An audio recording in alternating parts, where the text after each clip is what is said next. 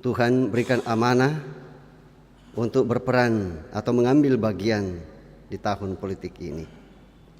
Bapa kami di surga, kami yakin bahwa dari awal sampai selesainya akan seminar ini akan tetap berlangsung dalam naungan kasih Tuhan. Setiap kami yang hadir pun Tuhan tetap berikan kami kekuatan dan kesehatan sehingga kami dapat mengikuti seminar ini sampai selesai.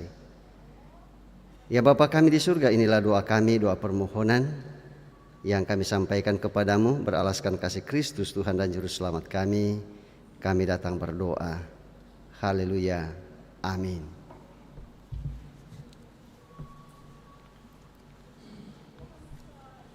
Kepada Bapak Pendeta diucapkan banyak terima kasih. Kita akan membuka kegiatan kita pada malam hari ini yang akan dipimpin oleh Bapak Titus Tandi Seno ST MT. Kepada Bapak disilahkan.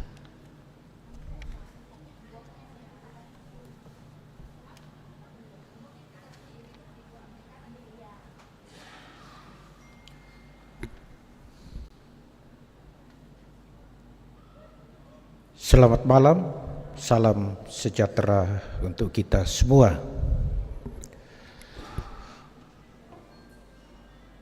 Kami selaku pengurus PKB-GT Klasis Makassar Timur, berhubung karena Pak Ketua berhalangan, ada tugas di luar kota, sehingga kami akan mewakili pada pembukaan seminar pada malam hari ini. Tapi sebelumnya itu, perkenankan saya mewakili pengurus PKB-GT Klasis Makassar Timur mengucapkan selamat datang kepada Bapak pemateri berdua, Bapak Dr. Suleman Manguling MTH, Bapak Jerry Sumampau STH, di mana telah meluangkan waktunya jauh-jauh datang untuk mengedukasi kita sehubungan dengan tahun-tahun politik yang kita akan masuki, di mana bulan Februari nanti kita akan mencoblos legislatif dan presiden untuk 5 tahun ke depan. Seminar malam hari ini momennya sangat tepat karena bertepatan dengan tahun-tahun politik yang kita akan hadapi.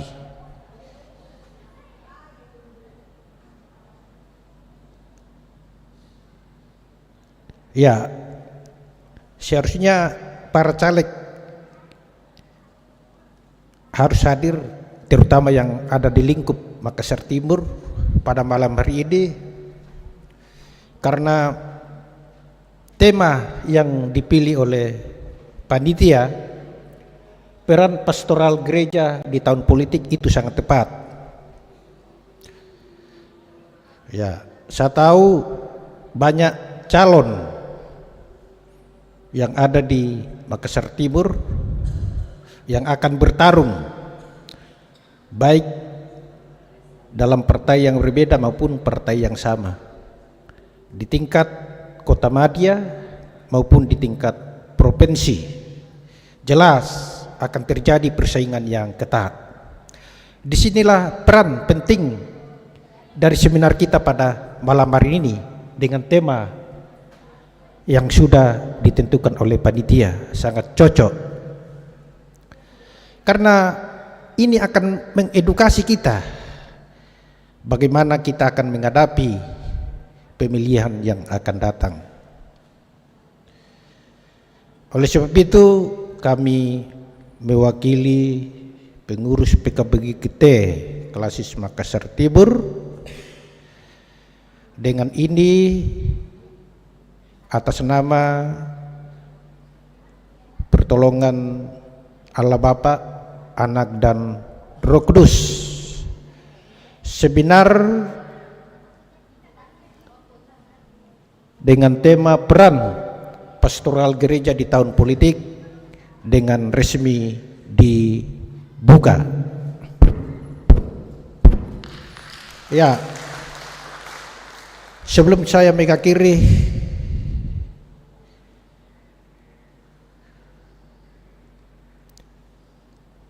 sekali lagi saya mewakili pengurus PKBGT Kalasis Makassar Timur ungkapan syukur kepada kedua pemateri yang berkenan hadir pada malam hari ini untuk membagikan ilmunya kepada kita semua, bukan hanya untuk yang ikut dalam pemilihan nantinya baik sebagai anggota DPR Kota Madia, provinsi, tetapi bagi kita semua untuk mengedukasi kita agar kita jeli memilih nanti sesuai dengan hati nurani. Ya, itu saja yang kami sampaikan. Selamat malam, salam sejahtera untuk kita semua. Kita yel PKB GT dulu. Salam PKB. Agi Moto. Terima kasih, Kure Subaga.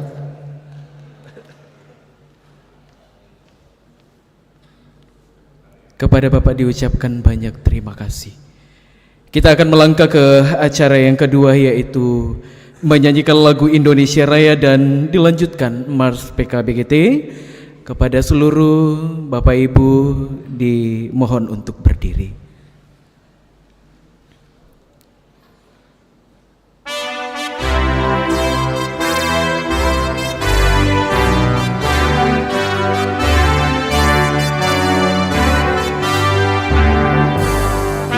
Indonesia tanah airku, tanah tumpah darah.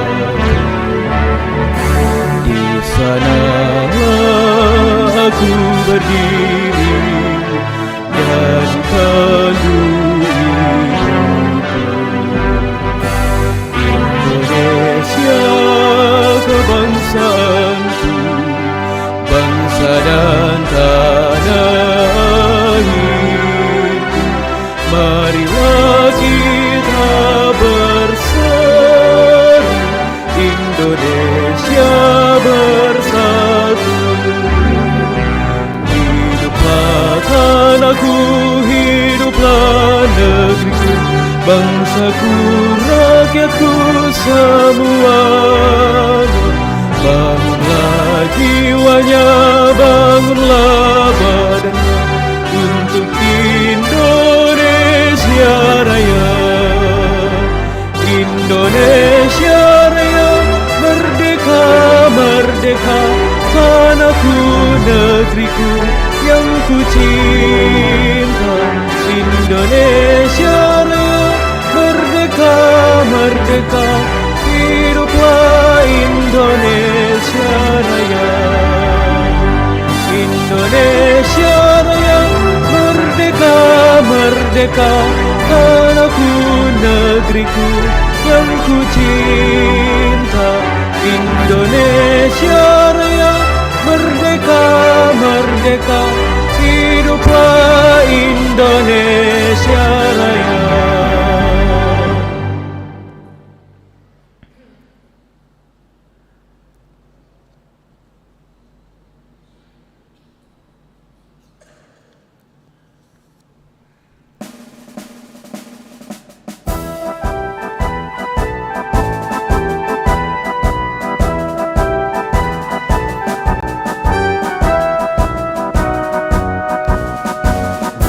Kaum bapa kaum yang bersahaja, nyautan dalam jemaat dan masyarakat, nyatakan tugasmu dan tanggung jawab sebagai teladan keluarga. Ambil tugas pelayanan dengan sungguh-sungguh, abdikan diri di dalam iman dan dalam perbuatan. Di dalam wadah PKBGT persekutuan pembapa gereja Toraja, mari kita bersama bekerja menyatakan ibadah, membina keluarga, wujudkan tripanggilan gereja, dan majulah jayalah. Silakan duduk. Kita akan melanjutkan acara selanjutnya, yaitu sambutan. Sambutan yang pertama akan disampaikan oleh Ketua Panitia, dalam hal ini oleh Bapak Enos Palamba ST, MSI, dipersilahkan.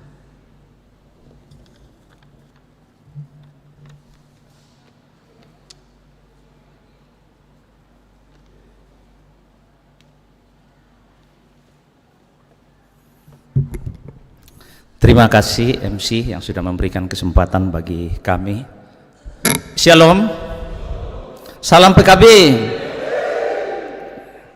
Puji syukur bahwa malam ini kita boleh bertemu di tempat ini. Semua itu karena berkat dan kasih Tuhan.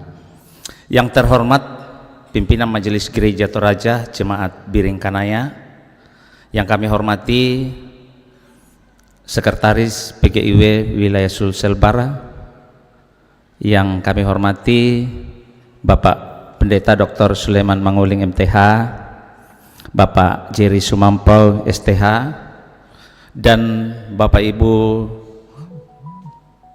yang boleh hadir bersama-sama dengan kita pada malam hari ini. Malam ini sungguh luar biasa bahwa kita boleh hadir di tempat ini dalam suasana yang penuh sukacita, dan kami ucapkan terima kasih kepada kedua pemateri kita yang sudah boleh hadir bersama-sama dengan kami meluangkan waktu.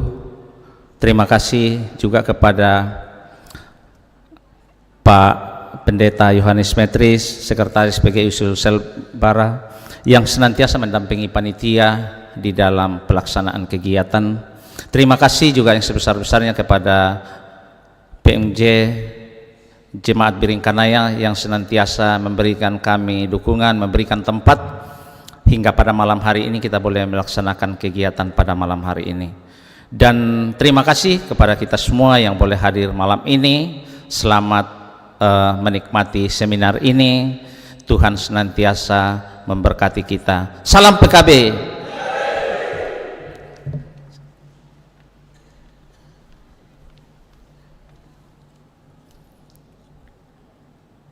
Kepada Bapak diucapkan banyak terima kasih. Sambutan selanjutnya akan disampaikan oleh pimpinan Majelis Gereja Jemaat Biring Kanaya kepada Bapak Pendeta Manasye Dela Randan STH. Disilahkan.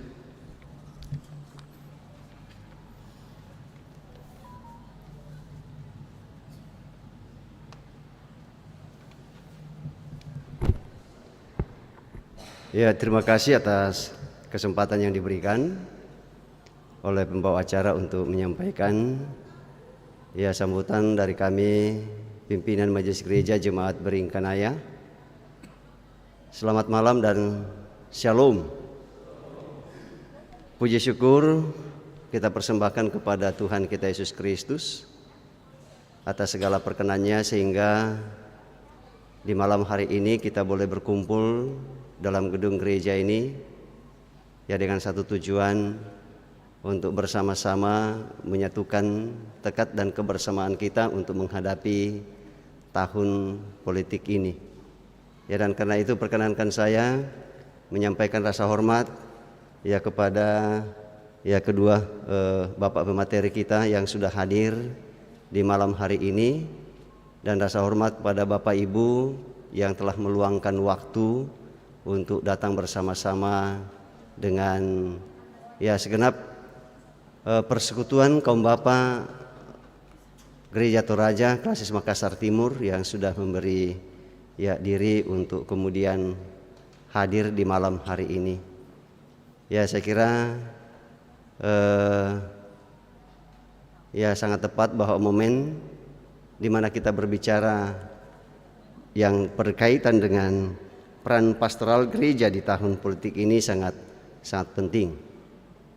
Ya saya kurang tahu apakah semua yang sudah masuk dalam calon-calon ada semua, tetapi yang pasti bahwa diantaranya ada, dan saya kira dari pengurus tadi sudah mengatakan bahwa ini adalah momen bagi kita untuk kemudian mengedukasi kita untuk kemudian menghadapi tahun politik, bagaimana kita harus sebagai orang percaya, terlebih khusus PKB, untuk mengambil peran aktif di dalamnya untuk mensupport baik pemilih maupun kepada calon sehingga terjadi persaingan yang sehat.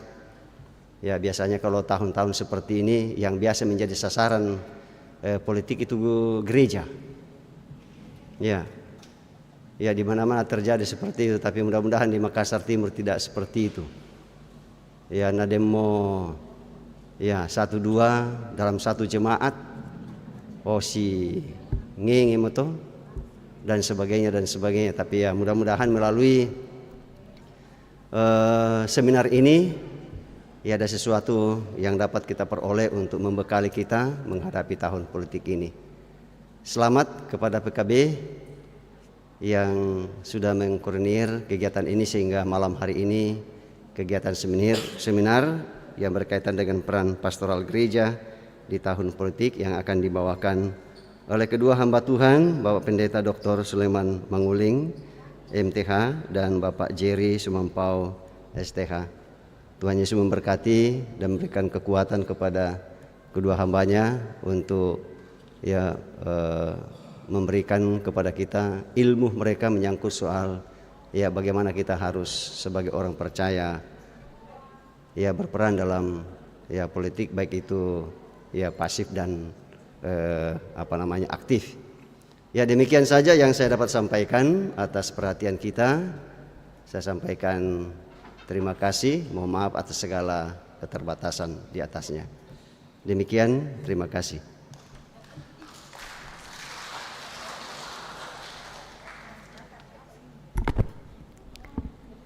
Diucapkan banyak terima kasih kepada Bapak Pendeta Manasye. Kita akan melangkah ke acara yang selanjutnya, yaitu persembahan tari Pak Gelu PWGT Jemaat Biring Kanaya. Dipersilahkan tarian Pak Gelu PWGT Jemaat Biring Kanaya.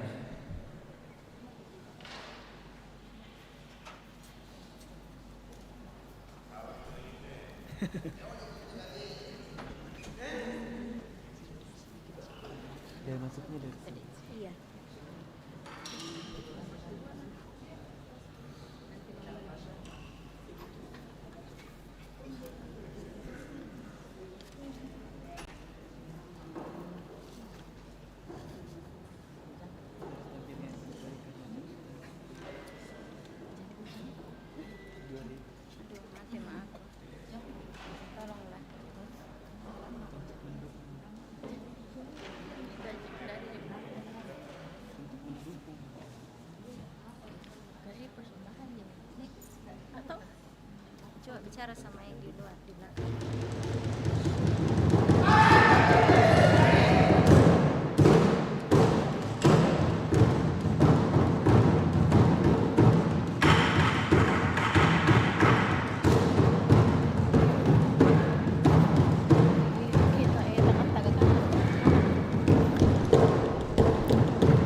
Bapak Ibu kekasih Tuhan, tari Pak Gelu adalah tari sukacita yang biasa dipentaskan pada upacara adat di Toraja, terkhusus di Sulawesi Selatan.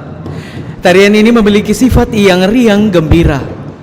Tari Pak Gelu atau biasa dikenal Mak Gelu dalam bahasa setempat berarti menari-nari dalam riang gembira dengan tangan dan badan bergoyang dengan gemulai, meliuk-meliuk, lenggak-lenggok. Tari Pak Gelu ada atau terkenal dengan sebutan Pak Gelu Pangala. Ini pertama kali diciptakan oleh Nek Batu Buak, yakni pada saat kembali dari medan peperangan, yang kemudian dirayakan dengan menari dengan penuh sukacita. Tari Pak Gelu biasanya dimeriahkan pada saat upacara rambu tuka, penyambutan tamu, pesta pernikahan, dan mak buah atau biasa disebut ucapan peresmian rumah tongkonan. Pada pementasan Tari Pak Gelu ada satu hal yang menarik, yaitu kegiatan mak toding. Kepada Bapak Ibu yang ingin untuk mak toding dipersilahkan. Sekedar informasi Bapak Ibu bahwa tarian Pak Gelu yang dipersembahkan oleh PWGT Jemaat Biring Kanaya yang beranggotakan 9 orang, yang terdiri dari 7 penari dan 3 Pak Gandang. Mereka akan mengikuti lomba tari Pak Gelu tua di tingkat klasis Makassar Timur. Yo, kok tuh kantong ta mak toding. Iya. Dipersilahkan Bapak Ibu. Ya, dengan senyuman yang sangat menarik yang dipersembahkan oleh ibu-ibu PWGT Jemaat Biring Kanaya, sangat-sangat cantik dan menawan.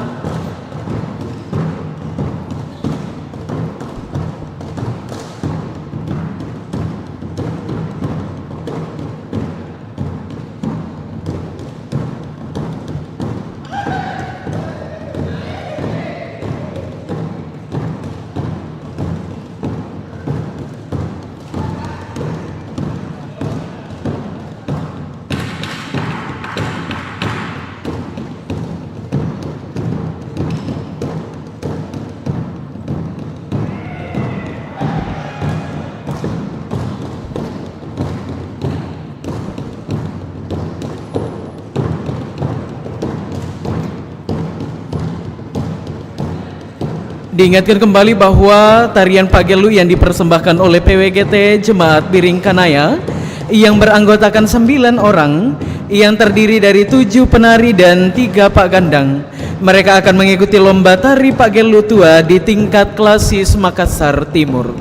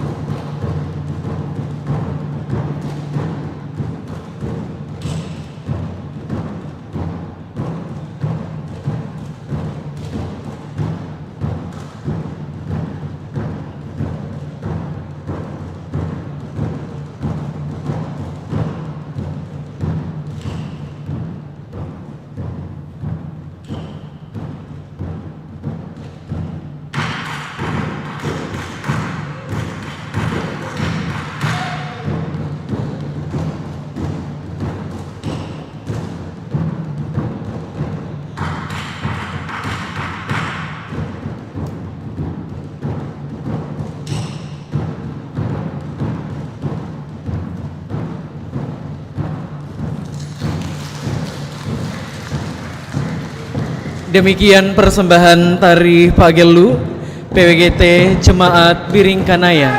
Terima kasih buat PWGT Jemaat Biringkanaya dan terima kasih buat Bapak Ibu yang sudah berpartisipasi di dalamnya.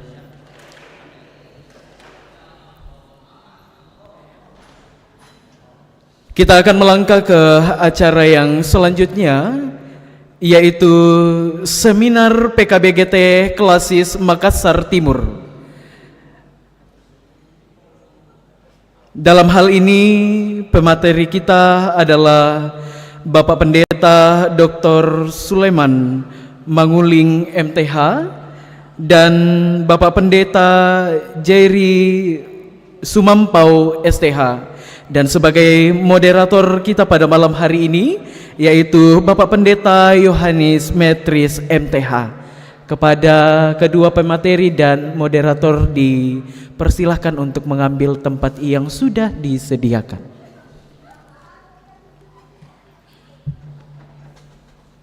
Kita beri aplaus kepada kedua pemateri kita dan ke moderator kita pada malam hari ini.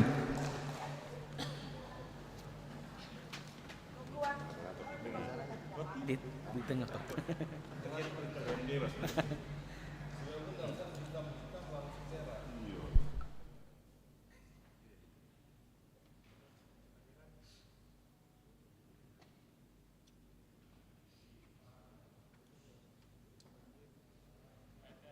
Cek ya.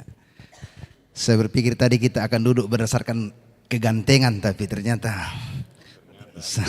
saya harus di tengah-tengah. Selamat malam ibu-ibu, ada kan? Ya, ibu-ibu dan bapak-bapak sekalian, malam ini sesuatu yang sangat luar biasa di tengah-tengah kebersamaan kita selaku persekutuan kaum bapak Gereja Toraja. Hadir juga pengurus sekolah minggu, pengurus PPGT ini saya tunggu-tunggu tapi belum ada juga ya. Oh sudah ada juga ya. Dan ini luar biasa bahwa sebenarnya kita akan menghadirkan seluruh kaum bapak dari 8 jemaat yang ada di Klasis Makassar Timur. Walau saat ini kalaupun di absen ini mungkin, tapi untuk mengetahui bahwa siapa yang paling terbanyak kita mesti harus cek-cek dulu ya. Biringkanaya mana ya? Mana suaranya Biringkanaya? Wow. Astaga, ternyata kita nasang pole kita teh. Ya, kemudian Tamalan Rea mana suaranya? Oh, banyak tonje. Bukit Tamalan Rea mana? Sudiang mana? Oh, ada satu, ada. Pokoknya yang penting ada satu, ya. Ini kan live streaming supaya dilihat juga bahwa ada satu, ya. Ya. Kemudian Biring Romang mana? Satu juga, ya. Kemudian apa lagi? Satria Kasih. Suaranya besar tapi ada 5, 6 ya. Apa lagi nih? Lanraki. Ada satu ya. Jadi rupanya memang kita sudah lengkap hadir. Baji Marumpa. Ada satu walaupun paling jauh di Maros tapi hadir juga di sini. Karena itu kita bersyukur di tengah-tengah kebersamaan kita ini memahami kembali bahwa sidang Sinode Gereja Toraja ini sudah berkali-kali membicarakan tentang peran politik gereja, dan pada kesempatan ini kita berpikir bahwa setelah sidang Sinode yang terakhir ini melihat bahwa politik itu adalah bidang pelayanan daripada gereja sekaligus Gereja Toraja. Karena itu tidak bisa lagi kita kemudian mengatakan bahwa itu bukan bagian pelayanan kita. Sekarang kita memulainya dengan membicarakan apa yang sebenarnya merupakan peran kita sebagai gereja, sehingga memang memahami tentang politik, memahami tentang peran gereja itu sungguh sangat dibutuhkan dalam kebersama-samaan kita, dalam persekutuan kita. Terutama juga saat-saat sekarang ini kita melihat bahwa tahun ini sedang berada dalam tahun politik. Sebagai warga gereja, sebagai warga negara, tentunya kita punya tanggung jawab dengan masalah politik itu, lebih lagi kepada soal pemilihan umum yang akan datang ini, yang akan kita tempuh ke depan ini. Apa yang merupakan peran-peran kita sebagai warga gereja itu yang akan kemudian disampaikan oleh kedua narasumber kita. Ada Bapak Pendeta Dr. Sulaiman Manguling, beliau dari Tanah Toraja. Pokoknya dalam banyak hal berbicara tentang politik di Gereja Toraja, juga tentang budaya, juga tentang liturgi. Begitu banyak hal yang kemudian kita bisa pahami yang disampaikan oleh, yang kemudian menjadi bidang yang ditekuni oleh Bapak Pendeta Dr. Manguling ini. Selain selama ini menjadi bagian dari PWG di Gereja Toraja, juga menjadi ketua wilayah 3 di BPSW 3 Makale. Tetapi sekarang juga aktif sebagai tugas khusus dosen di IAKN Toraja. Dan ini luar biasa bahwa dari Toraja datang bersama dengan kita untuk berbagi ilmu yang seperti yang disampaikan oleh beberapa pembicara tadi. Dikenal dengan sangat baik di media sosial, di Facebook, Pongsun. Ya, jadi anaknya namanya Sundun. Ya. Selebihnya itu tidak ada yang terlalu penting menurut saya untuk diperkenalkan. Dulu sebagai Majelis Pertimbangan FKUB Kabupaten Tanah Toraja bersama-sama dengan saya ketika saya menjadi Ketua Forum Komunikasi Umat Beragama di Kabupaten Tanah Toraja, banyak berbicara soal keagamaan dan hubungan-hubungan antar agama. Itu sedikit tentang Pongsundun. Dan Pak Jerry Sumampo ini sangat terkenal juga. Semua barangkali sudah bisa memahami, mengenal di media sosial dan banyak kesempatan-kesempatan di media elektronik, di televisi dan sebagainya. Beliau adalah pengamat politik yang sangat seorang laki-laki Toraja, laki-laki Kristen ya, yang banyak dikenal sebagai pengamat politik di Indonesia secara nasional, juga pengurus PGI, pernah menjadi sekretaris eksekutif di bidang diakonia. Saat ini sebagai bidang apa lagi, Bung? Ya sudah selesai ya dulu ya bidang politik ya. Lalu kemudian berbagai kesempatan di berbagai tempat menjadi narasumber soal pemahaman gereja dan negara, gereja dan politik. Baru-baru ini juga banyak komentar-komentar tentang situasi yang sedang terjadi di Indonesia. Dua pembicara kita, dua narasumber kita ini akan bersama-sama akan menggali pemahaman-pemahaman tentang peran gereja. Jadi secara teoritis, secara kajian-kajian teologis, Bapak Pendeta Dr. Manguling akan banyak mengupas tentang itu. Apalagi dalam pemahaman Gereja Toraja secara khusus. Dan nanti Bung Jer akan bicara soal bagaimana tentang hal-hal teknis mengenai peran gereja dalam perpolitikan. Saya kira mereka akan sudah saling memahami. Beberapa kesempatan kedua narasumber ini berbicara dalam kesempatan yang sama, termasuk ketika PGIW melaksanakan seminar seperti ini di Lu Timur waktu itu. Terima kasih kedua hambanya. Saya persilakan pertama, kita akan memberikan waktu ya, mungkin 30 sampai 35 menit lah masing-masing pembicara. Setelah itu kita akan berdiskusi. Pak Pendeta Dr. Manguling, silakan yang berbicara pertama. Sudah itu nanti Bu Jerry.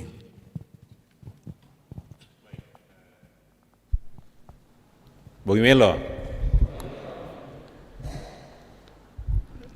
ini ada PWGT ini ya, hadir ya. Baru-baru ada ibadah di tanggal 31, saya pimpin ibadah penutupan wilayah 1 PKB. Jadi rupanya sudah ada salam baru untuk PWGT di sana. Jadi kalau bilang salam PWGT harus dijawab mantap. Tahu artinya mantap? Mantar anak papa. Gitu.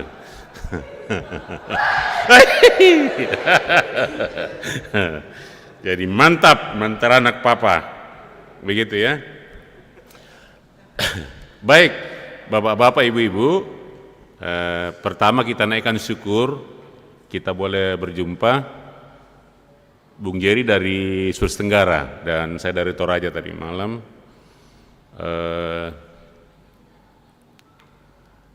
Kami berdua dulu sama-sama dari STT Jakarta. Dia sementara menyelesaikan S1, saya datang mulai S2.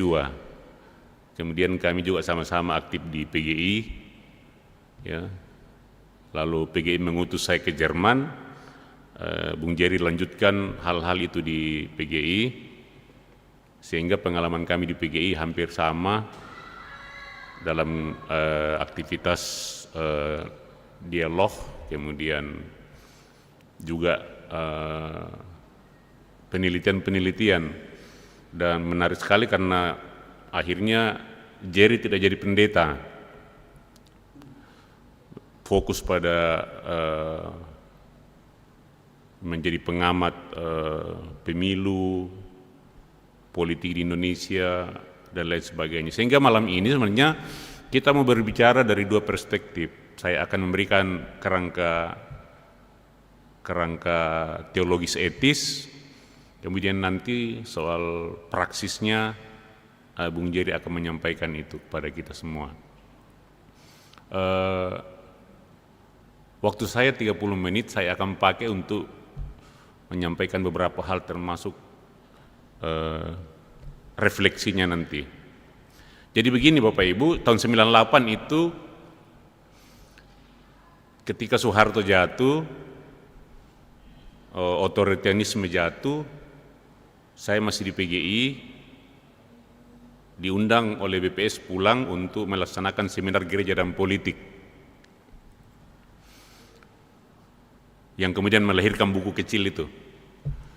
Saya pulang melaksanakan itu dan saya buat kerangka acuan untuk mengundang tokoh-tokoh, dan di dalam kerangka acuan itu saya bilang begini di situ. Saya memakai istilahnya Pak Simatupang almarhum, membuktikan ketidakbenaran sebuah mitos. Karena ada dua hal yang sudah menjadi mitos dalam politik pada waktu itu. Yang pertama, bahwa politik itu kotor, itu sudah mitos. Jadi kalau kita ngomong tentang politik waktu itu, orang mengatakan, jangan gereja urus itu, politik itu memang kotor. Nah itu, jadi sudah menjadi mitos. Mitos yang kedua, kalau ada orang mau calon bupati kah, mau calon ini kah, langsung orang bertanya, di secara kesehatan tuh. Jadi politik identik dengan uang juga sudah mitos. Nah, sehingga pada waktu itu kita bikin seminar yang berbunyi membuktikan ketidakbenaran sebuah mitos. Dua mitos itu kita membuktikan. Dan perlahan-lahan ada buktinya bahwa misalnya ternyata ada orang yang sudah menjadi anggota dewan tidak harus pakai uang. Ada juga orang yang sudah menjadi bupati jadi apa tidak harus pakai uang misalnya. Jadi sudah mulai. Kemudian politik sebagai yang kotor perlahan-lahan kita mulai bersihkan, ya. Nah, karena itu malam ini menarik sekali ya politik dan peran pastoral gereja, karena pada waktu itu saya mengundang tokoh nasional yang lama jadi ketua PGI, Pak Nababan. Saya mengundang Theo Safei, jenderal. Dan saya mengundang teman saya, dia waktu itu ketua Bawaslu, yang kemudian ketua Bawaslu Profesor Dr. Komarudin Hidayat, sekarang rektor Universitas Islam Internasional yang didirikan Jokowi itu, ya, UI3. Ya, waktu itu dia masih di Ciputat, UIN. Lalu saya mengundang tokoh-tokoh regional, termasuk beberapa jenderal kita. Terjadilah seminar itu, dan saya mulai dengan itu, yang sudah menjadi buku itu. Nah, salah satu hal yang sangat mendasar adalah ceramahnya Pak Nababan dengan memakai Luther. Tahu Luther toh? Nah, Luther itu dia menghasilkan sebuah rumusan tentang manusia yang kemudian menentukan ajarannya tentang negara. Ya. Ajarannya tentang manusia itu begini bunyinya. Kalau dalam bahasa Latin itu simul iustus et peccator. Maksudnya manusia itu makhluk yang sudah ditebus tapi masih berdosa. Jadi perhatikan itu, sudah ditebus tapi masih berdosa. Jadi apa maksudnya ini terkait dengan negara? Bapak Ibu harus tahu bahwa rumusan Luther ini menentukan yang disebut kemudian trias politika. Kenapa dalam trias politika itu ada 3 hal yang harus ada? Eksekutif, legislatif, yudikatif. Itu turunan dari konsep manusia menurut Luther yang kemudian dikembangkan lebih jauh oleh Thomas Hobbes dan John Locke, yang sebelumnya sebenarnya Montesquieu, konsep itu. Kenapa rumusan ini penting? Pertama, manusia itu berdosa, tapi sudah ditebus. Karena manusia itu berdosa, saudara-saudara, kalau dia terpilih jadi pemimpin, dia harus diawasi karena aspek dosa itu. Lalu dia merumuskan negara. Negara apa?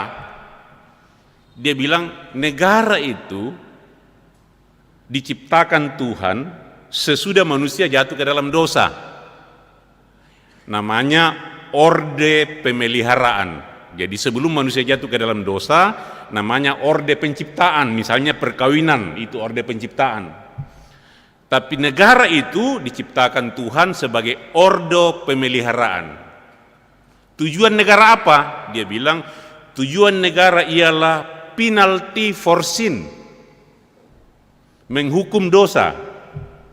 Makanya lahirlah yang namanya trias politika itu. Seorang pemimpin harus diawasi, namanya legislatif. Kalau tetap melanggar, dihukum, yudikatif. Bayangkan pikiran Luther bisa meluas seperti itu, saudara-saudara. Ya. Dan lahirlah yang kita kenal itu sebagai trias politika. Jadi simul iustus et peccator, dan ini makin kuat dalam sejarah ketika ada seorang juga reformator di bidang Islam namanya Al-Ghazali. Dia mengatakan manusia itu mirip-mirip Luther, dalam bahasa Arabnya lakunna satania insania. Pak Sulan tahu terjemahannya ini? Manusia itu katanya mirip Luther, lakunna satania insania. Kalau diterjemahkan ke dalam bahasa Indonesia itu, setan-setan itu bergantungan di tubuh kita sampai di kaki, kayak kelelawar bergelantungan. Tapi dia belum masuk di tubuh kita, belum. Lalu dia bilang, setan-setan yang bergelantungan kayak kelelawar itu akan masuk ke dalam tubuh kita kalau diberikan kesempatan melewati 9 lubang yang ada di tubuh kita. 9 lubang. Rekem itu lubang aja kalemi. Dia bilang setan-setan itu bergelantungan. Tapi tak siapa natama. Begitu kita kasih kesempatan, dia akan masuk lewat 9 lubang yang ada di tubuh kita. Jadi mirip-mirip ini. Sehingga Magnus Suseno bilang apa? Kita ikut pemilu bukan untuk menaikkan orang baik, tapi mencegah yang jahat menjadi penguasa. Itu kata Magnus Suseno. Kita ikut memilih, jangan sampai golput, bukan untuk memperoleh pemimpin yang baik, tapi untuk mencegah yang jahat berkuasa. Nanung melem itu lah, jadi jangan kami golput, ya, jangan sampai golput. Nah, jadi negara adalah alat untuk menghukum dosa. Maka lahirlah tadi trias politika itu. Calvin melanjutkan itu. Calvin yang yaitu kita gereja Toraja kan di sana gereja Calviniste, dia bilang negara itu bukan hanya penalty for sin, alat menghukum dosa, tapi alat untuk penalty and remedy for sin. Alat untuk menghukum tapi juga memperbaiki dosa. Jadi ada pengampunan di dalam segala macam. Itu kata Calvin. Jadi kalau Luther itu semata-mata untuk menghukum dosa. Kalau Calvin tidak menghukum dosa tapi juga memperbaikinya. Dan itu dia praktekkan waktu dia mendirikan negara Protestan di Swiss. Dia lari dari Perancis karena dikejar oleh raja, dia lari ke Swiss, dia dirikan negara Perancis di situ dengan prinsip negara adalah penalty and remedy for sin. Alat untuk menghukum dosa tapi juga alat untuk memperbaiki dosa. Makanya gereja dan negara bisa dibedakan tapi tidak bisa dipisahkan. Kalau Luther berpisah itu negara, masing-masing punya urusan, ya, separasi mutlak gitu. Itu poin pertama, supaya kita tahu bahwa prinsip bernegara itu dengan trias politika itu lahir dari pikiran Luther tentang manusia. Dan makanya tidaklah kebetulan bila demokrasi modern lahir pada waktu tertentu di dunia Kristen. Walaupun harus diakui bahwa sejarah kekristenan sendiri penuh dengan coreng-moreng kesewenang-wenangan. Dalam sejarah kita bayangkan 1300 tahun gereja menjadi penguasa. Raja-raja baru bisa jadi raja kalau dilantik oleh paus. 1300 tahun, saudara-saudara. Luar biasa. Demikianlah misalnya dalam sejarah Puritanisme di Amerika itu sebagai bidan yang melahirkan bayi demokrasi. Kehidupan berjemaat-jemaat di Amerika itu adalah semacam dapur demokrasi yang kemudian bergelinding menjadi sistem demokrasi itu sendiri. Sehingga sekarang ada 3 sistem yang sudah kita tahu. Monarki, sistem kerajaan, kemudian aristokrasi, ditentukan oleh kelompok tertentu, dan sekarang sudah ada namanya demokrasi yang kita anut di Indonesia, ya. Makanya kemarin ada seorang pengamat mengatakan PSI itu ada orang PSI di sini. PSI itu katanya partai orang muda dengan cara tua. Iya kan? Partai orang muda tetapi dengan cara tua, cara oligarki. Kan Kaisang dipilih itu bukan secara demokratis tapi ditentukan oleh kelompok. Makanya partai orang muda dengan cara tua. Itu beberapa pengamat. Jadi konsep demokrasi itu harus kita tahu lahir dari jemaat-jemaat. Jemaat itu adalah dapur demokrasi. Ya, gitu. Dan itu ditulis dalam buku misalnya Nichols, Democracy and the Churches. Kemudian Lindsay, The Essential of Democracy. Kemudian Woodhouse, Puritanism and Liberty. Itu buku-buku yang membahas sejarah demokrasi yang lahir dari jemaat-jemaat. Karena itu saudara-saudara, banyak orang muslim yang tidak setuju dengan demokrasi. Karena apa? Mereka tahu bahwa demokrasi itu lahir dari dunia Kristen. Ya. Oke, saya lanjut. Kemudian yang kedua, politik itu sendiri lahir dari seorang yang hidup 500 tahun sebelum Kristus, namanya Socrates. Socrates itu yang memperkenalkan nama ini.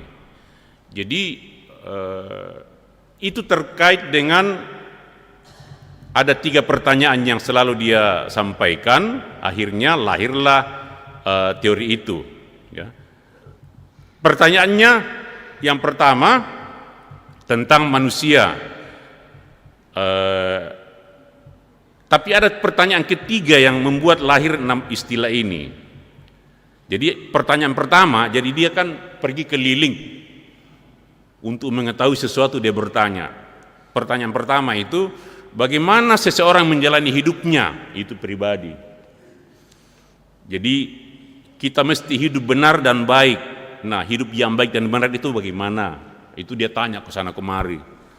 Lalu muncul jawaban. Ya, pertanyaan kedua, jenis tindakan apa saja yang termasuk kebajikan? Misalnya jujur, adil. Nah, pertanyaan ketiga. Lalu bagaimana seseorang harus hidup bersama dengan orang lain? Lahirlah istilah polis. Polis artinya kota. Lalu lahirlah dari kata polis itu politeia,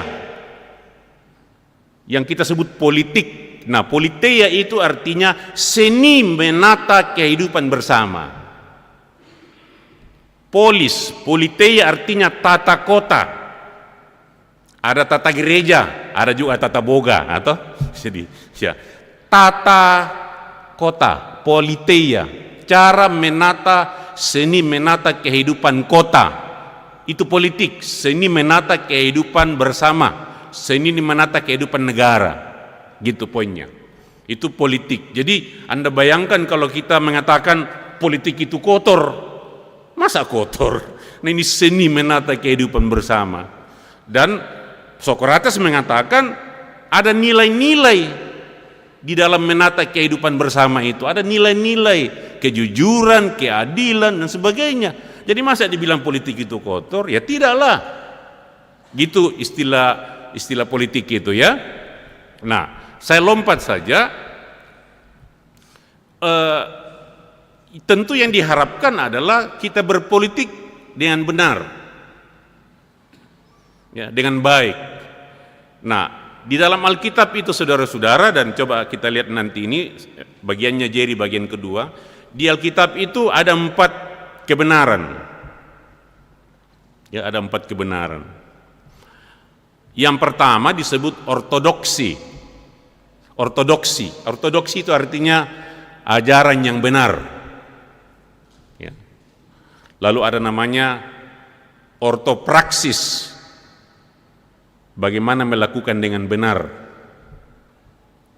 Yang ketiga ortolatreien. Bagaimana beribadah kepada Tuhan dengan benar.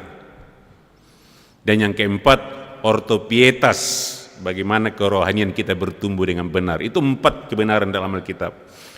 Nah, tugas saya adalah memberikan ortodoksinya tentang politik dan gereja.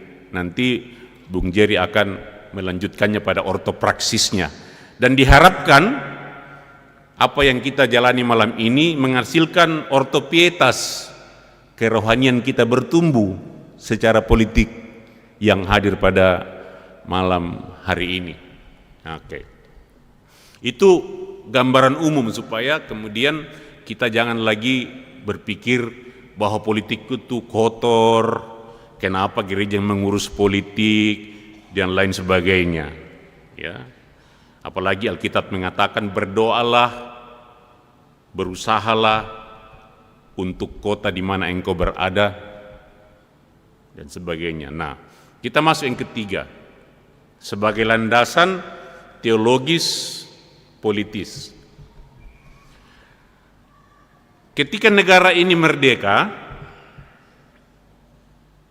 dalam pembukaan itu apa yang dikatakan di sana? The founding parents, orang-orang tua kita yang mencanangkan negara ini tanggal 17, mereka bilang begini, jangan lewatkan ungkapan ini, karena ini ungkapan iman. Perhatikan, atas berkat rahmat Allah yang maha kuasa. Itu ungkapan iman. Bagaimana tidak, saudara-saudara? Mereka kaget bahwa Indonesia bisa merdeka. Bagaimana tidak kaget? senjata meriam dilawan dengan bambu runcing, tirkilada demi pangala. Bagaimana bisa?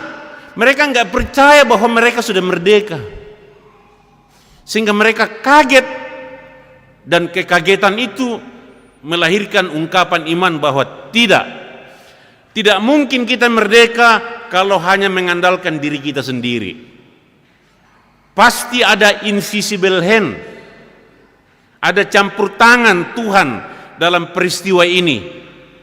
Karena itu ungkapan ini mengatakan kemerdekaan ini, bangsa dan negara kita ini bukan hanya hasil heroisme belaka, tapi juga karena anugerah Tuhan.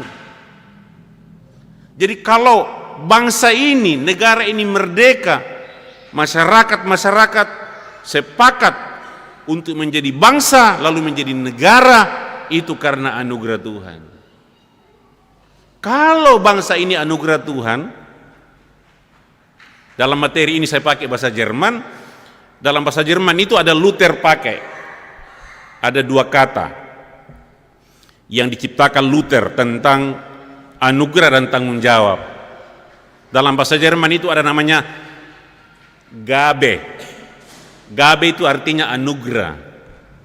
Gabe, grace dalam bahasa Inggris. Lalu ada Aufgabe. Aufgabe itu tanggung jawab.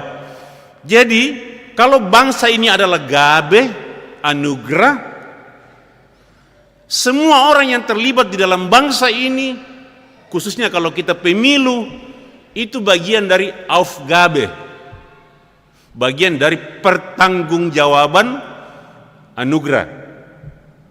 Apa itu anugerah? Ditandai mereka itu anugerah. Anugerah artinya sesuatu yang kita tidak berhak tapi diberikan kepada kita. Itu namanya anugerah. Tak berhak pada bengki. Contoh, ketika kita lahir ditanya kah dulu? Ada yang dulu waktu lahir ditanya dulu? Ladadi mau kok? Tidak ada. Kita lahir begitu saja. Kita tidak ditanya. Itu anugerah namanya. Tidak ada orang berhak kita lahir begitu saja. Itu anugerah, pemberian. Nah, kita diminta menghidupi kehidupan kita sebagai Aufgabe, sebagai pertanggungjawaban anugerah. Makanya Luther mengatakan, in jedem Gabe gibt es Aufgabe. Dalam setiap anugerah terkandung tanggung jawab. Suami itu anugerah enggak? Anugerah. Ada tanggung jawabnya enggak? Ada. Istri itu anugerah. Ada tanggung jawabnya? Ada. Jadi anak itu anugerah. Ada tanggung jawabnya? Ada. Jadi majelis itu anugerah. Jadi pendeta itu anugerah. Ada semua tanggung jawabnya. Itu yang disebut Luther, in jedem Gabe gibt es Aufgabe. Jadi keterlibatan kita dalam pemilu ini adalah Aufgabe, pertanggungjawaban atas anugerah, yaitu Indonesia yang merdeka tanggal 17, tanggal 18 Agustus resmi menjadi nation state. Itu anugerah. Karena itu semua orang yang menjadi anggota bangsa ini melaksanakan kehidupan pemilu itu sebagai Aufgabe, sebagai pertanggungjawaban anugerah. Itu poin yang harus kita pegang, sehingga tidak bertanggung jawab kalau kita tidak ikut memilih. Suara kita sangat penting, apalagi ada adagium dalam politik, Vox Populi, Vox Dei. Suara rakyat itu suara Tuhan. Ya. Nanti kita lihat apakah selalu suara rakyat suara Tuhan, belum tentu. Masa ke dia adalah suara Tuhan pakai dia lagi di balukki. Misalnya begitu. Tapi itu harapan. Nah, sekarang saya tiba pada bagian akhir. Apa kata Alkitab? Jadi Bapak Ibu, dalam hidup kita ada 3 unsur dalam kehidupan kita yang kita ciptakan, tapi kemudian kita tidak bisa hidup lagi tanpa yang kita ciptakan itu. Apa itu? 1, agama. 2, masyarakat. 3, negara. Ini barang kita yang ciptakan. Agama, masyarakat, dan negara. Tapi kemudian kita bergantung kepada ciptaan kita itu. Kita tidak bisa lagi hidup tanpa agama, tanpa masyarakat, dan tanpa negara. Kita hidupi bersama itu. Nah,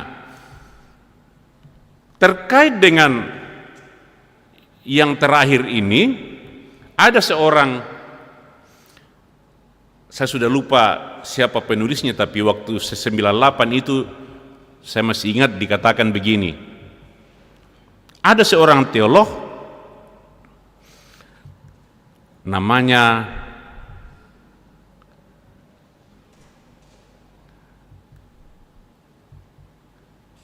ini tidak ada namanya, saya lupa namanya. Tetapi judul bukunya begini, saudara-saudara. The Politics of God, itu judul bukunya. Nah, dia bilang begini. Dalam buku itu dia menjelaskan tentang 2 pola Tuhan berpolitik.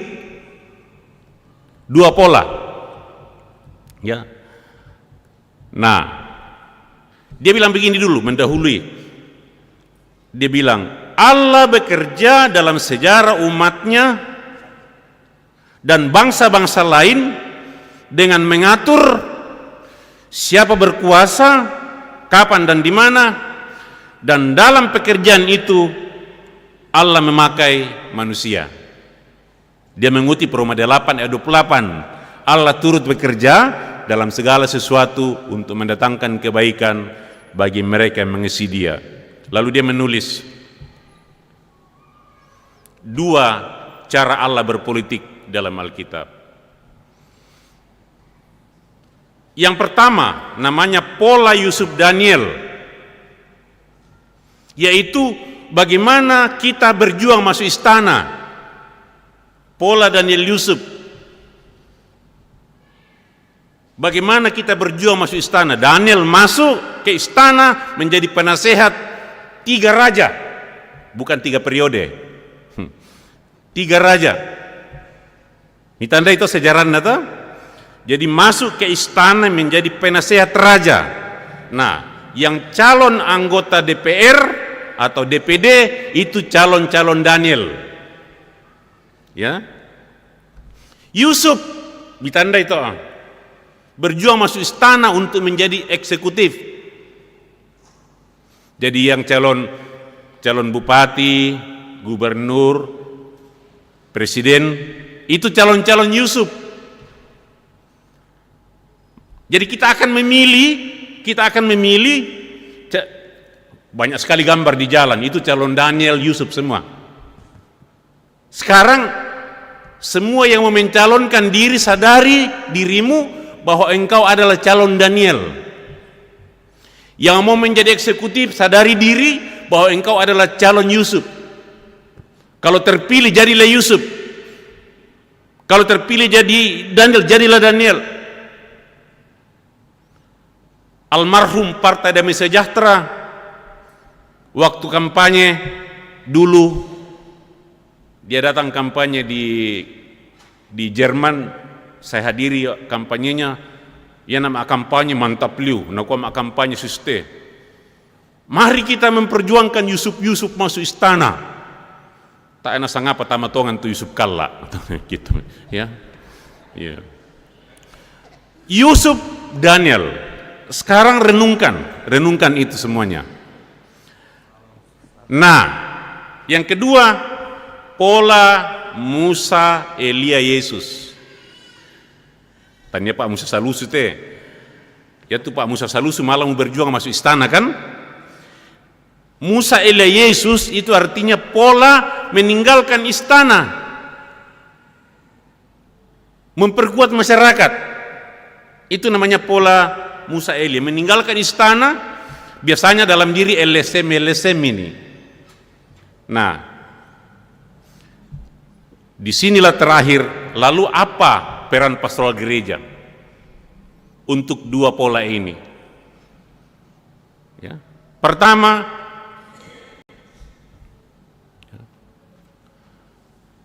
gereja harus menjalankan pastoralnya kepada calon-calon Daniel Yusuf, seperti yang dilakukan malam ini. Ini luar biasa dilakukan oleh PKB ini. Ini bagian dari pastoral gereja kepada calon-calon Daniel Yusuf yang ada di mana-mana bertebaran gambarnya itu. Ya.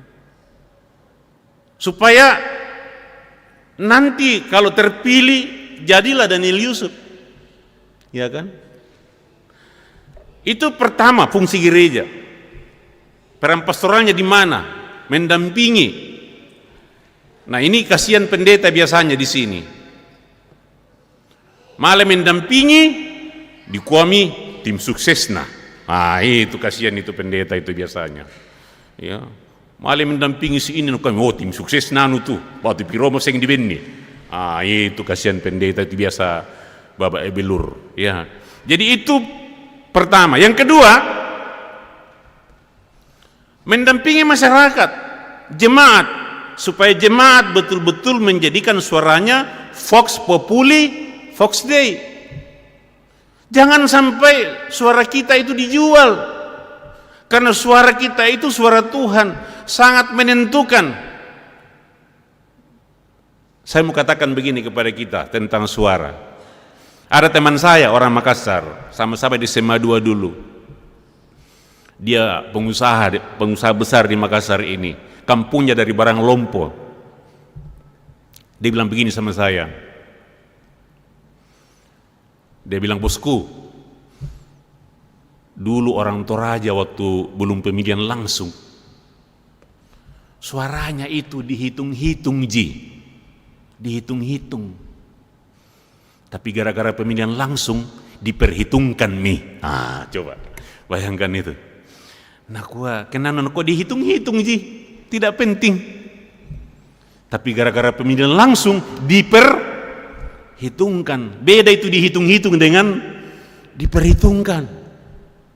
Sampai-sampai setiap calon totemo pergi menghadap ke BPS. Iya kan? Karena sudah diperhitungkan suaranya, tidak sekedar dihitung-hitung lagi. Nah, kalau diperhitungkan suara kita, jangan disalahgunakan. Ya, Malen Alangan Pengala, orang tua angkat saya dari Pengala. Si tamu mau kepala Lembang, aduh, kami mbak susi kareban Lembang anak. Wah, apa ya? Apa ya mau menglutar lubang mana? Wah, pandita. Ya to temu di kampung. Lah abi masuli emi tu sukaresan na tahu. Mawatang. Kukamba marsuli bukan. Naku ya tu sukaresan. Tonna ya to. Ya si 500 saabu misa sukaresan. Nah ya tu tahu tu temu desi 200 saabu. Desi misa cirigen. Mawatang. Iya kan? Nah, ini tanggung jawab gereja untuk mengingatkan itu semuanya, supaya betul-betul suara kita itu betul-betul menjadi suara Tuhan. Nah, terakhir, refleksi teologis. Pada peristiwa Paskah, Tuhan Yesus berhadap-hadapan dengan ketiga yang saya sebut tadi itu. Kita harus hidup dengan itu, yaitu agama, masyarakat, dan negara. Ini tiga unsur ini biasa bermasalah kalau dia sudah memutlakkan dirinya. Agama waktu itu diwakili Kayafas, negara diwakili Pilatus. Oh ya, Pilatus luar biasa. Setiap pengakuan iman rasuli ada namanya disebut Pilatus. Ketiga, masyarakat yang berteriak, salibkan dia, salibkan dia. Agama yang katanya atas nama Tuhan Dia memutlakkan diri karena mengatasnamakan Tuhan, ternyata membunuh Tuhan. Negara yang katanya tegak lurus dengan hukum, artinya melindungi yang tak bersalah, ternyata menghukum seorang rakyat yang tak bersalah bernama Yesus. Rakyat yang katanya Vox Populi, Vox Dei, suara rakyat, suara Tuhan, ternyata berteriak, salibkan dia, salibkan dia.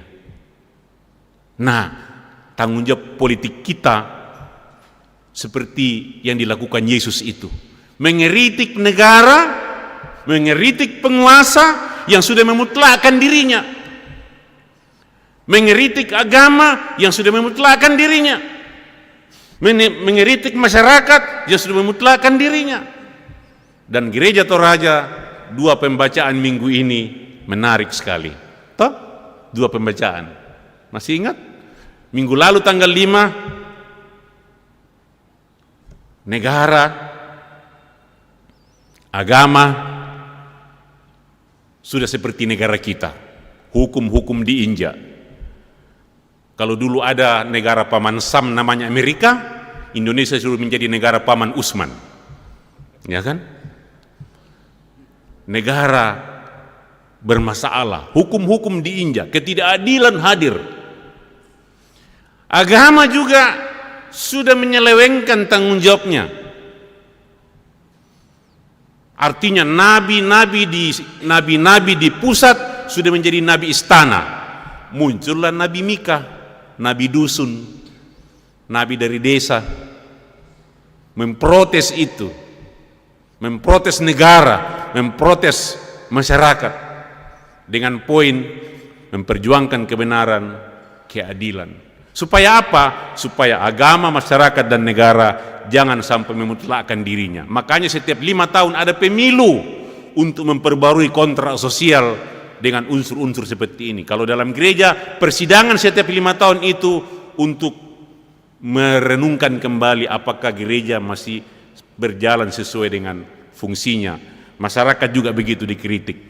Itu pengantar saya untuk menjadi wawasan teologis etisnya tentang apa yang akan kita hadapi ke depan. Itu yang seharusnya begitu. Nah, apakah itu bisa berjalan sesuai dengan kenyataan yang ada dalam masyarakat kita? Kita akan dengarkan dari Bung Jerry. Terima kasih. Terima kasih Pak Pendeta Dr. Sulaiman Manguling. Kita sekali lagi bertepuk tangan untuk beliau.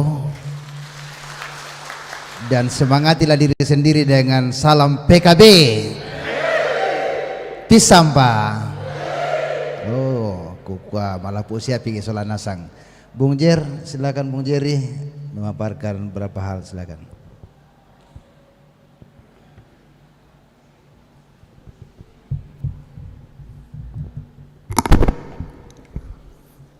Ya, terima kasih Pak Pendeta Yohanes. Shalom, salam sejahtera dan selamat malam buat kita semua. Pertama, saya mengucapkan terima kasih untuk PKB GT ya, Klasis Makassar Timur, untuk kesempatan berdiskusi tentang pemilu, khusus berkaitan dengan peran gereja ya dalam politik atau dalam pemilu tahun 2024 nanti. Ini Bung Sulaiman Manguling ini adalah senior kami dulu waktu di kampus. Saya tadi sudah diceritakan, saya kuliah S1, beliau ambil S2. Jadi kalau kita kelaparan biasanya kita main ke kamar-kamarnya teman para S2 ya di kampus itu. Ya, lebih besar beasiswa S2 ketimbang yang S1 kan. Jadi sudah ketemu sejak lama dan ada di komunitas seminar agama-agama juga kami, karena beliau bergerak di isu agama Islam, khususnya belajar secara khusus tentang Islam bersama dengan banyak teman lain di STT Jakarta dan beberapa sekolah tinggi teologi lain. Ya, Bapak Ibu, saya mau melanjutkan Bung Soleman Manguling aja kepada hal yang sifatnya lebih praktis. Nah, sebetulnya baik kalau ada dua mitos tadi itu sudah bisa kita selesaikan. Karena pengalaman saya yang menghambat kita berpikir lebih teknis ya tentang gereja dan pemilu itu sebetulnya karena perspektif yang masih melihat politik itu sebagai sesuatu yang kotor. Jadi saya kira ada perkembangan cukup positif ya. Gereja-gereja sudah mulai agak terbuka dan melihat politik itu sebagai sesuatu yang positif dalam konteks pelayanan gereja. Nah, karena itu saya mau mulai di situ saja. Saya kira tadi Bung Leman sudah memberi kita dasar bahwa gereja hadir itu untuk memperbaiki dunia politik, kira-kira begitu ya. Nah, di mana-mana saya sering mengatakan bahwa peran politik gereja itu harus bertumpu di tengah realitas demokrasi dan realitas politik bangsa kita. Gitu ya, yang sekarang katanya tidak sedang baik-baik saja gitu ya. Supaya apa? Supaya kita bisa lebih bermakna gitu ya. Kita bisa lebih kuat ya menyampaikan suara kenabian dan bisa secara langsung mungkin memberi pengaruh gitu. Saya kira saya nggak usah memaparkan lebih jauh ya bagaimana situasi sosial politik bangsa ini sekarang. Itu kita sedang mengalami proses demokrasi yang terbuka sejak tahun 98, tetapi transisi demokrasi ini belum selesai sebetulnya. Malah dalam beberapa hal dia mengalami semacam titik balik sekarang ya. Agenda-agenda perjuangan reformasi dulu sekarang ini muncul kembali, tapi dalam mekanisme demokrasi yang sekarang kita gunakan, sehingga dia sedikit tersamar gitu ya, dan di sini mungkin butuh semacam kejelian dari kita sebagai gereja untuk melihatnya dan kemudian menentukan peran seperti apa yang perlu dilakukan, sebagaimana landasan yang tadi sudah dikemukakan. Saya kira di situ peran gereja harus kita rumuskan, memperbaiki, menyinari, menerangi dan seterusnya. Nah, karena itu saya mau langsung aja Bapak Ibu kepada hal yang sifatnya lebih teknis. Jadi pemilu itu, saya mau mengatakan begini ya. Memang kalau kita bicara pemilu, kita tidak bicara semata-mata hari H, gitu ya. Karena kalau kita pahami pemilu semata-mata hari H, itu perannya itu akan menjadi lebih spesifik. Kita mau bekerja untuk menggolkan orang atau tidak, gitu ya. Siapa yang mau kita pilih gitu. Padahal pemilu itu kan satu rangkaian panjang yang sebetulnya kalau kita membuka itu lebih lebar, mungkin peran dan keterlibatan gereja itu bisa lebih maksimal kita pikirkan gitu. Jadi ini penting ya, supaya kita nggak melihat semata-mata pemilu itu hanya suara, meskipun suara itu penting gitu ya. Hari H itu kan sebetulnya mahkota pemilu itu ada di suara, karena itu fokusnya memang pada hari H, tapi tahapan-tahapan lain itu tidak kalah pentingnya. Karena suara memilih orang itu kan hanya salah satu tujuan pemilu. Ada tujuan pemilu lain yang mesti kita pahami juga. Salah satu tujuan pemilu yang sering disebutkan itu adalah pemilu itu jadi ajang untuk kanalisasi semua perbedaan. Karena itu kalau kita mau bicara mayoritas minoritas, itulah hasil pemilu. Suara mayoritas itulah yang menang dalam pemilu. Nah, tetapi dalam konteks kita pemilu itu menjadi semacam kanalisasi semua perbedaan kita, gitu ya. Perbedaan itu difasilitasi untuk berkompetisi, tetapi ketika ada hasil itu harus kita terima, gitu. Nah, karena itu pemilu sering dipahami atau dimengerti sebagai upaya untuk membangun atau memperkuat integrasi bangsa, gitu ya. Jadi semangatnya ke situ. Nah, kalau pemilu kita pahami seperti itu, dia akan jadi media bagi upaya untuk makin memperkuat demokrasi, ya, dia makin memperkuat kemampuan atau upaya kebangsaan kita untuk pencapaian tujuan nasional, gitu ya. Nah, di sini sebetulnya partisipasi gereja itu bisa lebih baik dirumuskan, ya. Nah, itu yang terkait dengan pemilu, ya. Nah, ada 3 unsur pemilu yang penting, Bapak Ibu. Nanti saya akan masuk ke hal yang sifatnya lebih teknis, apa yang bisa dipikirkan dan dilakukan oleh gereja. Yang pertama itu adalah electoral law. Jadi ada mekanisme yang diatur dalam undang-undang yang akan menjadi aturan main bagi pemilu itu. Dan memang di sini problem kita paling penting.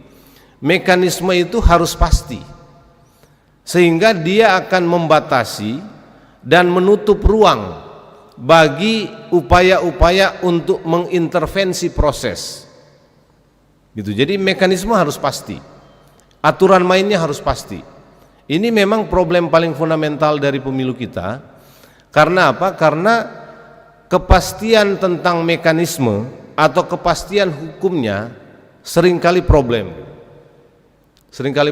Jadi di tengah jalan, seminggu atau 2 minggu sebelum batas akhir pencalonan masih bisa berubah tuh undang-undang dengan putusan Mahkamah Konstitusi.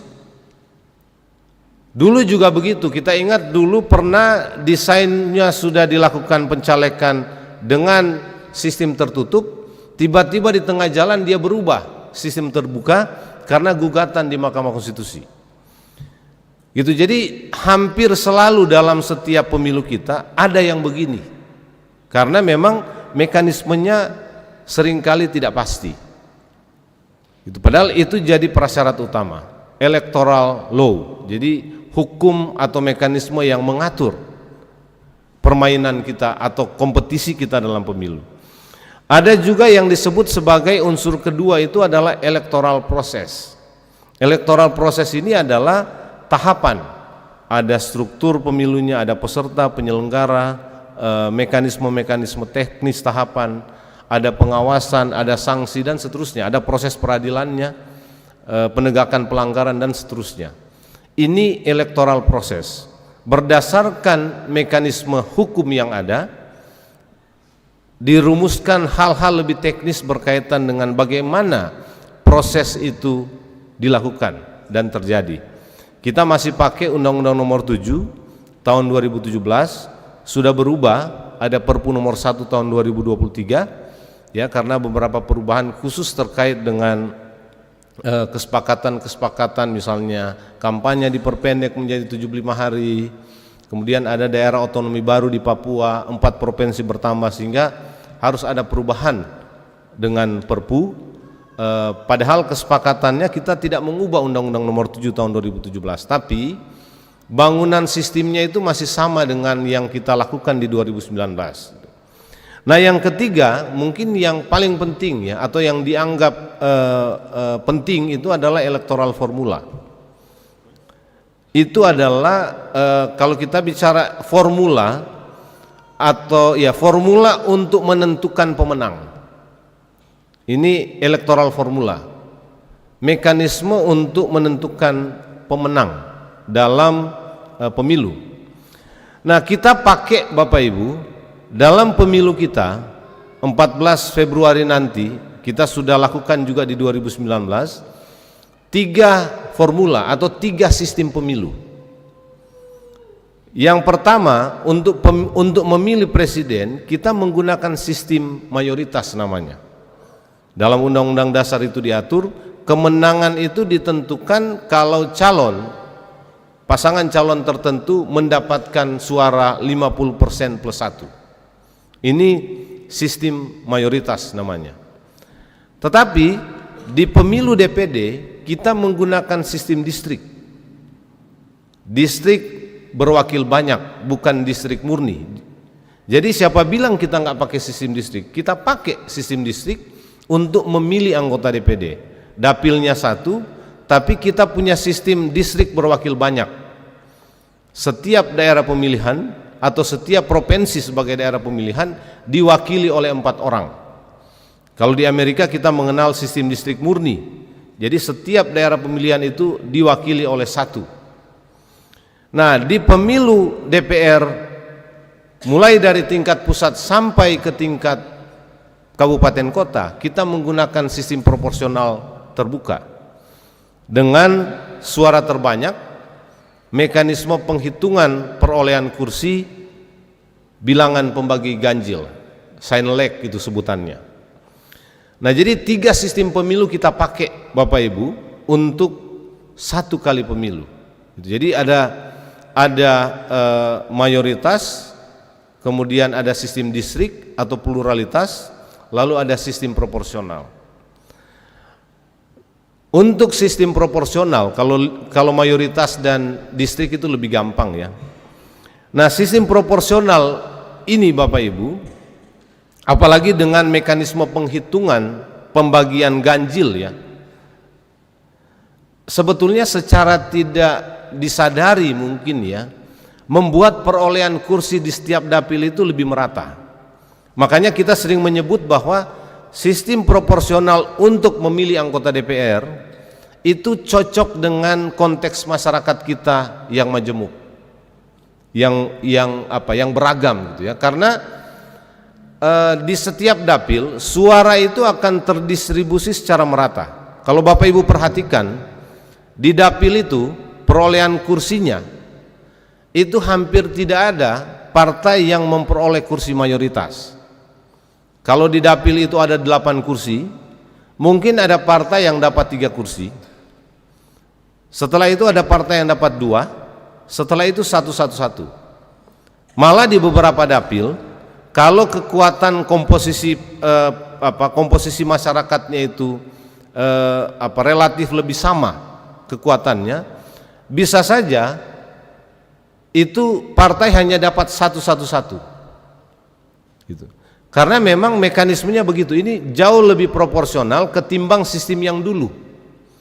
Kalau dulu kita pakai BPP, jadi ada bilangan pembagi pemilih. Bilangan pembagi pemilih ini adalah jumlah suara sah dibagi dengan jumlah kursi. Dapatlah BPP-nya. Untuk menghitung perolehan kursi ditentukan dulu berapa partai yang dapat BPP. Kalau partai dapat BPP, dia dikasih 1, sisa suaranya nanti akan diperhitungkan. Tapi seringkali tidak proporsional dia, karena misalnya kalau BPP-nya 10.000, ada partai yang mendapatkan suara misalnya 13.000.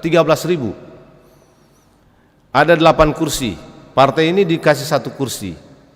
Setelah itu partai-partai lain tidak dapat BPP, tapi dia dapat 9.000, kemudian 8.000, 7.000 dan lain-lain. Nah, ada partai yang dapat 4.000 karena sisa suaranya tinggal 3.000. Dari partai yang dapat BPP tidak bisa sisa suara ini jadi 1 kursi lagi. Jadi Anda bisa bayangkan partai yang dapat 13.000 suara di setiap dapil hanya dapat 1 kursi, sementara partai yang dapat 4.000 suara dapat juga 1 kursi gitu. Jadi ini di sistem yang lalu. Kalau sekarang ini bisa lebih proporsional. Itu juga yang menjelaskan Bapak Ibu, di daerah-daerah tertentu partai menjadi tidak penting sebetulnya. Karena apa? Karena suara itu ngikut orang. Kalau Bapak Ibu, saya nggak tahu di Toraja ya, Tanah Toraja dan Toraja Utara, tapi di Kabupaten Mamasa itu suaranya karena sistem seperti ini terbagi. Karena itu ada PKS yang caleg-calegnya orang Kristen, ada PAN, ada PKB gitu ya. Gitu. Dia dapat kursi juga. Di dapil itu dapat 1 kursi. Ada 5 dapil, 1 kursi misalnya.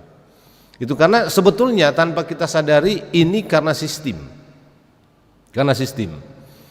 Nah, proporsional dengan model perhitungan ganjil, pembagi ganjil. Kan bilangan pembagi ganjil itu begini.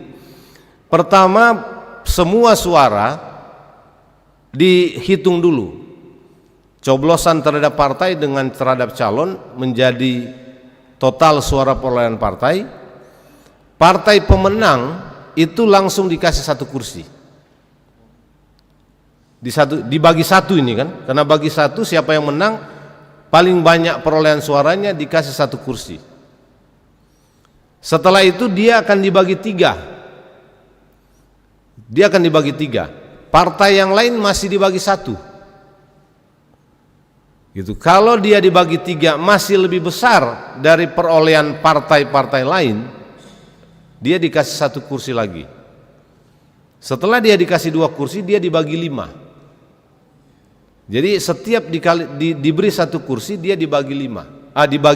Dibagi bilangan pembagi ganjil berikutnya. Nah, kalau lihat dari sistem seperti ini, memang makin lama makin besar pembaginya.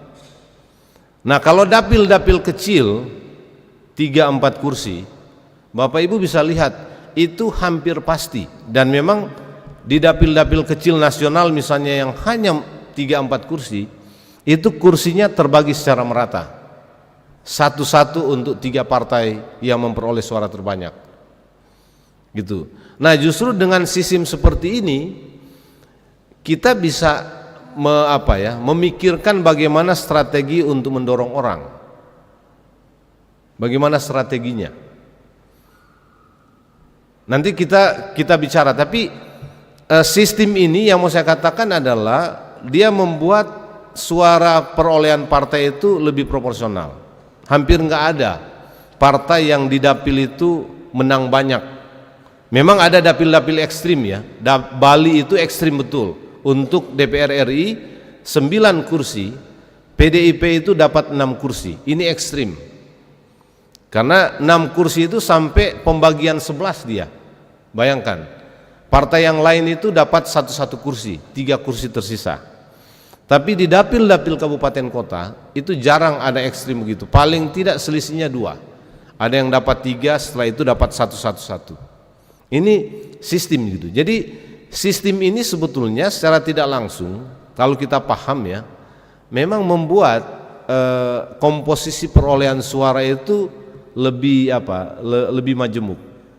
Kalau ada kelompok orang, suku ya, atau kelompok tertentu mau memfokuskan suaranya kepada salah satu calon, gitu ya, itu besar kemungkinan dia bisa jadi, karena setelah kursi didapat oleh partai tadi, siapa yang akan menduduki kursi ini?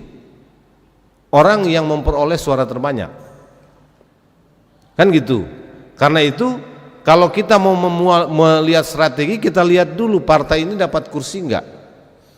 Kalau partai ini dapat kursi, kira-kira teman kita yang ada di partai itu bisa enggak dapat suara terbanyak? Nah, kalau dia nggak bisa dapat suara terbanyak karena ada calon lain yang kemungkinan bisa mendapatkan suara terbanyak, kalau kita kumpulkan suara 1.000, 2.000 atau 5.000 kepada orang yang bersangkutan, coblos langsung ke orang itu, kemungkinan dia bisa naik sebagai suara terbanyak karena partainya sudah dapat 1 kursi. Gitu. Jadi ini bisa. Jadi dalam sistem seperti ini sebetulnya kita bisa ikut menentukan sebetulnya. Nah, ini saya membuat materi sebenarnya agak panjang, tapi banyak hal tadi sudah disinggung oleh Bung Leman, jadi saya masuk kepada hal yang sifatnya lebih teknis. Nah, dalam kerangka ini Bapak Ibu meneruskan tadi yang dikemukakan, saya mau mengajak dan kita mendorong supaya gereja melihat pemilu ini sebagai jalan masuk bagi pelayanan politik gereja. Jadi ada keterlibatan dan peran politik yang dimainkan oleh gereja sebagai organisasi, gitu ya. Tetapi ada juga yang bisa didelegasikan, katakanlah begitu ya, atau dimandatkan kepada orang-orang tertentu yang terlibat di dunia politik untuk menyampaikan suara kenabian itu. Jadi pemilu itu harus kita jadikan sebagai jalan masuk pelayanan politik gereja. Caranya adalah ya kita utus orang-orang kita ke sana. Itu karena begini Ibu Bapak, dalam konteks kita sekarang sebetulnya keterlibatan orang-orang gereja itu tidak bisa juga kita formulasi dalam konteks politik sektarian, bukan. Kalau saya tidak berpikir begitu. Tetapi yang paling minimal gitu ya, yang paling minimal bisa disumbangkan adalah kalau ada warga gereja duduk di jabatan-jabatan politik yang dibuka dan disediakan oleh pemilu, dia akan tetap tegak lurus dengan NKRI. Nggak mungkin berpikir ideologi lain. Itu sumbangan paling minimal. Mungkin dia tidak akan baik-baik saja di sana. Mendorong kesejahteraan masyarakat mungkin masih bisa diperdebatkan. Menyampaikan kebenaran mungkin juga masih bisa diperdebatkan gitu ya. Soal berani nggak berani juga gitu ya, atau soal dia berada di partai mana. Tetapi untuk berpikir tentang ideologi lain itu sudah pasti nggak mungkin. Dia akan tegak lurus dengan NKRI. Karena itu keterlibatan warga gereja secara personal dalam jabatan-jabatan politik yang disiapkan oleh negara itu adalah bentuk upaya kita untuk tetap mempertahankan NKRI itu. Ini yang harus kita formulasi dalam pengertian itu. Itu paling minimal sebetulnya. Karena itu saya meyakini kalau makin banyak orang gereja ada di DPR gitu ya, atau ada di jabatan-jabatan pemerintahan, kita bisa yakin bahwa NKRI ini masih bisa kita pertahankan. Ini saya bisa dikoreksi kalau salah. Karena itu keterlibatan gereja sebetulnya juga penting dalam konteks untuk tetap menjaga negara ini tetap beragam, atau wajah negara ini tetap wajah pluralisme. Itu karena kalau kita lama-lama tidak terlibat, ini kan lama-lama wajah negara akan menjadi homogen. Nah ini seringkali di banyak tempat begitu. Kita ini terlalu kecil, tidak punya kekuatan apa-apa, tidak punya makna apa-apa gitu. Sehingga menjadi apatis dan malas. Sebetulnya tidak juga. Keterlibatan itu penting sekecil apapun, paling tidak untuk memperlihatkan bahwa negara ini memang negara yang majemuk. Gitu. Wajah kemajemukan ini harus tetap kita pertahankan supaya orang bisa tetap melihat bahwa kita majemuk. Kalau kita makin diam, tidak nongol apa-apa, ini lama-lama wajah negara akan menjadi homogen. Tidak lagi sebagaimana yang didirikan oleh para founding fathers kita. Nah, pemilu itu adalah ruang kompetisi yang legal. Dia menyiapkan tempat bagi semua komponen warga negara terlibat sesuai dengan mekanisme yang diberlakukan di sana. Termasuk sebetulnya dalam ikut secara langsung berkompetisi. Gitu. Nah, pemilu juga itu rasional dan matematis. Kemenangan dan kekalahan itu sebetulnya lebih banyak sudah bisa diprediksi. Jadi kalau kita rasional dan objektif, lalu kita menghitung secara matematis sesuai dengan sistem yang tadi saya jelaskan secara umum di awal, kita bisa menghitung sejauh mana orang ini bisa menang, bisa duduk atau tidak. Gitu. Jadi kalau gereja secara organis berpikir begini, sebetulnya bagi saya tidak ada masalah. Dan mestinya itu yang sekarang dilakukan. Bagaimana memikirkan sesuai dengan mekanisme itu, kita memperbanyak warga gereja yang ada di sana. Dan gereja, ibu bapak punya modal elektoral.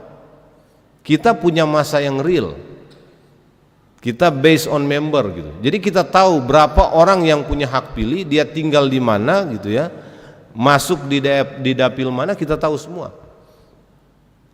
Gitu. Cuma mungkin problem kita itu adalah kita nggak bisa menghitungnya. Kita nggak bisa menghitungnya. Bisa, Tadi saya dengar dari Pak Pendeta Anis itu di jemaat di klasis ini aja ada 28 kan? 28 orang. Caleg hanya untuk kota Makassar. Kalau kita bayangkan 28 orang ini rumit. Selama ini hanya 2 yang jadi. Hanya 2 gitu ya.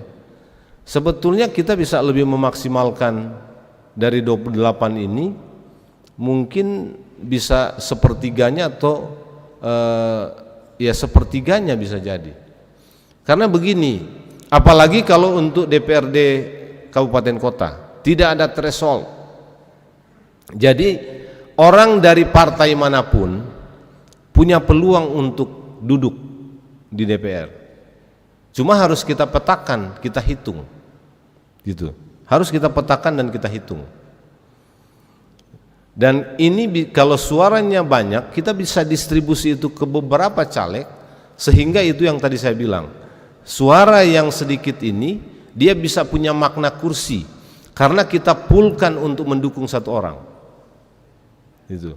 Ini bagaimana melakukan ini, harus bicara, memang harus bicara, karena kalau enggak repot ini. Kita udah tahu. Begitu juga DPD, tadi kami cerita soal DPD. Dulu DPD itu jadi karena hanya 1 orang, Bapak Ibu. Ini kan kita sudah punya pengalaman. Sekarang ada 2 orang, harus kita hitung sekarang, harus kita petakan. Kalau 2 orang ini dibiarkan tarung bebas, dia akan dapat suara minimal 500.000 enggak untuk masuk ke Jakarta. Kan kita sudah punya pengalaman di Sulawesi Selatan, di Sulawesi Barat kan. Dulu ada 2, lalu setelah itu tidak ada, lalu ada 1 sekarang. Kenapa 1? 5 tahun yang lalu tidak ada calon, hanya 1 orang yang calon. Kenapa? Memang potensi suaranya hanya 1 gitu. Potensi suaranya hanya 1. Jadi kalau yang potensi suara 1 ini ada 2 calon, kita biarkan, kemungkinan tidak ada yang jadi. Makanya dalam hal seperti ini saya berpikir sebagai gereja, sebagai organisasi, dalam hal seperti ini harus ada treatment gereja. Bagaimana itu dilakukan harus dibicarakan, daripada kita kemudian membiarkan dan tidak jadi sama sekali gitu. Jadi di semua apa itu kita bisa hitung. 2019, 2008, 2014 sebetulnya yang kalau lihat lembaga-lembaga survei ya, yang menentukan kemenangan Jokowi itu adalah suara di luar Muslim. Itu lembaga-lembaga survei itu memperlihatkan pemilu 2014 selisih kemenangan Prabowo dan terhadap Jokowi di Jawa Barat aja itu 11 juta di Jawa Barat nih. 2019 selisihnya masih besar meskipun berkurang 9 juta di Jawa Barat. Ini kemenangan Prabowo. Pemilih di luar Muslim yang memilih Jokowi itu kisaran 9 sampai 10 juta. Sebagian besar di sana adalah orang Kristen. Kita bisa bayangkan kalau suara itu setengah-setengah saja, itu pasti kalah Jokowinya. Jadi yang mau saya katakan adalah kita sebetulnya bisa menentukan dengan modal elektoral yang kita punya. Cuma memang kita harus bicara. Selama ini kita tidak bicara. Kita berdoa dan menyerahkan semuanya itu kepada Roh Kudus. Enggak salah ini, betul. Tapi kan kita tahu Roh Kudus itu juga bekerja lewat kita. Gitu ya, karena itu kalau kita tidak bekerja, Roh Kudus akan menentukan. Sudah tahu bahwa potensi suaranya hanya 1, dibiarkan bebas, akhirnya enggak jadi dua-duanya. Ini juga kerja Roh Kudus. Kalau saya memahaminya seperti itu, harus ada peran kita. Tapi kita harus berpikir sebagai gereja untuk kepentingan dan keinginan atau aspirasi umat gitu. Tinggal kita lihat di setiap level. Ada presiden, ada DPD, ada DPR dengan 3 level, RI, provinsi dan kabupaten kota. Bisa kita hitung sebetulnya dengan sistem ini. Mungkin memang banyak yang tidak menyadari sistem ini bisa menentukan suara itu lebih banyak dengan sebaran yang kita hitung. Gitu. Jadi kalau ada 28 calon, ya sebetulnya bisa dipetakan. Bisa dipetakan. Kita sudah tahu misalnya ya, kalau kita mau menghitung Bapak Ibu, patokan yang lama bisa kita pakai. Partai A dulu menang, dia dapat 3 kursi. Calon kita di situ ada 2 orang. Bisa nggak kita ambil 1 kursi di situ?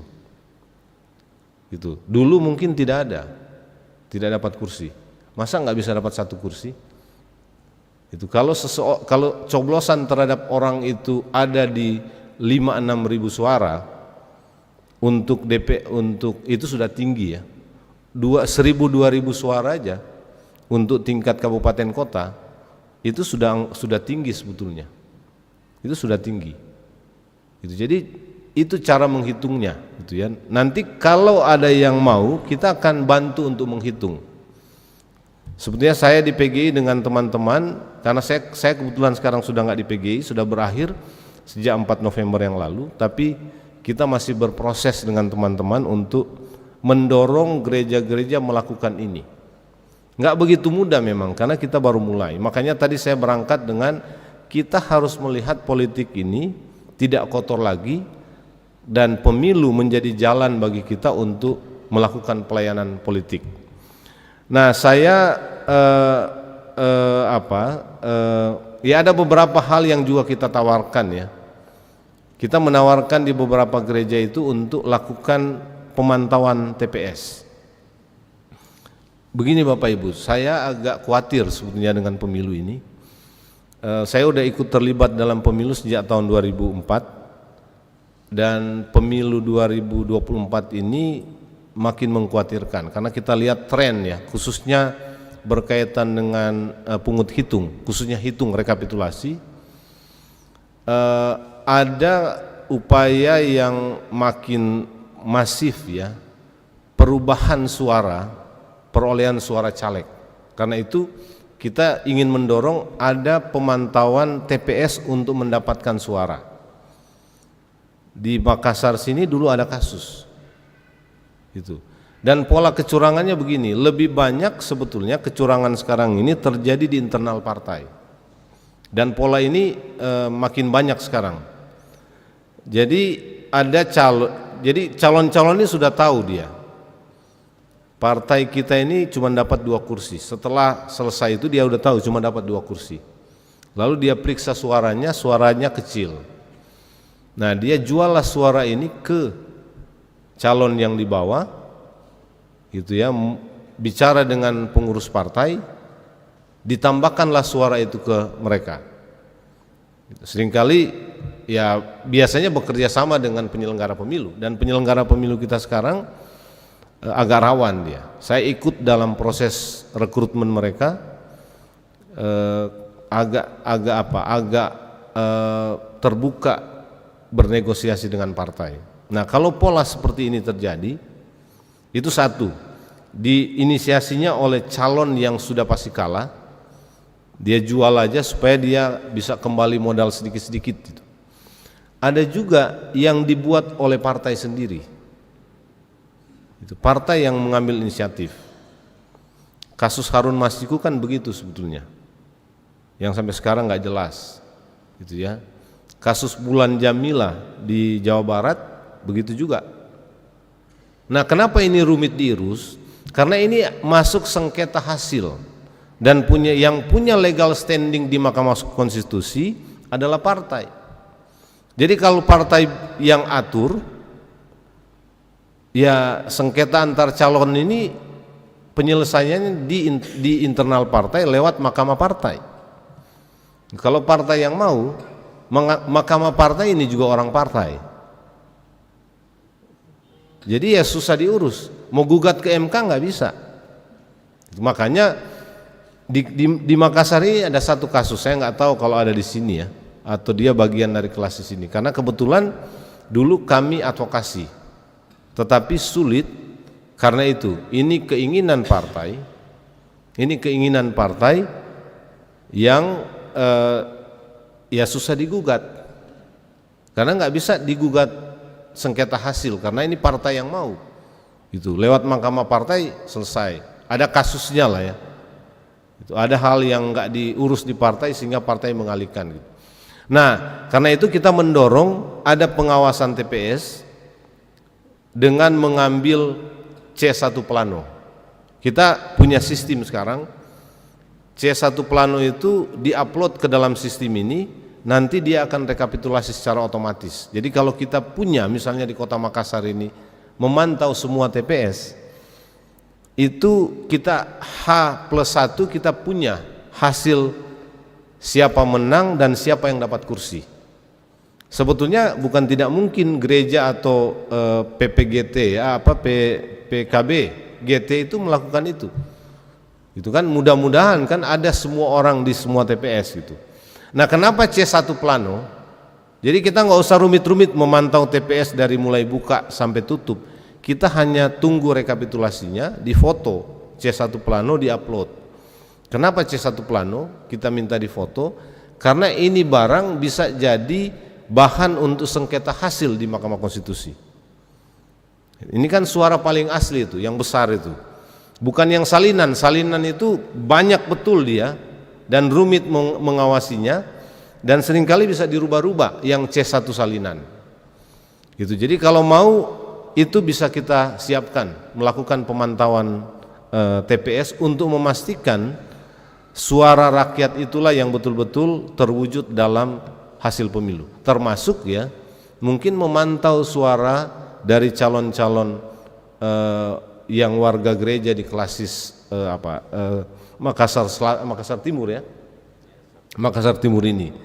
Gitu. Jadi ini tawaran-tawaran yang bisa kita pikirkan ya, gitu ya, bisa kita pikirkan. Kita bisa bahkan di beberapa tempat di mana gereja itu sangat minim warganya, sebetulnya bisa kalau kita punya 500 suara, tidak ada calon, kita bisa dekati calon-calon tertentu yang kita anggap baik ya. Dan kita fokuskan suaranya ke calon yang bersangkutan. Itu supaya dia yang tidak dapat kursi, partainya dapat kursi, bisa naik mendapatkan suara terbanyak sehingga kursi itu bisa dia yang dapat. Nah ini saya kira ya pengantar yang bisa saya sampaikan, sifatnya sangat teknis ya dan mungkin agak sedikit provokatif, tetapi kita ingin sebetulnya gereja nggak ragu-ragu lagi, gitu ya. Sudah mulai harus berpikir lebih strategis. Ya, selama ini memang kita bingung sebetulnya, sampai di tahap tertentu kita bingung, terjerat dengan apa yang disebut sebagai netralitas dan independensi. Ini yang terakhir Bapak Ibu, gereja netral betul ya, gitu. Tapi netralitas gereja itu jangan kita samakan dengan netralitas penyelenggara pemilu, berbeda. Netralitas gereja itu netralitas yang dirumuskan sendiri oleh gereja. Jadi kalau gereja misalnya menentukan mau mendukung satu pasangan calon presiden tertentu, dibuat secara terbuka. Tidak ada warga gereja yang protes apa-apa. Di mana masalah netralitasnya? Enggak ada. Orang kita memilih kok. Kita masyarakat yang memilih. Kecuali ada yang protes, itu yang harus dibicarakan. Kan bukan netralitas penyelenggara pemilu kita. Kalau penyelenggara pemilu begini aja dia nggak mau sekarang. Kalau kita apa urusannya? Meskipun ada pasangan nomor 1. Ya kita dari dulu angkat tangan begini kok sekarang jadi 3 karena kita mendukung, atau jadi 5. Kalau orang tanya 5 ini Pancasila lah daripada saya 1, 2, 3 misalnya. Ya nggak perlu sampai sejauh itu. Kalau penyelenggara memang ya dia bisa dilaporkan keberpihakan. Netralitasnya berbeda. Kalau gereja netralitasnya menurut saya kita harus rumuskan sendiri netralitas kita. Kita mau mendukung satu calon tertentu boleh, karena netralitasnya adalah yang nggak ada yang protes, kita sepakat, ini kesepakatan komunal kok. Di mana masalahnya? Nggak ada. Netralitas itu akan terkait dengan situasi di internal gereja. Kalau kita menentukan sikap itu lalu setelah itu kita berantem, terjadi perpecahan nggak boleh dilakukan. Tapi kalau nggak ada resiko apa-apa, semua setuju, semua happy, di mana persoalan netralitasnya? Nggak ada persoalan netralitasnya. Jadi ini yang mestinya kita klarifikasi supaya kita bisa lebih strategis berpikir dan bisa lebih teknis gitu. Bapak Ibu pendeta, kalau ada calon datang ke gereja dalam hal pemilu, dia tidak hanya ingin didoakan, dia ingin dapat dukungan suara. Itu pasti tuh. Itu pasti. Jadi itu yang harus dipikirkan gereja. Bagaimana orang yang datang ini suara, dia butuh suara, kita atur gitu.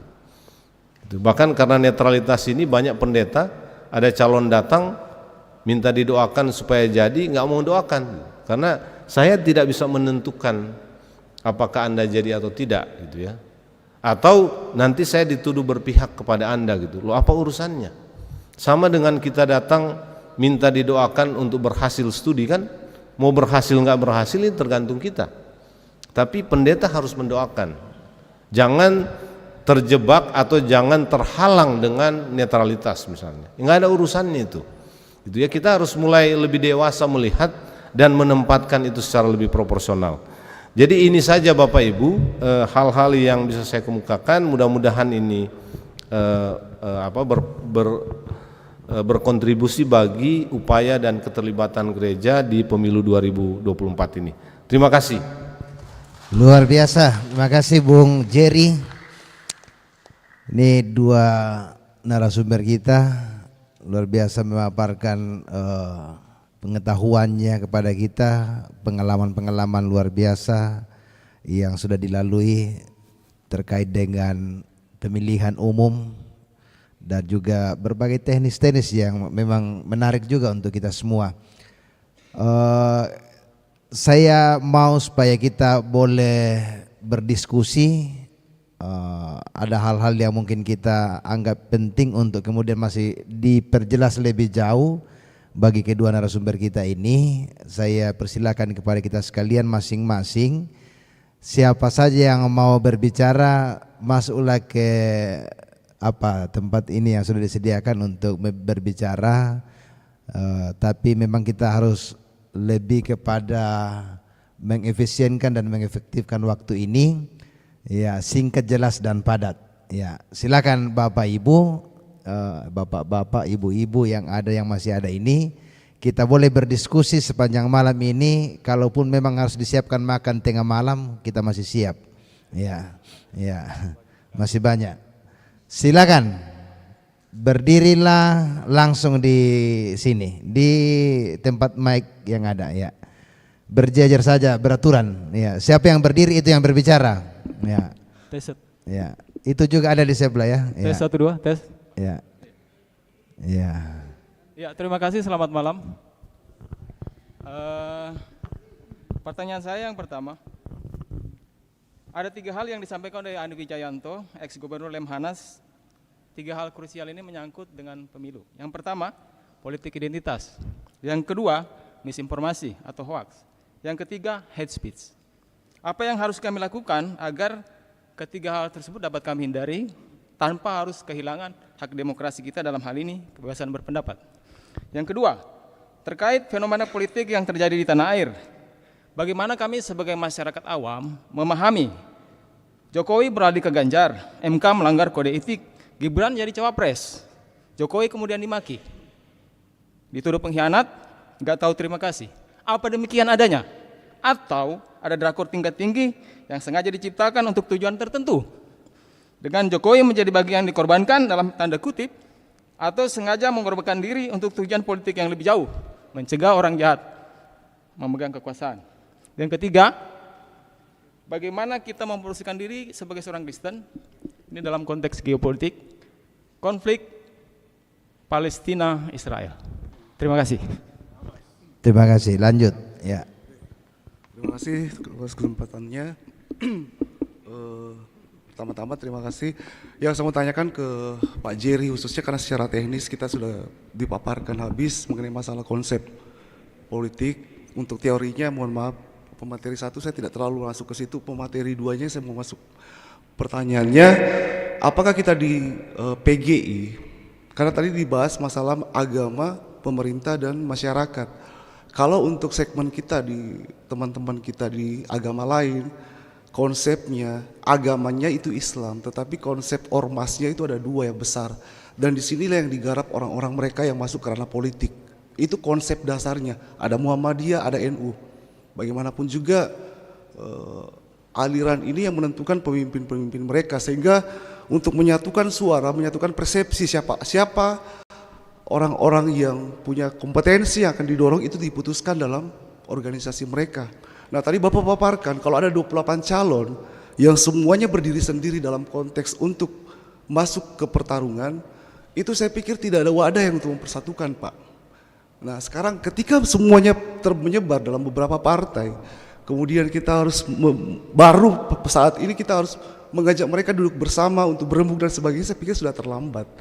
Nah konsep mengenai masalah hasil yang ingin kita capai, hasil meloloskan kursi yang ya kita sudah harus tahu diri kita bahwa hasil untuk pemilihan dapil yang dipetakan itu misalnya kita cuma dapat 2 kursi dengan sekian calon pada saat itu. Nah sekarang dengan bertambah calonnya apakah kita masih bisa dapat 1? Nah untuk konsep sekarang itu kalau saya pikir itu sudah terlambat, tapi review mengenai masalah case by case dalam setiap pemilihan itu yang harus gereja juga pikirkan. Dalam konteks hal ini saya pikir secara menyeluruh gereja yang merangkum kita dari segala denominasi, PGI harus memikirkan itu. PR keduanya adalah denominasi kita Gereja Toraja. Apakah pernah dipikirkan itu? Ada biro yang betul-betul mensosialisasikan sehingga kita duduk bersama, kita berembuk bersama sebelum kejadian untuk masuk ke ranah pemilihan. Kita sudah menghitung orang-orang yang kita utus, orang-orang yang kita rekomendasi. Jadi saya pikir kalau kita hanya berteori mengenai masalah sampai kapanpun pemilihan umum menurut konsep pemikiran saya, kalau tidak ada wadah yang bisa mengajak kita duduk bersama yang melibatkan semua tokoh-tokoh, baik tokoh-tokoh agama, tokoh-tokoh politik, tokoh-tokoh pemuda dan sebagainya yang membuat kesepakatan untuk merekomendasikan siapa-siapa, sampai kapanpun akan terjadi seperti ini. Karena perjuangan terjadi per orang, person per person. Person merasa mapan, cari partainya, begitupun yang lain. Karena tidak ada yang mengakomodir. Nah konsep ini apa yang telah dilakukan oleh PGI yang pertama pertanyaannya. Dan kedua apakah bisa dilakukan? Yang kedua untuk denominasi Gereja Toraja sendiri apakah ada atau sudah mulai memikirkan itu? Karena saya lihat ini yang menjadi kekurangan kita, padahal konsep dasarnya ketika melihat ranah itu kita punya peluangnya. Tetapi karena peluangnya ada, tetapi kadang yang mau makan peluang ini terlalu banyak sehingga satu pun tidak ada. Nah, ini yang harus kita juga pikirkan di denominasi lintas agama kita dalam konteks PGI. Karena bagaimanapun juga fatwa yang terjadi, yang lebih besar terjadi untuk teman-teman kita di seberang itu kuat betul. Apapun fatwa NU itu satu komando. Apapun fatwa Muhammadiyah itu satu komando. Ini yang harus kita pikirkan dengan pertama. Sudah ada upaya dari PGI dan gereja kita. Yang kedua, berkenaan dengan mengenai masalah konsep dasar tadi, melihat mengenai masalah konstelasi politik yang terjadi untuk tahun pemilihan 2024. Tadi sudah dipaparkan oleh Pak Jerry juga bahwa sebenarnya apa yang terjadi ini mungkin pelajaran baru buat kita. Sebagian melihatnya dari sisi negatif, tapi sebagian pula melihatnya dari sisi positif. Artinya, baru kali ini dipertontonkan di tengah-tengah masyarakat Indonesia bahwa selain dari kekuatan partai politik, ada kekuatan pribadi yang bisa menyaingi kekuatan partai politik. Karena tidak bisa dipungkiri, presiden threshold itu diatur dan ditentukan oleh partai. Sedangkan aturan main pemilihan langsung, calon independen boleh, tetapi untuk mencapai sistem pemilihan secara independen itu enggak segampang itu, Pak.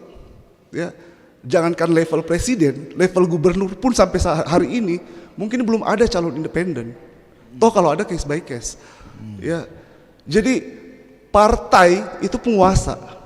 Kalau berbicara mengenai masalah partai berarti berbicara masalah ketua partai.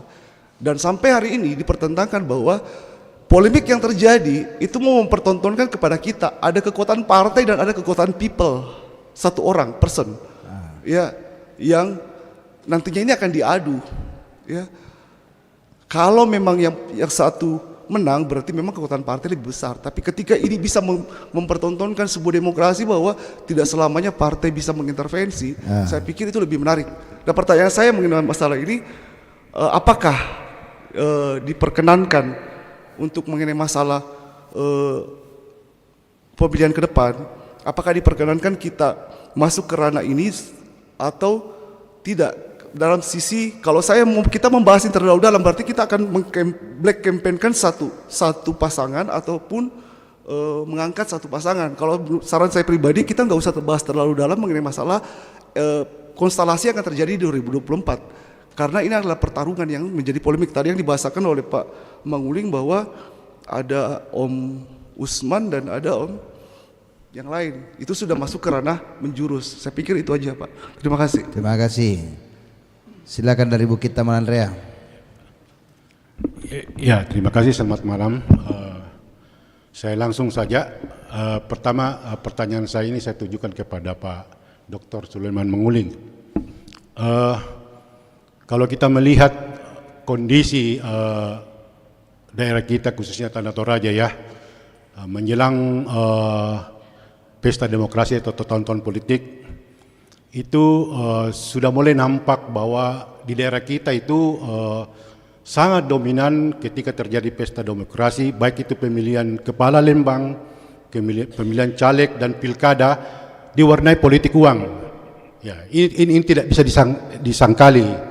Ya, dan sampai sekarang saya belum melihat bagaimana peran gereja memberikan suara pastoral kepada umatnya. Ya, mengapa ini terjadi? Karena masyarakat belum mempunyai definisi yang benar tentang kepemimpinan Kristen, dan itu mereka berharap di gereja yang mengeluarkannya. Ya, sehingga politik uang ini bisa diperkecil, kalau perlu ditiadakan. Nah, inilah mungkin saya berpikir tadi, inilah mungkin yang menyebabkan bahwa kenapa daerah kita ini di Tanah Toraja khususnya yang merupakan pusat Gereja Toraja di mana BPS berdiri menjadi daerah nomor 6 termiskin di Kabupaten Sulawesi Selatan. Ya, nomor 6 Tanah Toraja. Toraja Utara nomor 8. Karena Pak Pendeta tadi singgung di Yeremia 29 ayat 7, usahakanlah kesejahteraan kota di mana aku membuangmu, dan berdoalah karena kesejahteraan kota adalah kesejahteraanmu. Tetapi masyarakat kita di Tanah Toraja sudah memulai memilih pemerintahan sesuatu hal yang salah. Ya, karena uang. Sehingga tidaklah salah dengan kenyataan yang kita hadapi. Kota kita, Tanah Toraja kita tidak akan maju-maju karena mungkin boleh saja saya katakan usaha kita nol. Ya, kita memilih pemimpin tidak berdasarkan kepemimpinan seperti apa yang dikatakan Jitro. Pilihlah pemimpin yang cakap, takut akan Tuhan, tidak mengejar pengejaran suap, dan dapat dipercaya. Nah, inilah yang terjadi. Yang kedua, sekarang di Tanah Toraja dan bahkan di sini banyak caleg-caleg sudah masuk di gereja memperkenalkan diri seperti yang Pak Jerry sampaikan. Undang-undang KPU mengatakan tidak boleh kita memasang atribut di gereja, sekolah, rumah sakit, tempat-tempat sosial. Tapi sekarang bukan lagi atribut, orangnya langsung. Dan banyak Pak, ini berpotensi menimbulkan konflik di tengah-tengah jemaat. Ya, apalagi kalau caleg itu sudah memberikan sumbangan. Maaf, saya artikan sumbangan caleg ke gereja itu adalah suatu bentuk politik uang. Jangan kita artikan politik uang itu terjadi ketika pada saat kampanye, pada saat masa istirahat, atau pada saat pemungutan suara.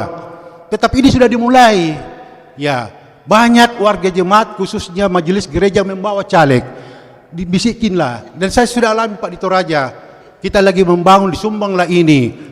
Setelah itu disampaikan ke warga jemaat, dia menyumbang ini, kita harus dukung dia. Ini karena penggiringan suara.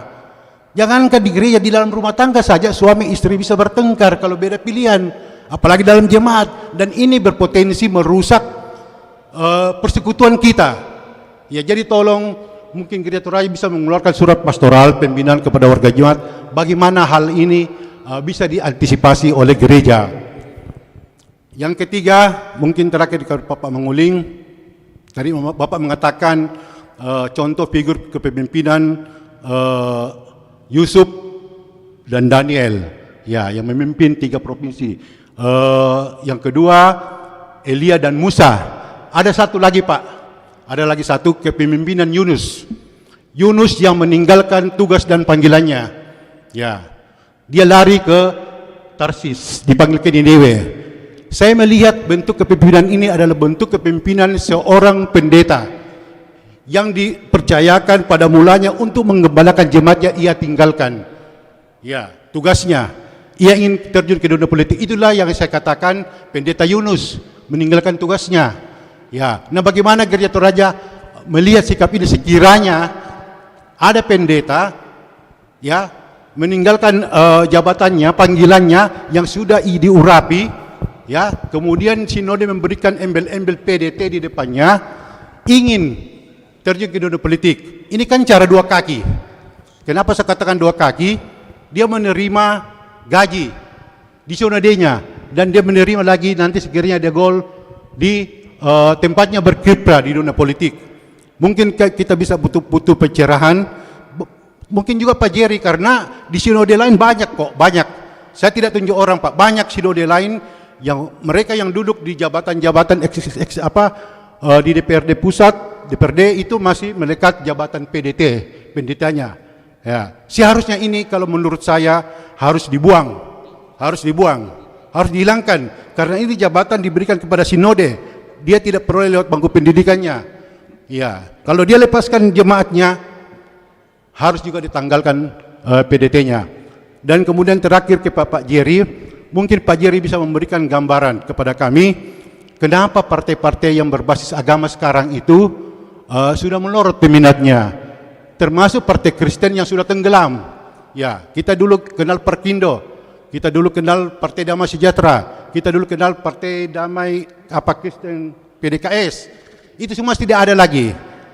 Ya, saya melihat bahwa masyarakat sekarang sudah cerdas, khususnya kita yang Kristen, kita lebih condong kepada figur seorang pemimpin yang berjiwa nasionalis daripada kita mau mengantar atau mendorong anggota kita untuk duduk berdasarkan agama. Saya kira kalau kita mendorong mereka, sekira menurut saya kita hindari itu, Pak. Kita hindari, Pak, karena PGI juga pernah menyuarakan suara kenabian, suara pastoral, janganlah memilih orang berdasarkan agama. Iya, Pak, ya? Pernah saya baca itu dulu. Ya, jangan malah memilih orang berdasarkan agama. Kalau konsep ini diterapkan oleh Muslim, ya, maka negara ini akan menjadi negara teokrasi. Ya, sekiranya ini juga mereka terapkan. Tetapi syukurlah di bawah kepemimpinan Jokowi, kita, masyarakat kita masih banyak memilih pemimpin-pemimpin kita, perwakilan kita yang masih berjiwa nasionalis. Mungkin ini saja. Terima kasih dan selamat malam. Dari lorong sebelah lagi, Bung Suluan. Ya. 2 ya, dengan Pak Dr. Amir juga mau bicara ya. Oh ya, setelah Bung Suluan Pak Dokter ya. Baik, makasih. Shalom, selamat malam. Nama saya Suluan Dase dari Jemaat Bukit Tamalan Rea. Bapak Ibu yang saya hormati, kalau kita bicara politik, harap kita berhati-hati, karena kadang-kadang kita tidak bisa membedakan politik dalam artian sesungguhnya secara filosofi dan politik praktis. Kalau Bapak-Bapak mencermati 2 pembicara tadi, satu bicara politik dalam artian definisi filosofi, sementara satunya berbicara tentang politik praktis untuk merebut kekuasaan, sampai mau bikin deklarasi segala macam seperti itu. Nah, di Indonesia ini yang benar-benar mampu menyampaikan peran pastoralnya justru Nahdlatul Ulama. Ini yang kita tidak lakukan di gereja kita. Ya, kenapa? Ketika Gus Yahya itu dilantik menjadi ketua PBNU, apa yang dilakukan? Saya mengajak pemimpin-pemimpin agama di Indonesia dan di dunia untuk kita bersama-sama membangun harmoni peradaban. Ini ucapan Gus Yahya yang kemudian menarik perhatiannya Amerika, Inggris, dan lain-lain. Kita orang Kristen di Indonesia terjebak dalam politik praktis dagang sapi. Ingat itu. Kita lupa bahwa memberi pengaruh politik dalam bentuk peran pastoral jauh-jauh lebih ditakuti dibanding merebut kursi-kursi yang ada di parlemen. Siapa komunitas yang paling ditakuti, dihormati sekaligus paling dibenci di dunia? Yang jumlahnya sedikit. Kita semua sepakat bahwa itu adalah orang Yahudi. Tapi bukan berarti orang Yahudi ditakuti karena dia ada di parlemen-parlemen dunia. Tidak. Karena pengaruhnya kepada pemerintah-pemerintah yang berkuasa. Ini kita tidak miliki. Makanya minta maaf kita tarik dalam konteks kecil seperti Gereja Toraja. Semua grup diskusi itu gontok-gontokan. Nggak ada satupun yang memberikan gagasan-gagasan sangat filosofis, gagasan paling fundamental yang bisa menempatkan kita orang Kristen secara umum di posisi-posisi yang patut diperhitungkan. Kita hanya mengenal Magnis Suseno. Ketika almarhum TB Simatupang masih ada, digelari generalnya orang Kristen. Kalau dia ngomong, gemanya itu dari ujung timur sampai ujung barat Indonesia. Sekarang di Gereja Toraja, ada nggak orang Gereja Toraja ketika dia berbicara, gemanya terasa di mana-mana? Kalau nggak ada, karena tidak punya peran pastoral di bangsanya ini. Gereja Toraja itu bukan gerejanya orang di kampung di Toraja sana, tidak. Gereja Toraja ini mendunia. Dia ada di beberapa negara, dan kehadiran kita harusnya memberi pengaruh politik kepada pemerintah-pemerintah yang ada. Dari kata pastoral saja kita sudah tahu, Pak Pendeta koreksi saya kalau salah, bahwa pastoral itu mengayomi, memelihara, merawat, betul nggak ya? Artinya peran gereja ini harus mampu merawat kesatuan bangsa ini, memelihara persatuan bangsa ini, turut serta memajukan kesejahteraan umum, turut serta mencerdaskan kehidupan bangsa dengan memberi pengaruh-pengaruh politik kepada para pemimpin politik. Politik itu kalau kita definisikan Bapak Ibu, saya waktu kuliah di politik, ilmu politik, 32 definisi. 32 definisi tahun 85. Tetapi secara umum, kata Pak Pendeta tadi, itu bagaimana seni menata. Kita nggak punya seni itu, karena ketika orang Toraja berpolitik, yang dia bayangkan bagaimana merebut kursi, itu bukan seni, tapi perebutan kekuasaan. Ini harusnya, ya, kenapa kita seperti ini Pak? Karena kita tidak terlalu jauh bermain di luar kita. Kita nggak sadar bahwa seorang pendeta di dunia tetangga kita begitu dihormati sama mereka. Itu kenapa kalau orang mau jadi gubernur, dia sowan dulu ke BPS. Dia hanya minta didoakan, dan dia sudah merasa begitu bahagia kalau ketemu orang-orang di BPS. Apa itu? Kita mungkin menganggap bahwa dia minta dukungan, padahal tidak. Calon gubernur ketika ke BPS tabe-tabe, dia minta datang tabe karena tradisi di luar orang Toraja Mereka tabe itu jauh lebih tinggi nilainya daripada minta dukungan. Kalau saya sudah tabe Pak Pendeta, doakan Kak Kodong, jangan sampai saya salah di jalan, itu sudah lebih dari cukup. Selebihnya itu bagi orang Bugis Makassar, kekuasaan hanya bisa diraih melalui perjuangan. Ini yang kita lupa. Ini yang kita lupa. Jadi minta tolong, kita fokus bicara tentang peran pastoral gereja. Kita jangan dulu bicara tentang kursi. Apa sih pastoral kita ini? Bagaimana merawat? Bagaimana kita memberi pengaruh-pengaruh politik, ya, kepada para politisi? Ini gereja harus lakukan. Kepada calon anggota DPR, kepada calon gubernur, kepada calon bupati, kepada calon presiden. Peran apa, pengaruh apa yang bisa kita berikan ke mereka? Supaya ketika mereka terpilih, dia teringat apa yang kita sampaikan ke mereka. Ya, karena tidak ada jaminan kita bisa terpilih kalau itu kursi kita perebutkan. Tetapi sebagai manusia dia bisa mengingat, saya ingat dulu pesannya Pak Pendeta. Ya. Seperti satu orang ini, saya tidak usah sebut namanya karena nanti dikira kampanye. Dia muslim. Tapi dia berdiri di DPRD provinsi dan mengatakan, terlalu banyak kita bicara tentang masjid. Kenapa kalian tidak pernah bicara tentang gereja? Itu loh. Kenapa dia bisa bicara tentang itu? Karena orang ini banyak bergaul dengan orang Kristen.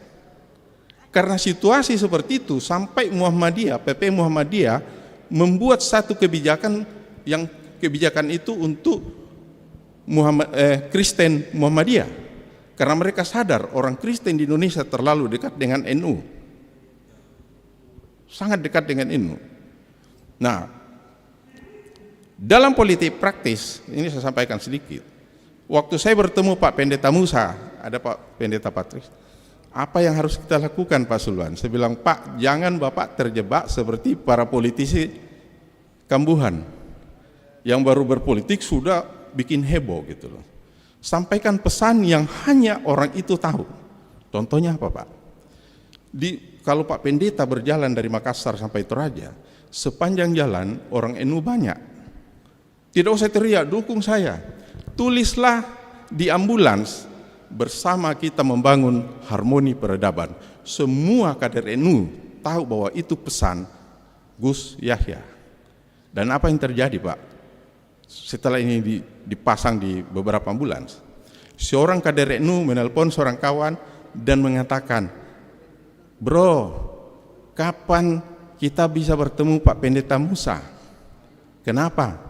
Ketua NU Sulsel ingin bertemu karena kita sama-sama satu wawasan, yaitu Pancasilais. Itu politik. Tidak usah kita ngomong, pesan seperti itu saja orang sudah, oh ternyata orang Toraja ini sangat sejiwa dengan kita orang NU. Tunggulah, Pak Pendeta akan didukung, tidak usah kita kampanye. Nah, kita selama ini teriak-teriak, itu yang salah.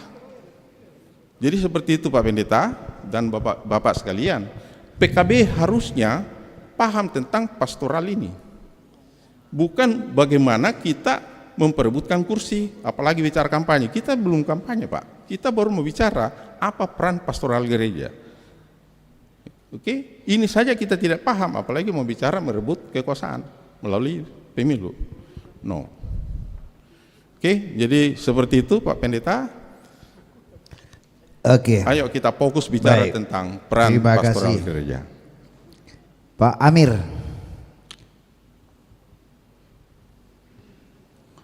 Ya, terima kasih kesempatan yang diberikan Bapak Ibu yang saya hormati. Jadi kita memang berbicara politik, ya namanya poli, banyak persepsi, banyak pandangan. Sehingga saya kira dalam hal perpolitikan ini sesuai dengan perubahan-perubahan yang terjadi juga, termasuk di kampus sudah dibenarkan untuk menyampaikan ya aspirasi-aspirasi dari setiap orang yang akan maju dalam perpolitikan ini. Saya kira sehingga dalam gereja juga saya kira perlu mengambil peran, ya. Terutama dalam tema pada malam hari ini, peran pastoral. Memang saya memandang gereja harus mengambil peran di dalamnya. Gereja harus mengambil peran di dalamnya, menghasilkan pemimpin, ya. Sehingga gereja harus menciptakan pemimpin yang kalau dikatakan tadi nasionalis, ya. Jadi bukan karena dia warga gereja, masyarakat gereja, salah satu poin tadi sebagai masyarakat, maka dia harus menjadi masyarakat yang nasionalis, bukan masyarakat gerejawi untuk menjadi pemimpin. Nah, kalau berpikir seperti ini berarti memang kita harus membeli pemimpin, Pak. Ya. Bukan pemimpin yang membeli suara, ya. Sehingga mungkin saya masuk saja dalam usul konkretnya, karena tadi 28 calon yang akan mengajukan diri di DPRD kota dan mungkin banyak juga di provinsi sampai ke pusat. Kita sebagai warga PKB khususnya di Makassar Timur, kalau bisa di usul konkret saja, bisakah PKB Makassar Timur ini mengadakan polling, ya, terhadap semua calonnya gitu, ya. Ya, dalam lingkup Makassar Timur.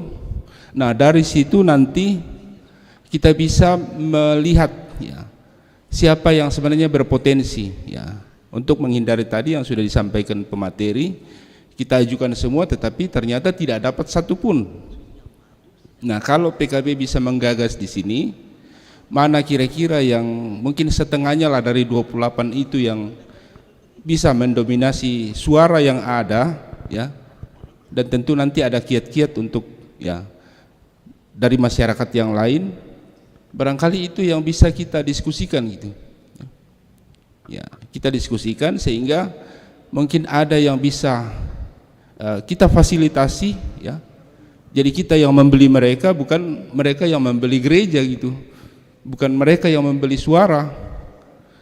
Kalaupun cuma 5, ya, saya kira gereja di sini harus memfasilitasi. Nih, yang bisa kita prioritaskan, kita bisa dapat 5, kita bisa dapat 10, ya kita dorong ke situ daripada tidak sama sekali, ya. Jadi saya kira di situ mungkin dari gereja, ya, kira-kira peran pastoralnya, ya, bagaimana untuk menciptakan pemimpin yang memang nasionalis dan bisa membawa aspirasi dari masyarakatnya, ya.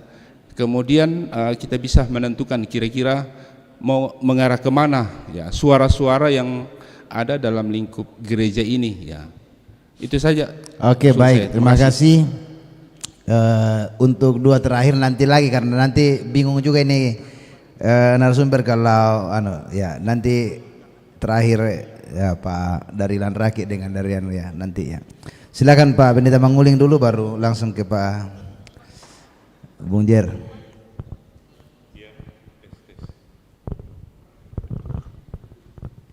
Oke, memang justru tugas saya untuk yang dikatakan Pak Suluan tadi, materi yang saya siapkan ini ada 70 slide sebenarnya, dan itu memang lebih banyak berbicara tentang yang dikatakan Pak Suluan, cuma saya tidak sempat sampaikan. Misalnya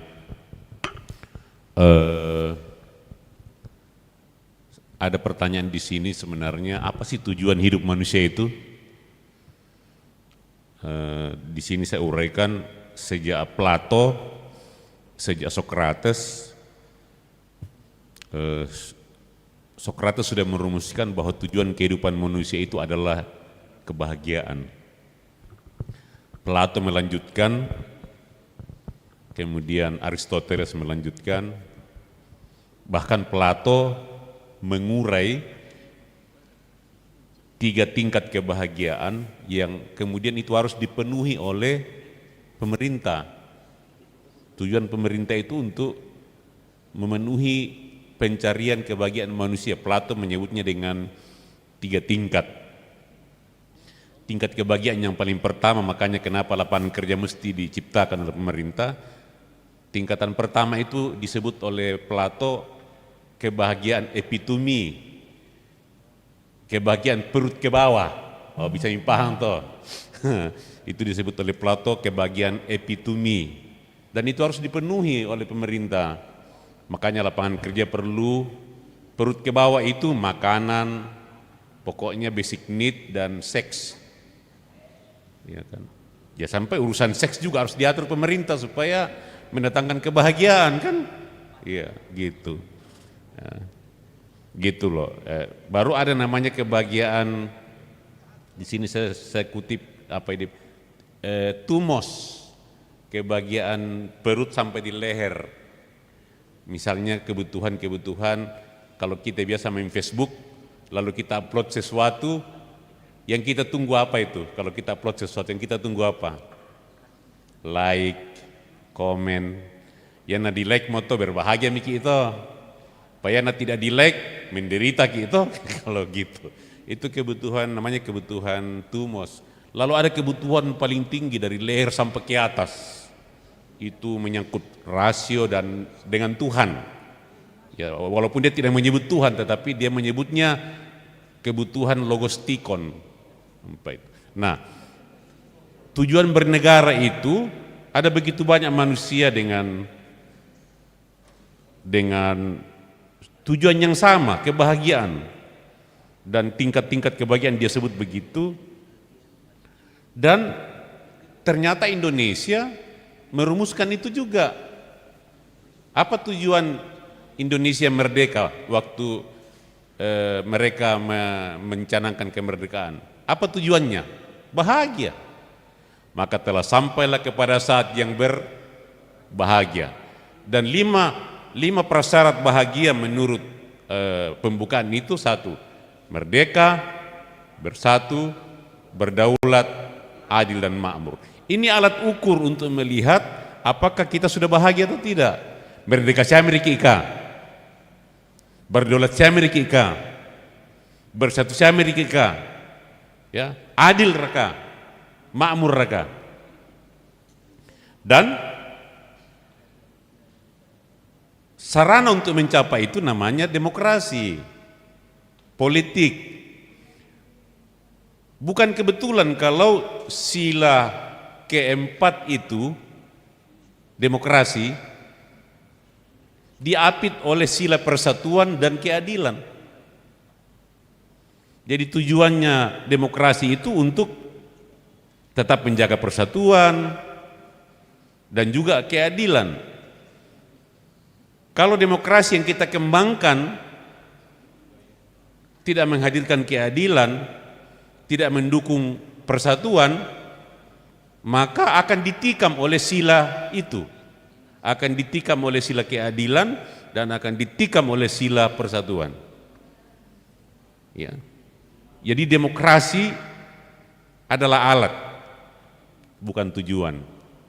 Alat ukurnya itu tadi. Nah, Pancasila itu, coba lihat sila 1, sila 2, itu menyangkut ketuhanan. Itu soal kebutuhan kita tentang Tuhan. Lalu kemanusiaan, ya. Lalu integrasi, persatuan. Lalu sistem demokrasinya, sistem kepemimpinannya, lalu keadilan. Jadi itu dalam materi ini saya sampaikan begitu. Dan saya kutip di sini Pak Sulwan dalam materi saya ini peranan agama di situ. Misalnya saya kutip di sini ada penelitian di Amerika dilaksanakan oleh seorang ekonom yang menjadi motivator, namanya Richard Thaler. Dia meneliti kenapa banyak orang mati bunuh diri padahal kaya dan terkenal. Jadi kebutuhan perut ke bawah dan ini sampai ini sudah terpenuhi, tapi kok bunuh diri? Dia teliti itu. Lalu dia meneliti orang-orang yang hidupnya biasa-biasa tapi berbahagia. Lalu dia menemukan, saya kutip di sini, 7 penyebab kebahagiaan orang Amerika yang betul-betul bahagia.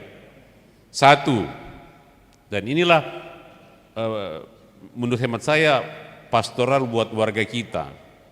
Bahwa kalau kita mau bahagia, ya ini diseimbangkan.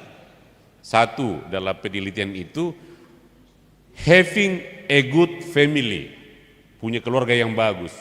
Jadi bagaimana bapak-bapak mengurus keluarganya bagus-bagus supaya bahagia. Dua, having a good job, punya pekerjaan yang bagus. Yang ketiga, having a good health. Wah, mau sugi ke pasakian ki. Jadi kesehatannya bagus. Yang keempat, having a good friend and community. Punya teman dan komunitas yang bagus. Nah, bagaimana supaya PKB ini menjadi tempat orang menemukan teman yang bagus dan komunitas yang bagus? Bagaimana gereja menjadi tempat orang menemukan teman dan menjadi komunitas yang bagus? Kan? Kelima, keempat minit atau le? Kelima, having a good sufficiently financial, punya uang yang cukup, pas, bukan pas-pasan, pas. Tapi ada tuh pas dengan pas-pasan, pas. Kalau kita butuh ada gitu loh, dan diiringi dengan rasa syukur dengan apa yang ada. Lalu yang keenam, nah ini menarik yang keenam, having a good freedom. Anak-anak muda sekarang ke depan dia bilang dia bisa pindah profesi sampai 5 kali.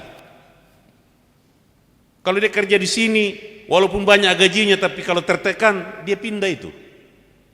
Dia butuh freedom. Ya, itu dia dicatat itu bahwa bisa seorang dokter, dan banyak sekarang tuh dokter tapi jadi pebisnis makanan, dia tidak tinggalkan itu anunya segala macam. Dia bilang anak-anak muda sekarang ke depan bisa sampai 5 kali pindah profesi. Dan yang ketujuh, nah ini pentingnya agama, having a good belief system, punya sistem keyakinan yang bagus. Nah, agama kita, agama Kristen, jadilah keyakinan yang bagus. Jangan justru menjadi keyakinan yang tidak bagus. Banyak agama yang tidak bagus. Misalnya mengajak orang membunuh segala macam itu kan. Dan ada semua di agama itu, kecenderungan itu.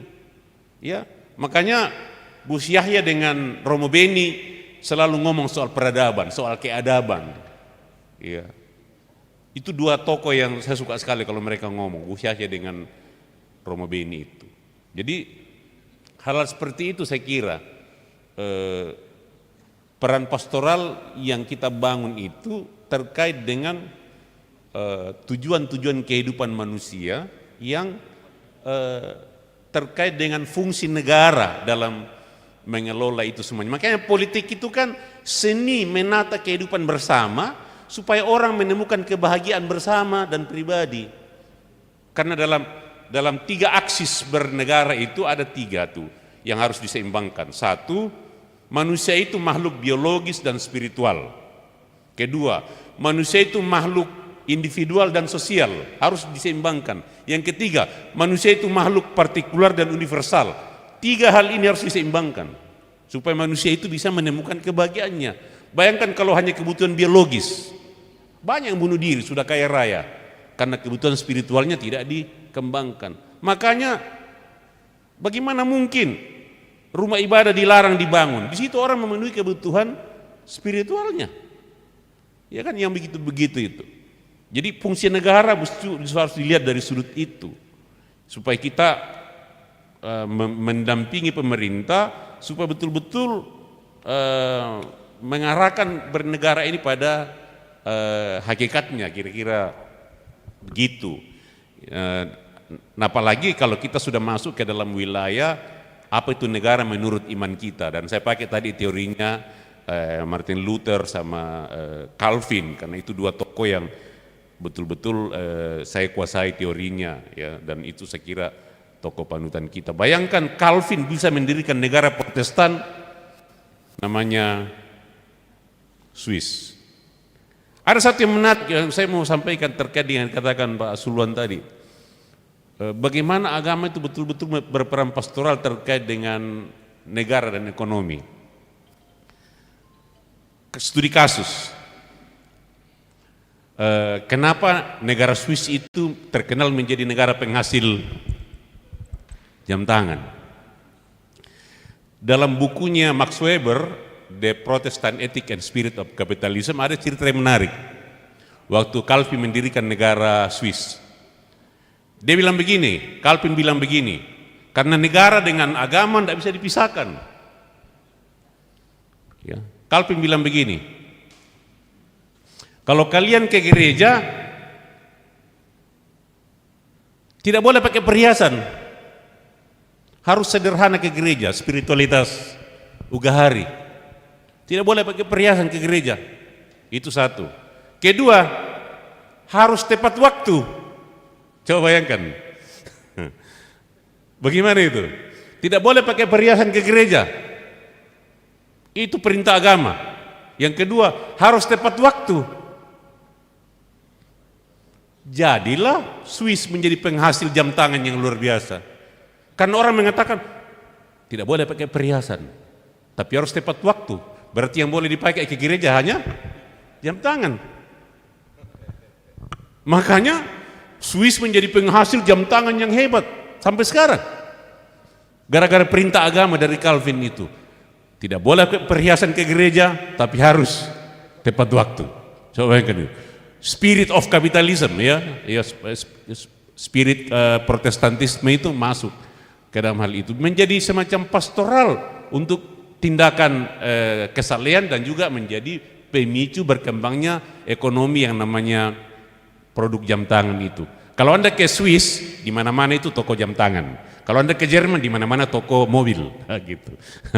Itu menarik ya. Saya kira bagus sekali pikiran-pikiran Bung Suluan ini untuk kita kembangkan. Kemudian tadi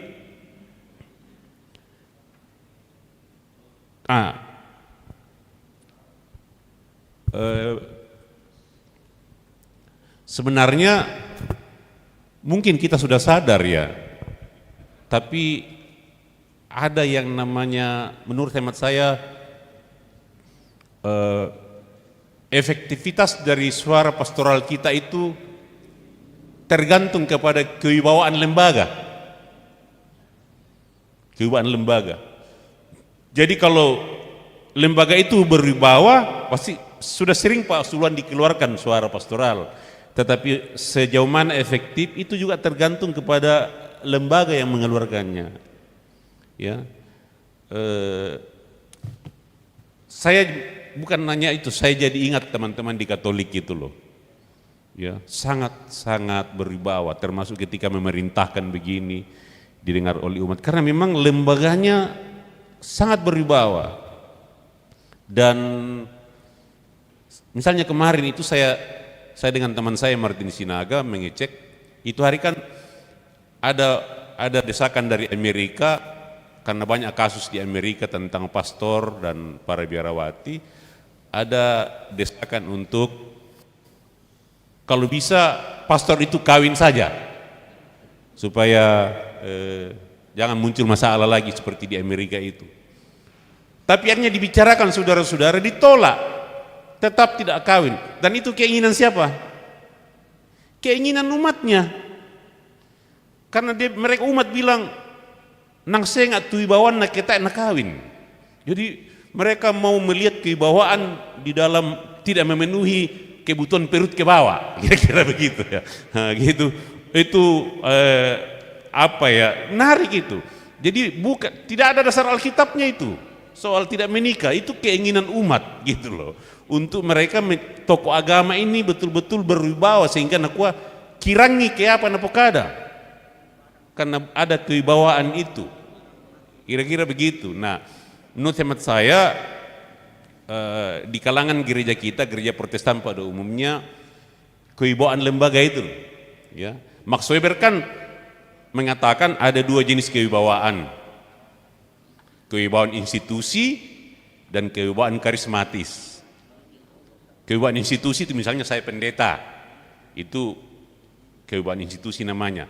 Tapi harisma itu, nah Lalu harisma ini diturunkan oleh siapa itu Pak Sulan yang kepemimpinan yang terkenal, Maxwell. John Maxwell menurunkan kewibawaan itu dalam 5. Dan inilah sebenarnya yang harusnya dipenuhi oleh gereja kalau mau berwibawa. 5. 1. Institusional, misalnya saya pendeta atau saya ketua apa, itu namanya kewibawaan institusional kata Maxwell. Kedua, kewibawaan kompetensi. STH, MTH, doktor, itu kewibawaan kompetensi namanya. Ketiga, sosial, kewibawaan sosial. Itu misalnya di Toraja Parenge, misalnya gitu soal darah. Keempat, kewibawaan relasional.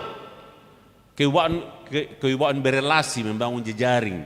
Misalnya, yang lan gerejanta, yang nadem pandita rajin berkunjung, wah tinggi kewibawaan relasional nato. Seng adu ke di koma sorro berkunjung, pasti rendah tuh kewibawaan relasional. Yang kelima, kewibawaan moral. Nah, inilah sumber kewibawaan kata Maxwell yang betul-betul ada pada tokoh agama atau pada pemimpin yang membuat dia betul-betul berwibawa. Jadi bayangkan kami pandita, bayangkan ke dengkom yang anggota jemaat, ke 5 nina atau dem yang anggota jemaat nak aku opong sundun. Yamanda mau kuang ke itu sang manemu belan na pandita. Oh, mi paham betul le? Berarti dia hanya tinggal memiliki 1 tadi itu. Berarti yang lain sudah bermasalah coba. Jadi bayangkan kalau lembaga kita, ya orang-orangnya di sana segala macam itu kewibawaan itu hilang. Jadi saya kira di situ bagaimana membangun kewibawaan lembaga supaya fungsi pastoral itu efektif. Saya kira itu ya soal. Nah, saya sudah jelaskan tadi. Ya, fungsi pastoral itu menurut buku yang saya baca itu ya mempersiapkan calon-calon Daniel Yusuf ini, dan dia harus diberi penjelasan tentang bagaimana Daniel mendampingi 3 raja itu, bukan 3 periode ya, sampai dia masuk penjara, kisah singa.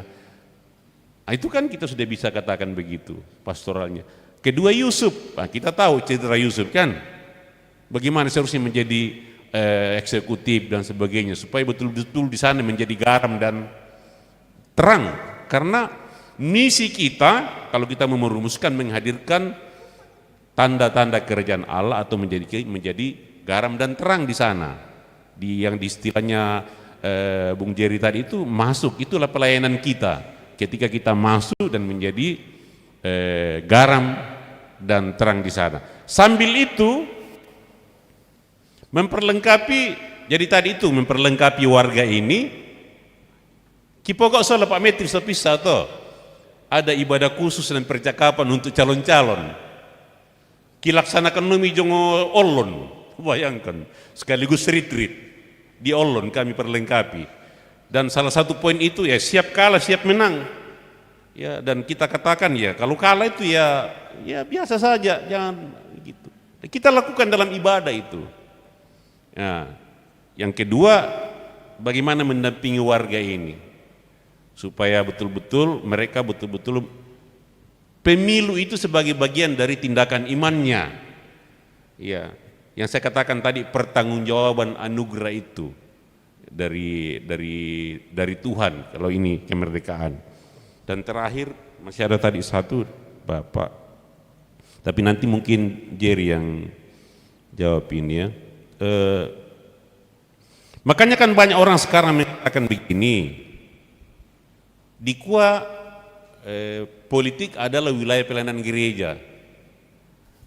Nah, tak siarkan nanti balik mau tadi. Jadi politik masuk gereja masuk politik, atau sebaliknya itu terjadi politik masuk gereja kan gitu. Ya. Jadi itu pertanyaan-pertanyaan yang perlu. Soal misalnya ini pendeta Yunus dalam tanda petik, kita sudah mengeluarkan itu Pak, sudah mengeluarkan baru-baru di sidang sinode, dilanjutkan di rapat kerja, semacam petunjuk pelaksanaan. Jadi yang pendeta itu, dan bukan hanya pendeta dan yang full time, Pendeta dan yang full time itu sudah ada petunjuknya bahwa ini tidak boleh terlibat dalam politik praktis. Sudah ada itu, sudah keluar. Mestinya itu kita baca semuanya. Saya tidak tahu kenapa sampai sekarang belum disosialisasikan. Kemarin acara begini juga saya laksanakan di Makale Kota, kita bagi itu yang petunjuk pelaksanaan itu supaya warga jemaat tahu. Nah, apalagi tadi Pak Jerry lupa sampaikan, ada satu yang disampaikan Bung Jerry waktu kami di Mangkutana. Dan ini mungkin terkait dengan karena paham warga jemaat tentang politik itu politik praktis, sehingga masih kuat sekali aspek negatif dalam pikiran warga kalau pendeta terjun ke situ. Ya, ada penelitian kecil-kecilannya Bung Jerry itu. Ya, jadi ya pendeta terlibat walaupun sudah diatur gini-gini nang tania zaman na pandita tuh. Nah, gitu. Jadi masih kuat itu. Sehingga perlu memang dipikirkan kalau NU Muhammadiyah disiapkan malah. Apalagi Katolik juga. Katolik juga itu disiapkan itu. Mereka siapkan. Ya ini. Saudara-saudara tahu kemarin pemilihan KPU di Tanah Toraja, di Toraja Utara, saya bilang sama mereka, saya bilang, jangan biarkan ini anak-anak kita berjuang sendiri.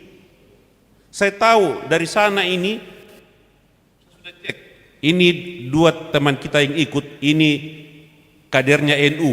Saya sudah tahu itu di Toraja Utara. Yang satu ini kadernya Muhammadiyah. Saya sudah tahu itu, dua orang itu. Dan ini saya sudah bilang pasti lolos. Ini teman-teman kita yang bayangkan Pak Ketua PPGT tidak lulus. Coba bayangkan itu, karena dia berjuang sendiri. Ya. Saya hanya bilang sama beberapa orang, saya bilang kalau betul-betul kalian serius bicara sama teman-teman di pusat, GMKI, GAMKI, untuk bicara dengan teman-teman di NU, organisasi-organisasi Muhammadiyah, bagaimana supaya mendukung teman-teman ini. Di Toraja Utara kan kalian tahu kan KPU 23, ya, 3 Muslim, 2 Kristen, hampir 41 saudara, hampir 41 di Toraja Utara, lumayan di Tanah Toraja kan, 32. Tapi hal seperti itu mereka kasihan berjuang sendiri, tidak ada gerakan seperti di Muhammadiyah, NU, ini harus lolos di Toraja Utara ini. Itu kasus KPU saja itu. Belum lagi kalau untuk menjadi anggota dewan, dan saya kira itu perlu dipikirkan. Jadi soal pendeta-pendeta Yunus ini kita sudah turunkan dalam satu aturan yang sudah dikeluarkan. Yang terakhir saya kira ini nah itu yang saya bilang tadi, seperti Bung Jerry mengatakan seharusnya kita sudah selesai dengan 2 mitos itu, bahwa politik itu kotor dan uang, ya. Tetapi memang kita harus lihat seimbang. Memang makin marak politik uang, tetapi juga jangan lupa untuk kita tetap melihat ada saja orang yang terpilih walaupun sedikit yang tidak pakai uang. Jadi kita harus seimbang melihat hal seperti itu. Tetap ada titik terang dalam dunia yang seperti gelap begitu. Kita bisa daftar itu orang-orang yang betul-betul terpilih bukan karena uang. Ada, ya, walaupun memang secara dominan misalnya Toraja Utara kemarin, khususnya pemilihan Yusuf di Toraja Utara kemarin, aduh memang mengerikan itu politik uang di Toraja Utara, mengerikan. Dan menurut hemat saya, ya istilahnya almarhum Sultan Batugana, ngeri-ngeri sedap yang di Toraja Utara. Di Tanah Toraja ya lumayan lah, ya lumayan sudah. Karena saya lihat kalau tadi ngomong selalu gereja, maaf Bapak Ibu, termasuk pemilihan ke depan ini, kalau kita lihat, saya lihat di Tanah Toraja, istilahnya Pak Ngelo dulu menarik untuk kita pikirkan. Nah kok Pak Ngelo Lambasa Toraya nang mawatanga siamia tu rara buku daripada wai buku. Mi paham maksudnya toh? Nama watang siame turara buku, nawai buku. Kristen kan dibaptis pakai air toh, dia misalnya wai buku toh, keanggotaan gereja. Rara buku itu kan keluarga, iya kan? Jadi kekuatan keluarga memang masih sangat lebih kuat daripada lah mengandalkan kekuatan gereja. Makanya saya terus terang saya agak khawatir seperti kata Bung Jerry tadi, DPD ini bisa-bisa kita tidak dapat, ya, tidak dapat. Di samping tadi masih asumsi negatif tentang politik kalau pendeta, iya. Kedua, ya, siapa banyak jaringan keluarganya itu masih sangat dominan kalau saya perhatikan di Toraja. Jadi saya kira memang kalau dikatakan mau ada fatwa dari gereja, ya sudah ada itu, fatwa itu dalam bentuk pastoral. Tapi pertanyaannya kan sejauh mana efektif? Apalagi ya Tantu Mitan Renasang, persidangan sinode yang lalu penuh dengan kisah-kisah yang membuat kewibawaan gereja itu anjlok kan? Gimana coba? Mau menegur sementara ada kisah-kisah dari dalam gereja itu sendiri yang betul-betul menurunkan kewibawaan dari ini. Saya kira itu ya dari saya. Lanjut Bung Jerry. Itu Palestina, Jerry yang jawab.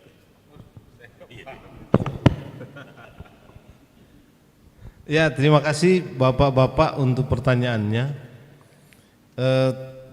Ya, saya sebetulnya menyiapkan banyak slide juga ya, tapi karena waktu dan karena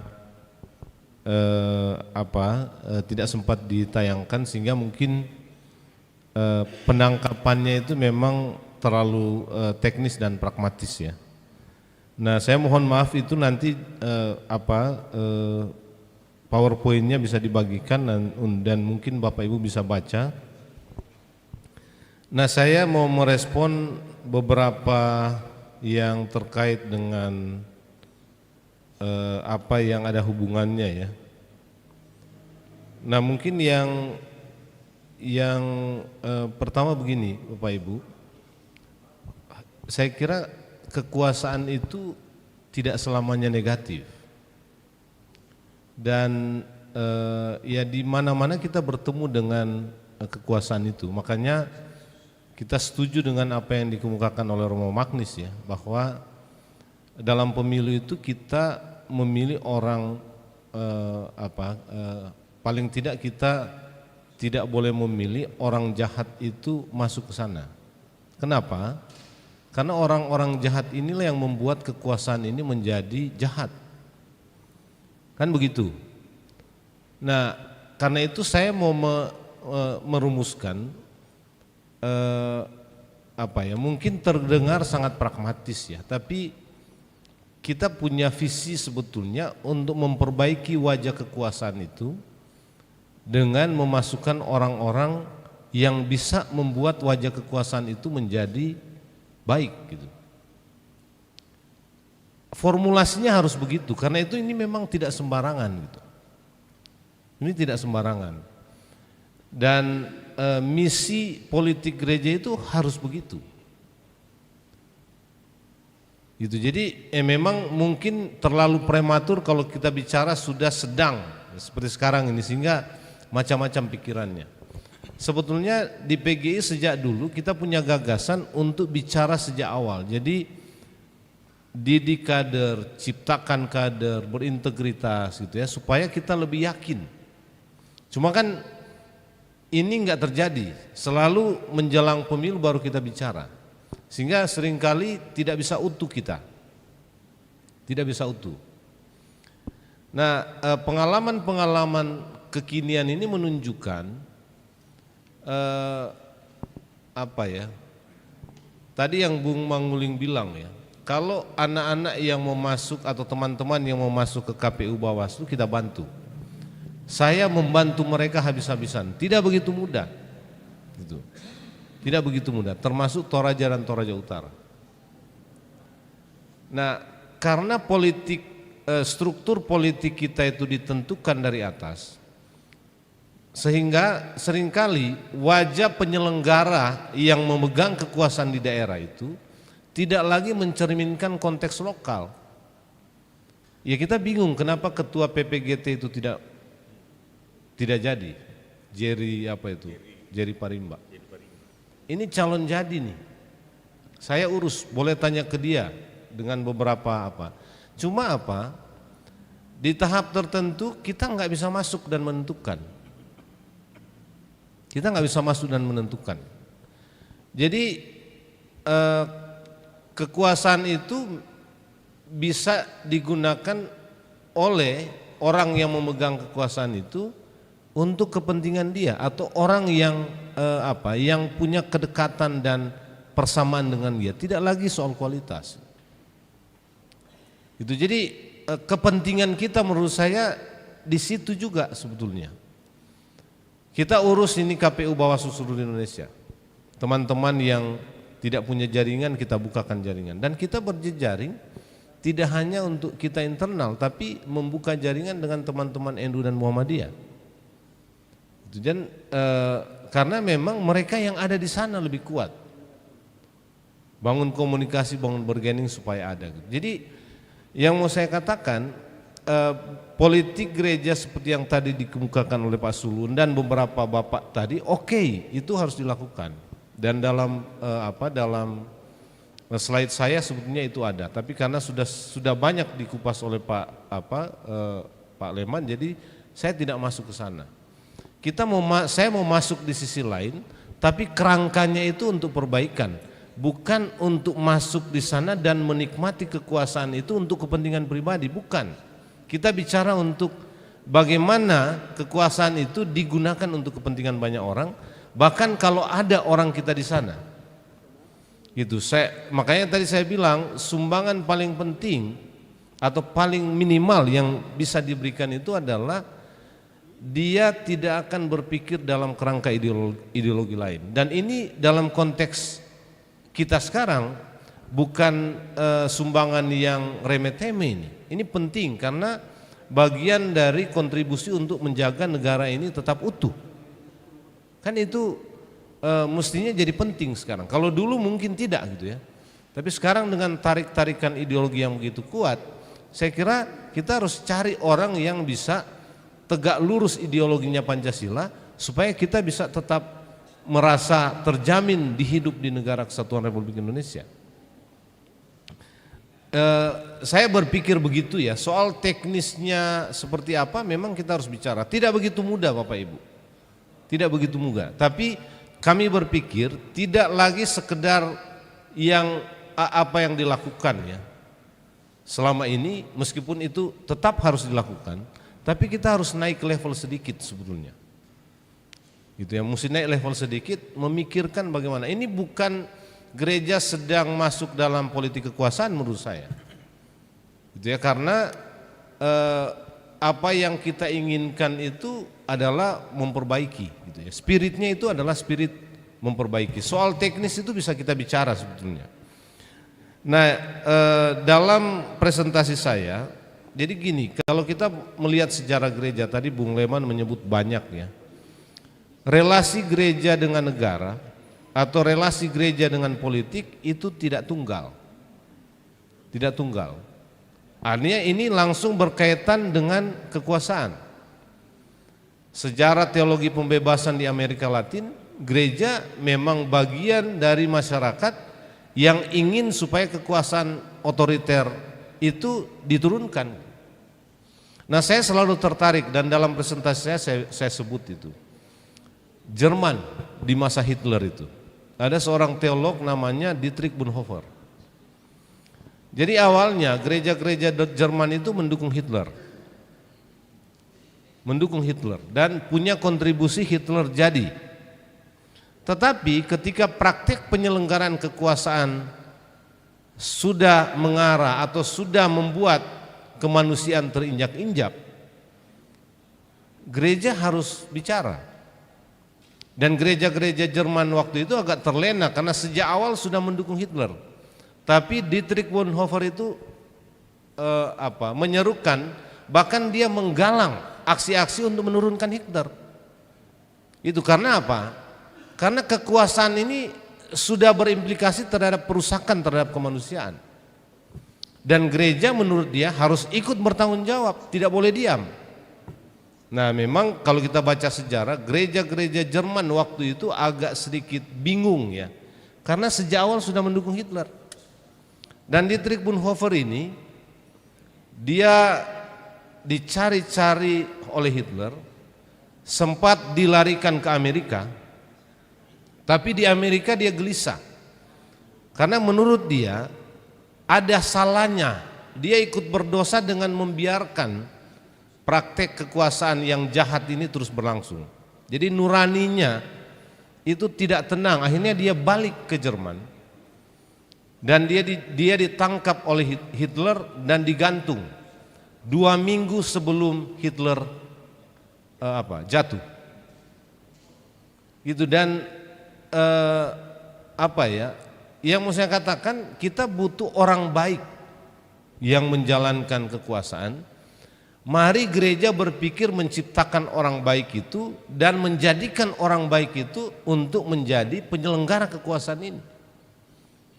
Nah, ini ya bahwa orang itu pegang kekuasaan, ya. Tapi kan kita punya tanggung jawab membuat dia menjalankan kekuasaan itu untuk kebaikan bersama. Tidak membuat kekuasaan itu menjadi negatif dalam pikiran kita gitu. Termasuk sebetulnya melakukan kritik ya, melakukan koreksi ya, kalau kekuasaan itu menyeleweng. Nah, saya nggak tahu pikiran gereja dalam kasus Gibran ya, gitu, dalam kasus Gibran. Tapi ya kita bisa menyaksikan sekarang banyak sekali opini yang kemudian melakukan kritik terhadap presiden. Ini dengan media sosial bisa kita lihat. Nah, gereja ikut nggak di situ sebagai pendukung utama Jokowi sejak dulu? Apa yang mau kita katakan? Apa mau kita benarkan ini atau tidak? Saya nggak tahu gitu ya. Tapi banyak orang mengatakan ini nggak boleh karena demokrasi itu justru memberi kesempatan kepada semua orang, bukan hanya anak-anak pejabat, bukan hanya anak-anak petinggi. Semua orang punya hak dan peluang yang harus sama. Nah, ini situasinya ya. Karena itu tadi menyinggung soal Jokowi Gibran dan lain-lain ya. Nah, ya kepemimpinan Yunus tadi sudah gitu ya. Soal sinode Gereja Toraja Pak Soleman Manguling lebih paham gitu ya. Saya yang lain ini apa lagi yang tadi saya lihat ya? Nah, tinggal Palestina ya. Ya saya kira konflik Palestina Israel, Ibu Bapak, menurut saya ini konflik politik diantara dua kelompok dan kepentingan dan tidak ada hubungannya dengan agama gitu ya. Kita juga harus lebih kritis dan cerdas melihatnya ya. Jadi ya tidak begitu mudah ya. Ini pelik betul ini, pelik betul. Kalau kita mengikuti apa yang diberitakan di media massa, mungkin kita juga akan keliru, gitu ya. Karena diksi dan bahasa yang dipakai sudah bahasa dan diksi kelompok masing-masing. Gitu ya, kalau orang Islam pro Palestina seolah-olah kalau orang Kristen pro Israel. Enggak bisa juga semudah itu. Meskipun kita enggak mudah juga untuk mempengaruhi opini yang sekarang beredar ya. Tapi kalau saya pribadi ya, atau katakanlah yang saya tahu PGI sejak dulu tidak mau masuk dalam konflik itu, tapi lebih kepada bagaimana pemihakan terhadap korban. Gitu ya, soal apakah Palestina merdeka gitu ya dan lain-lain itu soal lain ya. Tapi bahwa ada korban yang jatuh, biasanya gereja lebih pro ke sana karena kita tidak terkait langsung sebetulnya dengan Israel yang sekarang ya. Kaitan kita kan dengan Israel masa lalu ya. Meskipun kita bilang ya ada kelanjutannya dan lain-lain ya, tapi ini rumit ya karena melibatkan dimensi-dimensi yang nggak bisa kita jelaskan kadang-kadang secara logis ya. Gitu. Tapi kalau menurut saya kita jangan mewarisi konflik yang diciptakan di sana lah ya. Nggak ada hubungannya sama sekali dengan kita sebetulnya. Itu karena ini apalagi kalau kita hubung-hubungkan dengan agama ya. Itu jadi soal konflik Palestina dan Israel itu saya kira begitu. Saya tidak mau berkomentar banyak ke sana karena nggak tahu banyak juga. Nah tadi ada yang bilang betul bahwa gereja tidak boleh jadi arena kampanye. Itu kan memang sesuai dengan aturan ya, karena itu gereja kalau ada atribut-atribut kampanye terpasang ya memang harus dilarang. Nah tapi gini, kita juga harus menyadari sebagai gereja kita ini kan bukan pelaksana kampanye. Jadi yang berkampanye itu adalah pelaku kampanye. Sehingga jangan kita perlakukan semua itu sebagai penyelenggara kampanye ya. Apalagi memang ada juga keterbatasan undang-undang kita. Misalnya sekarang ini belum masa kampanye, sudah banyak beredar di mana-mana itu atribut kampanye. Nah ini memang secara hukum nggak ada sanksinya, Bapak Ibu. Pertama sekarang, jadi itu bisa diturunkan. Kalau Bawaslu itu tidak punya kewenangan menurunkan itu. Jadi yang menurunkan kalau enggak Satpol PP polisi, boleh. Tapi ya bisa berkoordinasi dengan Bawaslu. Tapi kalau diturunkan hari ini, malam ini bersih semua, besok pagi dia muncul lagi. Di beberapa tempat sudah begitu. Hari ini dibersihkan, besok muncul lagi. Itu karena memang ini ruang abu-abu yang kita nggak tahu bagaimana menindaknya. Yang dibutuhkan adalah kepatuhan calon.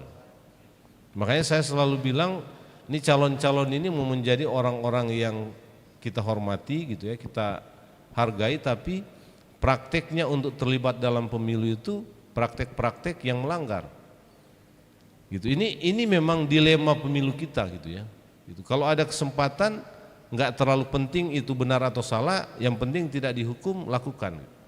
Nah kita harus mendorong calon-calon itu tidak berpikir begitu, karena kan melakukan hal-hal kecil, gitu ya, untuk hal-hal kecil aja dia nggak bisa patuh dan setia, bagaimana untuk hal-hal besar? Ini ada hubungannya. Kita harus kritik itu karena itu praktek yang melanggar dan mestinya nggak boleh dilakukan karena mereka akan duduk di kursi-kursi yang terhormat. Nah, menurut saya peran gereja juga harus di situ. Tapi ya secara hukum sulit, secara hukum. Apalagi sekarang ini tahapan yang tidak ada dalam undang-undang pemilu. Tahapannya sekarang adalah tahapan sosialisasi 25 hari. Mulai tanggal 4 sampai tanggal 28 masuk masa kampanye. Nah, alat peraga yang terpasang menurut PKPU nomor 15 tahun 2023 disebut sebagai alat peraga sosialisasi. Dulu ini istilah nggak ada. Yang ada adalah alat peraga kampanye. Sekarang apa bedanya alat peraga sosialisasi dengan alat peraga kampanye? Enggak ada bedanya, Pak. Enggak ada bedanya. Sekarang dia sebut sebagai alat peraga kampanye, ada tanda gambar, kadang-kadang di belakangnya itu ada juga tanda gambar pasangan calon dari partai yang mendukungnya, nama orang, bahkan nomor urut partai, mungkin juga nanti setelah ini ada nomor urut calonnya, nomor urut berapa di daftar caleg partainya gitu ya. Disebut alat peraga sosialisasi. Ini alat yang sama tanggal 28 nanti akan disebut sebagai alat peraga kampanye. Ini bingung kita ini dengan yang begini-begini. Cuma dimunculkan karena ada masa 25 hari. 25 hari ini muncul karena kesepakatan DPR untuk kampanye, DPR, pemerintah dan penyelenggara pemilu kampanyenya 75 hari.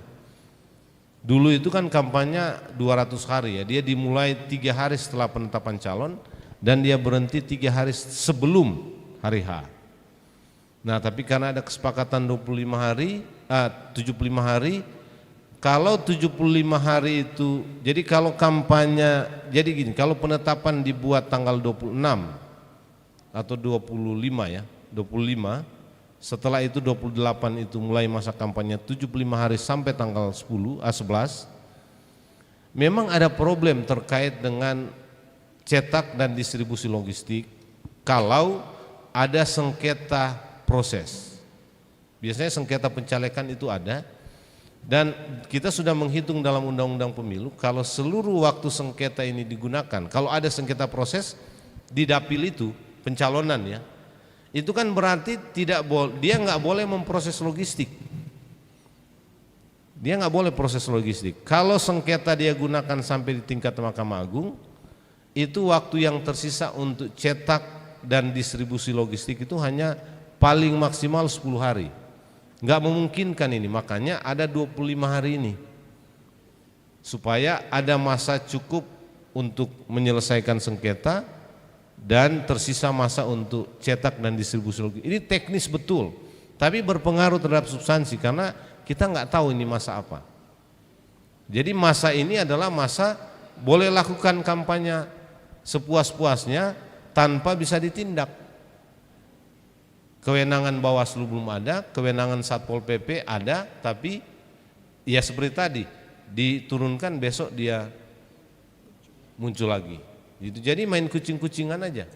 Seberapa kuat dia melakukan itu. Nah, karena itu saya kira peran gereja itu mendorong caleg-caleg itu tidak melakukan praktek-praktek yang tidak boleh. Itu karena dia mau duduk di tempat-tempat terhormat. Nah, yang terakhir Bapak Ibu, soal politik uang kaitannya dengan ini. Kalau kita lihat orang-orang yang terpilih tanpa mengeluarkan uang banyak, itu biasanya didukung secara komunal dan kuat oleh sebuah komunitas. Itu orangnya nggak akan mengeluarkan uang banyak, sehingga politik uang mungkin akan makin minimal. Kalau dia tidak didukung oleh sebuah komunitas, dia akan jalan kemana-mana, tidak dikenal, negosiasinya pakai uang. Ini kan praktek yang selama ini ada. Makanya sebetulnya memformulasi dukungan gereja dalam bentuk seperti tadi itu juga bagian untuk mengurangi politik uang. Itu mengurangi politik uang. Kita yang penting gerejanya jangan minta uang. Gitu. Kalau gereja minta uang ya makin repot lagi nih. Iya kan? Gitu. Jadi kita punya pengalaman, banyak orang yang jadi itu karena didukung oleh sebuah komunitas secara fokus, dan sehingga uang tidak akan banyak dia keluarkan di sana. Nah, kalau gereja mau melakukan itu ya nggak perlu keluar uang banyak sebetulnya. Ya kos politik, biaya politik itu ada gitu ya, tapi tidak akan mungkin sampai kepada praktek politik uang. Makanya tadi istilahnya menarik, kita harus beli calon. Beberapa kesempatan sebetulnya dulu sempat kita promosikan, kalau gereja mau calonnya baik, dia bisa dukung, malah bisa sumbang.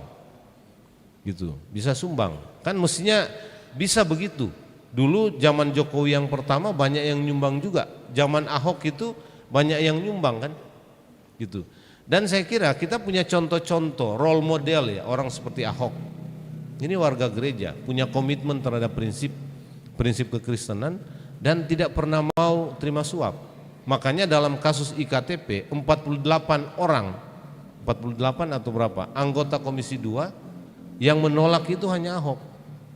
Semua namanya masuk, termasuk Ganjar Pranowo, meskipun kemudian dikembalikan. Tapi Ahok tidak masuk karena sejak awal dia udah tolak. Ini kan bisa jadi role model. Ada seorang pendeta, saya selalu cerita ini, namanya Pendeta Tanamal di Maluku, pendeta tua dulu. Dia jadi anggota DPR provinsi dari PDKB, Partai Demokrasi Kasih Bangsa, satu-satunya. Tetapi teman-teman cerita kalau dia hadir di rapat-rapat itu semua nggak bisa lakukan macam-macam. Karena apa? Karena dia selain karena dia dihormati, ya ini lurus. Kekuasaan itu dia gunakan untuk kepentingan kebaikan. Ini pendeta. Ya dia masuk sana setelah pensiun ya. Pendeta senior tuh di GPM, Gereja Protestan Maluku. Jadi ada yang begini, semua orang gerah karena dibayar tidak mau malah marah dia. Ini bukan. Nah kita butuh orang-orang yang begini supaya wajah kekuasaan itu jadi baik Bapak Ibu. Jadi asumsi saya semakin banyak orang yang begini ya bukannya semakin baik. Semakin banyak gereja berkontribusi menghasilkan orang-orang yang begini. Ini kan bisa jadi kontribusi gereja juga yang tidak secara langsung tapi orang-orang yang dia utus ke sana. Gitu. Jadi saya berpikir begitu ya. Saya berpikir begitu. Tentu peran-peran lain gitu ya. Itu bukan tidak dilakukan, tetap harus dilakukan. Itu karena peran seperti ini tidak mudah. Itu mengandaikan itu tadi. Kita selesai dengan dua mitos. Itu kita menyelesaikan dua mitos itu. Jadi saya nggak berpikir pragmatis untuk menggolkan orang begitu saja gitu ya. Cuma memang mungkin karena kita terlalu terburu-buru ya, atau lagi momentumnya sudah di sini, orang sudah berpikir tentang mau dukung siapa dan lain-lain gitu ya, sehingga tidak begitu mudah. Jadi saya kira itu, yang lain-lain sudah dijawab oleh Bung Leman. Jadi ada lagi pertanyaan tadi mungkin Jerry yang jawab. Karena kasus ini sudah pernah dilakukan di Kalimantan sama di Papua dan berhasil. Di Kalimantan itu 5 orang masuk anggota dewan karena tapi bukan gereja yang melakukan pooling. Oh, pooling. IKT yang melakukan itu. Mereka bikin pooling lantas disonasi oleh pimpinan IKT. Akhirnya karena berhasil jadi sekian banyak, akhirnya tinggal 6. Lalu disonasi, terpilih 6 itu. Di Papua juga begitu. Pimpinan IKT bikin pooling, lalu disuruh mundur semua. Ini hasil pooling loh. Jadi akhirnya 6 juga masuk di salah satu kabupaten di Papua. Jadi poolingnya dilaksanakan oleh IKT, bukan gereja. Nah sekarang pertanyaan tadi itu, bisa PKB ini melakukan pooling untuk itu 28 orang ini? Iya, jadi gini, ini kan pooling itu bisa dilakukan oke-oke saja. Nah kami dengan PGI itu akan buat minggu depan kita akan buat acara, saya kira PGI sudah diundang ya, dengan PKN itu untuk mengajari gereja melakukan pemetaan politik dan survei atau pooling. Nah cuma gini, tidak dalam legislatif ya, tidak tergantung. Maksud saya begini, karena kan pertama yang harus dilihat adalah apakah partai itu dapat kursi, itu dulu. Jadi kalau pooling menentukan memilih orang yang ada di partai yang tidak punya kemungkinan dapat kursi, nah itu bisa keliru.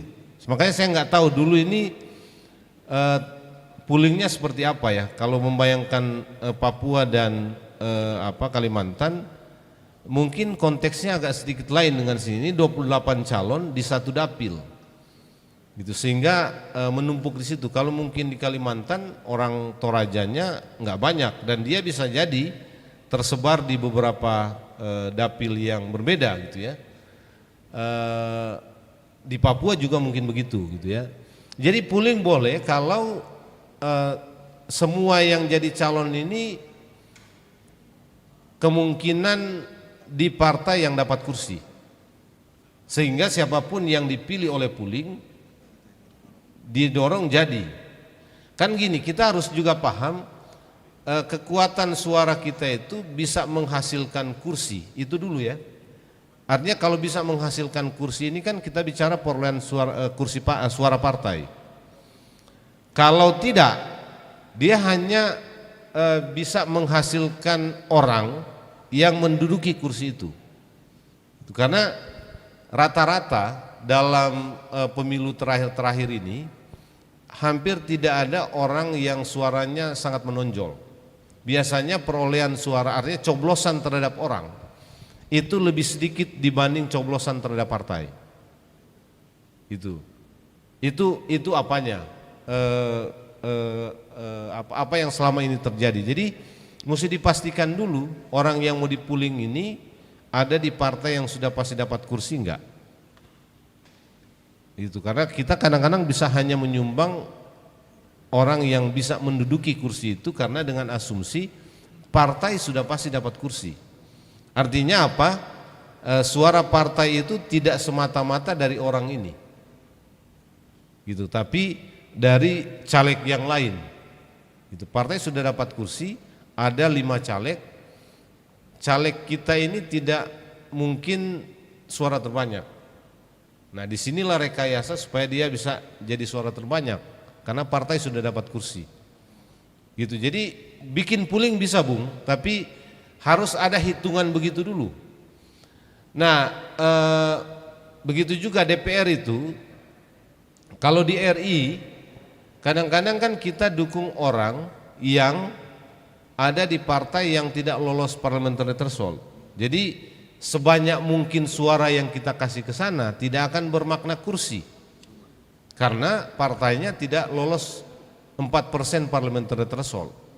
Gitu. Jadi ya untuk RI memang pertimbangan pertama harus orang yang ada di partai yang lolos threshold 4%. Itu ya. Soal bagaimana pooling, bagaimana survei itu bisa dipelajari, dan PKN itu akan buat training singkat untuk kepentingan itu sebetulnya, karena ada beberapa gereja yang minta gitu. GPM minta gereja Halmahera minta, beberapa gereja GPIB juga minta misalnya untuk diajari bagaimana gitu ya melakukan pooling atau survei sederhana supaya lebih objektif aja. Ini kan memang mekanisme teknis ya, metodologi yang dibangun untuk membuat tidak terlalu banyak gejolak di gereja terkait dengan usulan atau apa yang kita endorse ini. Ini sesuatu yang baru ya, gitu. Ya saya kira itu ya. Oh ya, tadi ada yang bertanya soal partai agama. Gitu. Sebetulnya partai agama dalam sejarah negara kita ini nggak pernah menang totalnya, nggak pernah menang gitu. Sejak 55, artinya total perolehan suara partai agama dengan partai-partai nasionalis itu selalu kalah sampai pada pemilu terakhir. Saya lupa angka-angkanya, tapi itu pasti. Selalu akumulasi suara partai nasionalis itu lebih tinggi daripada partai agama. Nah, mungkin itu juga yang membuat kalau kita lihat fenomena pasangan calon kita sekarang, ini kan nggak ada lagi yang ke kanan sekali. Semua sekarang masuk ke tengah kan. Itu Anies berkoalisi dengan Caimin, yang PKB meskipun basisnya NU tapi masuk kategori partai nasionalis, gitu ya, sehingga kanannya itu agak terminimalisir dengan Caimin yang NU, agak ke tengah. Prabowo juga begitu, dia menjaga jarak dengan para pendukung yang membuat di 2 pilpres yang terakhir ini dia di persepsi kanan, gitu kan. dia sekarang masuk ke tengah juga ya. Nah, Ganjar dengan Mahfud ya memang di tengah. Cuma Ganjar kena stigma kanan juga dalam dalam kasus Piala Dunia U20 yang lalu. Kan gitu, di kalangan orang Kristen jadi agak lain ya, karena kasus U20 yang ya ini lagi-lagi soal Israel gitu. Jadi mungkin kesadaran seperti itu yang membuat partai-partai itu tidak mau lagi terlalu kanan ya, sayap agamanya gitu ya. Kalau mau kanan dia mungkin cuma kanan dalam ya, supaya masih bisa nyantol ke tengah gitu. Kalau ini realitasnya dan dalam pengalaman pemilu kita memang begitu. Tidak ada partai agama menang kok. Ya memang kalau soal pembangunan opini dan lain-lain itu soal lain ya, tapi faktanya elektabilitasnya itu selalu kalah dengan partai-partai nasionalis. Dan partai-partai sekarang kan semua ke tengah sebetulnya. PKS mungkin masih agak kanan ya, meskipun ada partai Gelora yang sebetulnya basisnya masih sama, tapi sebetulnya agak main di tengah sekarang. Gitu. Jadi itu kira-kira untuk pertanyaan tadi ya, Pak siapa sudah balik ya, soal partai agama dan partai nasionalis. Terima kasih. Iya, terima kasih. Ini memang luar biasa, tapi semakin dalam semakin lama semakin enak, tapi susah juga ya. Karena semakin ngantuk juga. Dan kita semakin kurang juga. Ya. Dua yang tadi terakhir ini masih ada ke yang paling prinsip selain daripada yang sudah dijelaskan. Silakan ya. Ya, terima kasih. Pertanyaan saya hanya singkat. Yang pertama kepada Bapak Pendeta Sulaiman, terkait tadi sudah dijelaskan bagaimana politik uang terutama untuk kita hadapi nantinya tahun 2024 ini. Apa kita tahu bahwa yang saya tahu gereja di Tanah Toraja itu adalah yang paling marak untuk bagi-bagi uang pada saat momen caleg, apakah itu bupati ataukah DPRD. Apa langkah-langkah yang dilakukan oleh Gereja Toraja untuk yang 2024 ini? Yang lalu tidak usah kita pikirkan lagi. Kira-kira apa langkah yang dilakukan oleh para, terutama yang di BPS tentang hal ini? Apakah tidak ada langkah yang bisa kita lakukan, umpamanya kalau memang kita tahu bahwa ia membagi-bagi uang ini, kita bisa lapor sampai ke pusat supaya jangan dia dilantik jadi bupati. Saya kira itu yang harus kita juga pikirkan. Kemudian kepada Bang Jerry, Bapak Jerry, yang saya mau tanyakan, Bapak kan sudah sering berkecimpung di KPU tentang pemilu. Yang saya mau tanyakan di sini, apa saja yang harus dilengkapi pada saat orang melapor mengetahui bahwa ada money politik ini supaya mereka digugurkan jadi memegang jabatan itu? Adakah hal-hal yang harus kita penuhi?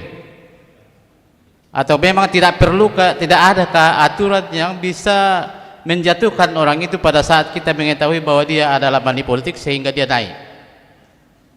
Atau ada? Kalau ada, apa saja yang harus kita penuhi supaya bisa dia digugurkan? Terima kasih. Ya.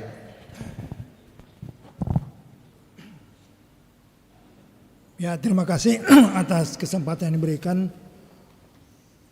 Ya, saya dari Jemaat Sudiang.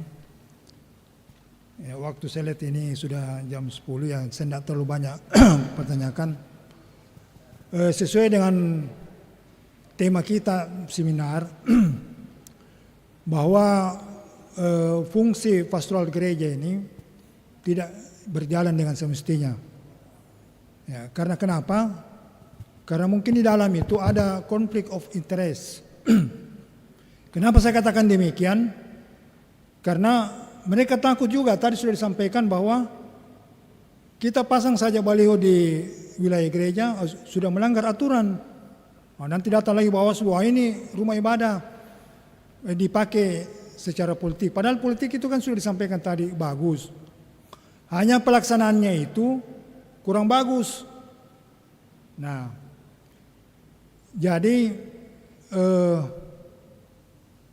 supaya bisa berjalan dengan baik, bahwa fungsinya ini bisa terkontrol, semestinya bisa diberikan pencerahan di dalam dalam gereja, bahwa pelaksanaan ini bisa kita selesaikan dengan tidak melanggar aturan yang ada.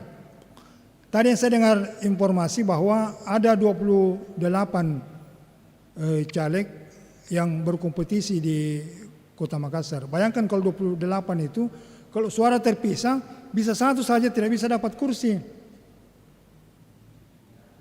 Nah, belum lagi yang lainnya, misalkan si A dikasih uang dari kelompok sebelah, agama sebelah, sudah dia lari lagi ke sana.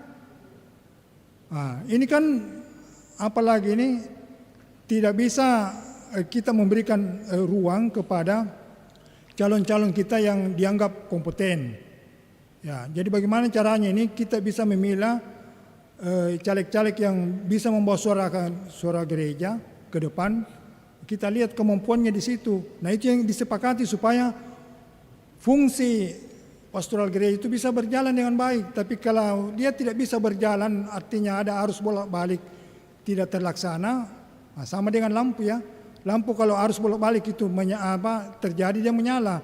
Tapi kalau hanya satu saja, dia tidak akan menyala.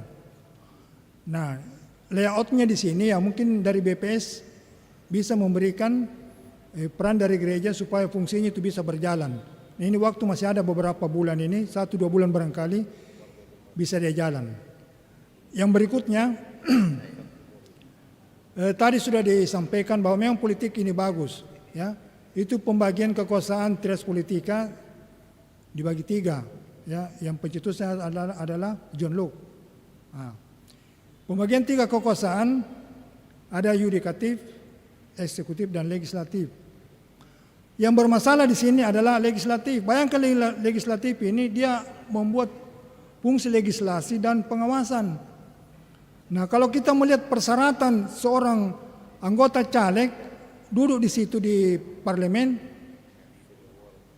itu dia punya persyaratan minimal SMA. Ya, minimal SMA. SMA itu biar dia tidak sekolah, ijazah paket A, B, dan C, bisa dia masuk. Nah, padahal ini dia mau merumuskan suatu pengawasan legislasi ini bukan main-main. Makanya di anggota dewan itu banyak suara mengatakan datang, duduk, diam, duit. Nah, karena persyaratannya di sini lemah. Ya, nah itu yang harus barangkali dikuatkan supaya nanti para caleg-caleg yang duduk ini dia mempunyai kemampuan berpikir bagaimana bisa mengelola ini situasi. Ya, saya kira itu yang terakhir. Di Sulawesi Selatan ini pernah ada terjadi. Dia lolos, tapi dia anulir oleh partainya. Ya mungkin barangkali win-win solution itu tidak terjadi, sehingga tidak tahu apa sebabnya dia diganti. Padahal dia suaranya banyak. Nah, ini barangkali aturan partai tidak konek ke KPU. Yang memberikan penegasan. Sekarang kan partai masing-masing maunya sendiri. Kalau dia tidak suka orang atau tidak sesuai dengan kesepakatan mereka, sudah diganti. Sama dengan Pak Manguli katakan di Jawa Barat, istrinya Ahmad Dhani, itu sedikit suaranya itu hanya 30. Dia urutan ke-4 atau ke-5. Bayangkan berapa dia lompati. Nah, karena maunya partai begitu. Tidak ada aturan baku dengan KPU. Ada rambu-rambu di situ yang dia harus jaga di situ. Tapi kalau dibiarkan partai, ya maunya saja dia bikin. Nah, itu Pak 3 pertanyaan yang saya tanyakan. Terima kasih. Bagian akhir ya. Terakhir ini. Saya mau memakai yang dikatakan Pak Sulwan tadi untuk menjawab pertanyaan yang pertama ini. Saya sudah katakan tadi peranan pastoral itu efektif tergantung pada kewibawaan lembaga atau orang. Dan memang dalam peraturan Gereja Toraja itu peraturan-peraturan yang dibuat dalam rangka efektivitas fungsi politik gereja. Jadi fungsi politik gereja itu yang dikatakan Pak Suluan tadi. Nah, misalnya ada bunyi peraturannya begini, dalam rangka efektivitas panggilan politik gereja, maka di Pokadam atau di Kua, pendeta yang begini-begini harus meninggalkan dan segala macam. Itu dalam rangka efektivitas panggilan politik gereja. Malah dikasih contoh di situ. Pendeta itu kan harus khotbah di mimbar tentang visi dan misi politik gereja. Tapi kalau dia sudah menjadi anggota Golkar, pasti tidak efektif lagi. Apapun yang ngomong di atas mimbar, anggota jemaat bilang, pasti dengan kepentingan Golkar jotu. Nah itu maksudnya. Jadi maksud dari rumusan itu, ya dalam rangka itu tadi, karena gereja punya panggilan politik yang jelas dan itu lebih pada filosofis teologis, gitu. Lain lagi kalau hal-hal yang sifatnya praktis, gitu ya. Jadi justru untuk mengangkat kewibawaan peran politik pendeta gereja sehingga dikatakan kalau mau terlibat ya tinggalkan dulu pendetanya sekian. Karena ini membuat panggilan pastoral gereja tidak jalan, tidak efektif. Saya kasih contoh begini, saudara-saudara. Paus Yohanes Paulus I, itu yang saya kasih contoh selalu, hanya 33 hari memerintah sebagai kepala gereja di Roma, dia meninggal serangan jantung. Lalu naiklah Wojtyla, Paus Yohanes Paulus yang kedua. Inilah paus yang paling lama karena masih sangat muda dia naik. Dan orang ini ketika dia naik jadi paus, langsung dia berkeliling dunia. Banyak sekali pastor-pastor itu hari di Amerika Latin yang terlibat dalam dunia politik praktis, bahkan sampai jadi presiden apa segala macam. Lalu dia keliling dunia menyuruh semua pastor-pastor keluar dari partai politik dalam rangka mengefektifkan peran politik gereja. Lalu, tapi yang pertama kali dia kunjungi adalah negerinya, Polandia. Dan di sana dia dorong partai buruh itu untuk memerankan peran politiknya, ya.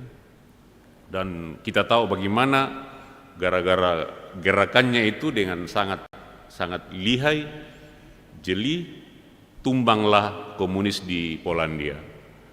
Bergeser, tumbang komunis, tembok Berlin runtuh. Dengan langkah-langkah politiknya yang ya sangat strategis dan meminjam istilahnya Yohanes Baswedan, menyatu dalam politik gereja Katolik pada waktu itu kesatuan antara, kalau Anies Baswedan kan gagasan, narasi, strategi, aksi. Ya, jadi ada yang memang bertugas di bagian narasi, tapi pemeran-pemeran politik itu di lapangan jelas dan memang ditugaskan. Ya. Dan kita tahu bagaimana bergulir, bahkan Soviet bubar. Ya. Coba lihat apa yang dikatakan Pak Suluan tadi, betapa berbawanya dia. Dan gesturnya saja itu sudah menentukan, oh ini maksudnya. Kemana-mana kalau dia turun dari pesawat, dia mencium tanah. Tapi begitu tiba di Timur Timur waktu itu, karena Timur Timur masalah dengan Indonesia, dia tidak cium tanah. Orang sudah tahu apa maksudnya, apa maksud politiknya. Orang sudah baca, kenapa sampai dia tidak cium tanah? Padahal kebiasaan dia setiap turun dari pesawat mencium tanah. Begitu. Begitu dia tidak cium tanah di Timur Timur, orang sudah tahu maksudnya ini. Gitu loh. Jadi kewibawaan seperti itu yang memang ya harus dibangun dalam lembaga dan ya pendeta itu kan lembaga, ya pastor itu lembaga kan gitu, majelis gereja itu lembaga dan sebagainya kan. Jadi langkah Gereja Toraja selama ini ya itu tadi pastoral dibuat ini ya, tapi pendampingan itu belum optimal karena itu tadi ada kepentingan yang juga biasa tadi sampokade, saya sudah bilang tadi itu. Nah biasalah bimawatang atau rara buku daripada wai buku, kira-kira gitu. Misalnya nak kuat tuan, mesti netral kuan aku. Nalipat tuh mana keluarga, mbal kupannya nih, kan ujung-ujungnya rara buku lebih tinggi daripada wai buku, ya, begitu. Itu persoalan kita kalau di Katolik kan jelas lihat toh. Jelas sekali kalau di Katolik itu betul-betul sampai di kau punya hubungan dengan keluarga sejauh mana. Itu kebetulan saya punya sepupu sekali dulu pastor di Toraja, tapi kemudian dia bertobat karena menikah gitu. Iya gitu. Jadi saya banyak tahu gitu ya. Coba betapa berwibawanya gereja itu, NU misalnya juga. Tapi gereja Katolik, bapak-bapak kalau pelajari gereja Katolik, itu negara Vatikan itu, Bapak Ibu tahu, hanya 4 km persegi. Negara Vatikan. Tapi warganya ada di seluruh dunia. Pastor-pastor itu memiliki 2 kewarganegaraan. Kalau dia orang Indonesia, tapi warga negara Vatikan. Coba bayangkan betapa kuatnya. Dan anggota dari ordonya. Jadi misalnya dia kemana, di ordo Yesuit, dia tinggal cari itu. Jadi kekuatan pastor ada di situ. Kewibawaan lembaga dan pribadi dijamin oleh lembaganya. Dan mereka punya ketaatan yang luar biasa kepada aturan yang mereka sepakati. Apa tadi itu? Tegak lurus. Nah bagaimana Gereja Toraja? Soal aturan gimana coba? Ya, aturan tentang pendeta dan politik, nah, banyak pendeta yang melanggarnya, menjadi anggota tim sukses. Ya, bahkan ya tidak usah jauh-jauh. Kan bapak-bapak tahu, sekolah minggu saja kemarin bersidang melanggar tata gereja, melanggar aturannya. Jadi gimana coba?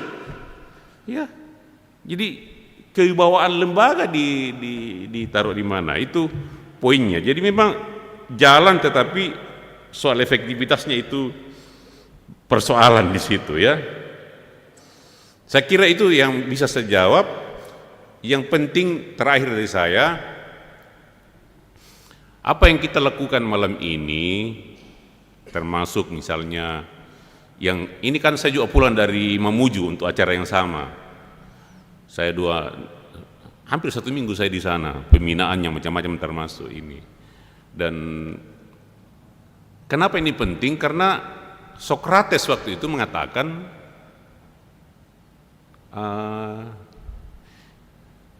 there is only one, the goodness, namely knowledge, and only one evil, namely ignorance.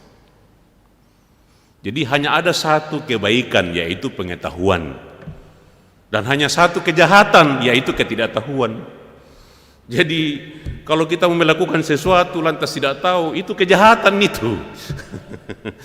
Kata Sokrates. Jadi perlu sekali yang namanya pencerahan seperti ini. Ya. Jadi ketidaktahuan itu, kata Sokrates, kejahatan, evil gitu. Jadi bayangkan kalau kita melakukan sesuatu dengan ketidaktahuan, coba gimana, tambah jahat itu. Jadi apa yang dilakukan oleh Klasis Makassar Timur malam ini menurut hemat saya itu bagian dari mencerdaskan, pencerahan supaya kita bisa melakukan sesuatu dengan baik, khususnya hal-hal yang seperti ini. Dan syukur 2 perspektif berjalan bersama pada malam hari ini. Itu terakhir dari saya. Untuk kita yang masih tinggal, saya kira jangan mempengaruhi itu berapa kita tinggal, karena masih memenuhi persyaratan dari Tuhan Yesus toh, di mana 2-3 orang, nah abi pa dua ini toh, gitu. Jadi jangan mengganggu itu yang pulang. Terima kasih.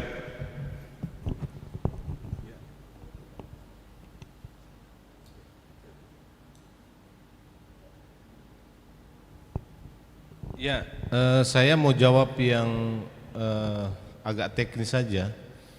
Jadi soal politik uang ini kan masuk kategori pidana pemilu. Semua laporan pelanggaran pemilu itu harus lewat Bawaslu. Tapi dia harus memenuhi standar laporan. Apa standarnya? Lihat aja 5W1H ini apa kejadiannya, di mana, bagaimana dan seterusnya. Harus ada narasi dan bukti, Pak. Bukti. Jadi kalau kita bawa laporan memenuhi paling tidak 2 alat bukti dan akan diproses. Jadi laporannya ke Bawaslu, setelah Bawaslu periksa, Bawaslu akan rekomendasikan atau jadi gini, di Bawaslu itu ada yang namanya Sentra Gakumdu. Sentra Gakumdu itu Bawaslu, kepolisian dan kejaksaan. Ini khusus menangani pidana pemilu. Pidana pemilu itu politik uang, politik agama, politik identitas dan lain-lain ya, yang masuk kategori pidana pemilu. Masuk ke Bawaslu, Bawaslu periksa, setelah dia oke, dia bawa ke kepolisian. Kalau kepolisian oke, dia akan bawa ini di sidang peradilan. Nah, kalau pengadilan memutuskan politik uang itu terbukti, sanksinya itu memang diskualifikasi, Pak. Gitu, prosesnya begitu. Nah, masalahnya di politik uang, pertama banyak orang tidak melapor, tidak mau melapor, hanya menceritakan lewat media sosial. Yang kedua, kalau lapor seringkali tidak lengkap laporannya. Nah, butuh 14 hari, 14 hari ini untuk mendalami kasus, 7 hari untuk mendalami kasus, 7 hari ini untuk meneruskan kasus ini ke kepolisian di Sentra Gakumdu. Jadi hanya butuh 14 hari. Lewat 14 hari ini nggak selesai, itu kadaluarsa, Pak. Nah, kelemahannya begitu tadi, orang tidak mau melapor. Yang kedua, kalau dia melapor seringkali tidak bawa alat bukti yang cukup, sehingga nggak bisa ditindaklanjuti, gitu ya. Atau yang ketiga, alat buktinya cukup, ketika dia melapor dipanggil lagi nggak mau diperiksa. Kan gitu. Bawaslu harus memeriksanya supaya ada bahannya untuk dilanjutkan ke kepolisian. Nah, di situ kelemahannya dalam proses pelaporan. Nah, tetapi Pak, yang paling fundamental itu sebetulnya kerangka hukum pemilu yang ada itu tidak bisa menjerat politik uang. Nggak bisa, dan caleg partai politik tahu juga ini. Karena begini, Pak, kalau ada kasus politik uang, katakanlah pelapornya pasif, tapi ada mekanisme di Bawaslu untuk menjadikan laporan itu sebagai temuan, sehingga orang yang melapor ini tinggal duduk-duduk aja. Yang aktif ini adalah Bawaslu, dia akan cari bukti dan lain-lain, jadi temuan.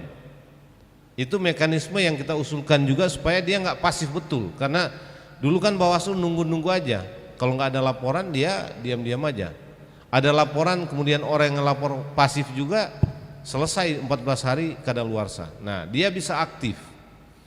Nah, tetapi ada masalah, misalnya Bawaslu sudah oke semua, bukti-buktinya sudah jelas, masuk ke kepolisian, kepolisian ini bisa masuk angin juga.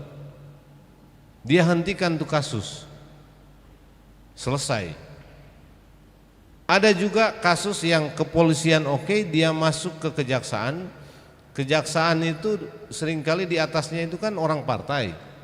Ada banyak kasus 2019 begitu. Ketika dia masuk ke sana dapat perintah dari atasan, berhentikan kasusnya. Kenapa? Karena partainya Jaksa Agung. Ini kelemahan dari proses penanganan atau penegakan hukum dari politik uang. Sisi lain, Ada saksi kunci politik uang itu kan pemberi dan penerima uang. Nah, kalau pemberi uang dipanggil atau penerima uang dipanggil tidak mau datang oleh Bawaslu, dipanggil oleh Bawaslu tidak mau datang, nggak bisa dipaksa, Pak. Itu. Jadi ada banyak kasus begitu. Dia nggak bisa dipaksa dan Bawaslu tidak punya kewenangan paksa untuk manggil orang ini. Nggak kayak polisi. Kalau polisi 3 kali dia panggil nggak datang, keempat dia ambil sendiri. Bawaslu nggak punya. Sehingga kadang-kadang kasusnya lewat 14 hari kadaluarsa tidak bisa diproses karena orang yang kunci itu tidak mau datang memberi kesaksian. Kita ingat dulu kasusnya ketua DPD. Ketua DPD, dia calon, ini soal mahar tapi persis sama. Dia calon di Jawa Timur, tidak dapat partai, nggak jadi calon. Dia mau calon, tidak jadi calon karena dia bersaksi bahwa partai ini minta mahar. Memang kalau untuk mahar ini aturannya lain. Partai yang bersangkutan kalau terbukti meminta mahar politik tidak boleh menjadi pengusung di pilkada berikutnya. Jadi dia abstain lah. Nah tapi ketika dia keluar di media heboh seluruh Indonesia, dipanggillah dia oleh Bawaslu Jawa Timur untuk minta kesaksiannya. Nggak mau datang, Pak. Dia nggak mau datang. Ya habis waktunya. Kadaluarsa satu kasus. Kita hanya jadikan itu cerita. Gitu. Jadi politik uang itu. Jadi undang-undang kita itu sudah dibuat. Sanksinya mengerikan, diskualifikasi. Bahkan kalau calon pilkada terbukti politik uang, diskualifikasi. Kalau partai ada politik uang di dapil itu, semua caleg itu diskualifikasi.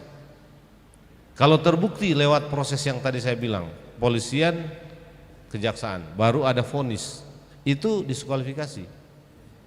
Tapi untuk sampai ke sana mekanismenya seperti tadi gitu. Jadi ya saya mau mengatakan desain hukum pemilu kita khusus soal politik uang itu memang tidak mungkin membuat politik uang ini memberi efek jerah. Makanya dia ada terus.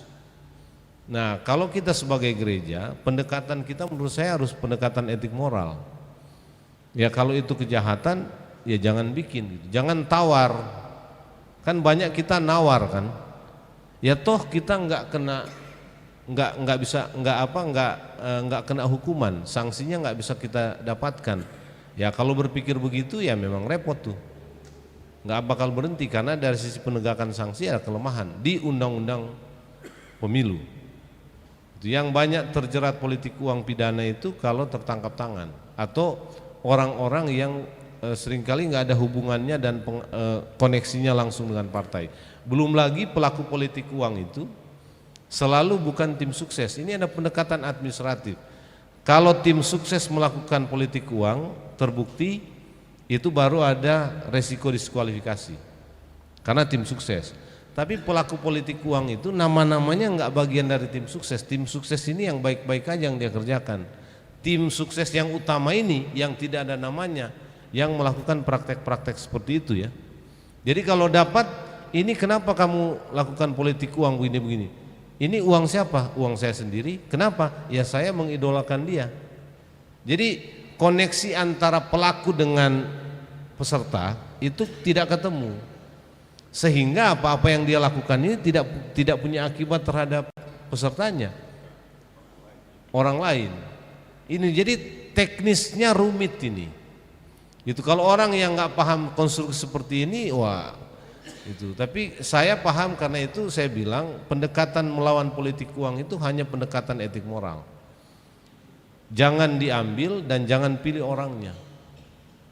Itu kalau kita mau berhentikan politik uang. Dan kalau kita gereja ya kita mestinya membantu supaya caleg-caleg kita ini nggak politik uang. Itu karena kadang-kadang banyak yang bertanya tentang politik uang ini, bahwa itu kan sudah marak gitu. Jadi pertanyaan ini mengarah bagaimana kita legitimasi politik uang. Nggak bisa. Kita kan mau supaya politik ini memperbaiki demokrasi kita, nggak bisa. Saya tahu kok banyak orang bertanya. Ini pertanyaan setiap kali saya bicara ditanya, baik di gereja maupun di tempat lain. Dan arah pertanyaannya itu bagaimana ini dilegitimasi supaya dilakukan. Enggak boleh, menurut saya gereja tidak boleh memberi kompromi terhadap itu. Makanya tadi saya bilang, kalau gereja mau memformulasi dukungannya secara kolektif, mungkin itu akan mengurangi politik uang, sehingga orang itu nggak usah mikirin membayar suara, gitu. Itu bisa jadi sumbangan meskipun mungkin sifatnya kecil. Terima kasih. Oke, baik, saya kira ini sudah terlalu larut malam, jadi ini luar biasa. Iya, luar biasa kita sampai tengah malam. Catatan pentingnya adalah pendidikan politik ini tidak akan bisa dikerjakan dalam sehari, tetapi mesti harus dalam keseharian, sehingga memang kalau panitia sudah boleh membuka wacana untuk belajar supaya tidak ada kejahatan karena kita mengetahuinya, ya. Jadi pengurus ya silakan untuk dikaji lebih dalam lagi bagaimana kedepannya untuk membuat semacam model-model pendidikan yang lebih kepada berkesinambungan, terarah, dan memang betul-betul akan menjadi sebuah evaluasi di setiap 5 tahunan, sehingga memang dengan demikian program ini tidak sekedar hanya untuk mau menjawab setiap situasi, tetapi betul-betul ini adalah sebuah pengetahuan, pemahaman yang sudah menjadi sebuah kehidupan, gaya hidup warga gereja, terutama di PKB Kelas Makassar Timur. Dengan demikian, untuk setiap menghadapi tahun-tahun politik bukan menjadi satu kebingungan, bukan menjadi satu kegelisahan, tetapi pada akhirnya kita akan mengatakan bahwa yang begini sudah gaya hidupnya kami sebagai warga gereja. Memang kita sudah punya potensi yang terlalu banyak, ya, orang yang bergerak di masalah politik-politik praktis, tetapi itu tadi ternyata tidak semua memahami dan mengetahui tentang apa sesungguhnya itu politik. Apalagi kalau mendefinisikan saja, tapi banyak orang yang mau jadi calon tetapi tidak memahami definisi tentang politik itu sendiri. Nah, nanti masuk pasti akan melakukan kejahatan karena ketidaktahuan. Ya, jadi ternyata memang ini adalah kebutuhan.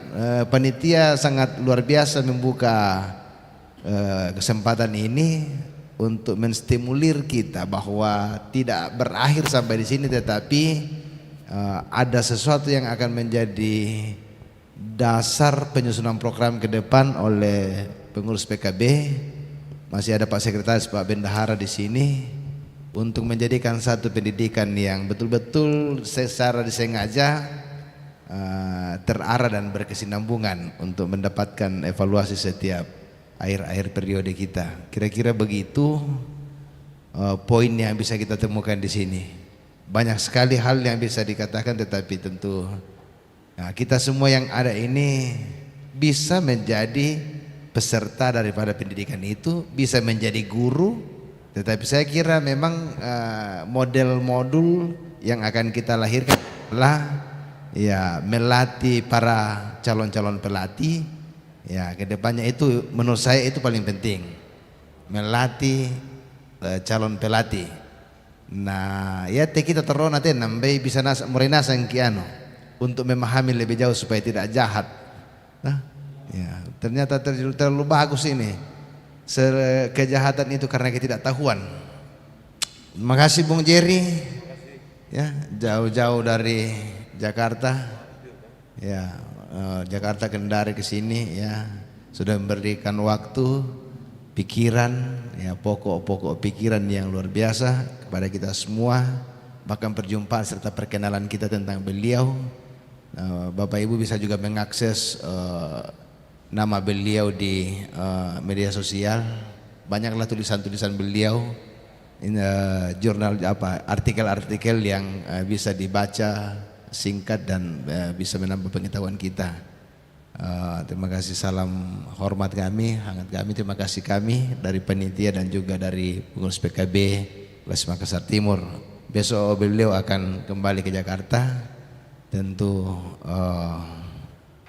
akan beristirahat juga malam ini karena pesawat jam 5 ya, jam 6. Pak Pendeta Sulaiman, terima kasih banyak dari Toraja meninggalkan keluarga, meninggalkan pekerjaan, hanya panggilan dan kerinduan untuk bersama-sama berbagi di seputar pengetahuan-pengetahuan seperti ini. Saya selalu berpikir kalau bicara soal seperti ini mesti orang-orang tepat untuk bisa memberikan pencerahan yang bisa memahami dan saling bisa berbagi lah, mengerti dan belajar banyak tentang hal seperti itu. Dan sampai ke depannya ini kita hanya saling mencurigai, tetapi kita tidak pernah mau belajar tentang hal seperti itu. Kami di sini 3 klasis, Bung Sulwan tahu sekali, kita semua tahu barangkali ya. 3 klasis ini ada yang namanya kaum bapak pecinta politik, grup ya, grup WA grup kaum bapak pecinta politik. Mereka menikmati percakapannya secara sendiri, tetapi di ruang-ruang publik seperti ini saya tidak tahu apakah mereka mampu hadir dan bisa berbagi pengetahuan mereka seperti kita yang ada saat ini ya. Tapi kalau di dalam grup itu ya mereka ada yang ada nama, ada yang tanpa nama, ada yang ada foto, ada yang tidak mau memperlihatkan fotonya, tetapi tidak jelas apa yang dibicarakan juga. Kita tidak menemukan sesuatu, adakah pencerahan, tapi ruang-ruang seperti ini, ruang formal, mari kita manfaatkan sebagai sebuah kesempatan betul-betul untuk saling memperlengkapi dari hal yang kita tidak tahu menjadi sesuatu yang kita tahu. Terima kasih bapak-bapak, ibu-ibu. Sudah ibu-ibu sudah pulang semua. Bapak-bapak yang boleh hadir saat ini, yang masih bertahan, baik pertanyaan maupun pernyataan yang sudah disampaikan ini sangat menambah wawasan kita semua. Ini live streaming, tetap akan tersimpan dalam YouTube, bisa kita akan akses kembali bahwa sejarah menyampaikan bahwa pernah kita menyampaikan sesuatu tentang hal-hal sekitar politik. Terima kasih semuanya, terima kasih tuan rumah, panitia, terima kasih MC. Mungkin kami sudah harus mengatakan masih ada sedikit ya. Saya di Toraja mendampingi satu klasis dan kami sudah mengatakan fokus kepada 3 hal diurus PKB, yaitu sengah-sengah atau urusan nama PWGT, yaitu budaya, politik dan ekonomi. Itu saja yang bergantian tiap bulan. Jadi masalah kebudayaan, masalah politik, ekonomi. Bulan depan ini masalah ekonomi. Gitu. Yang lalu kami bicara tentang hal ini, sebelumnya tentang kebudayaan. Gitu. Itu 3 poin. Jadi itu saja yang kami. Jadi kebaktian bulanan itu diisi dengan 3 gantian itu. Kasih. Bagus ya.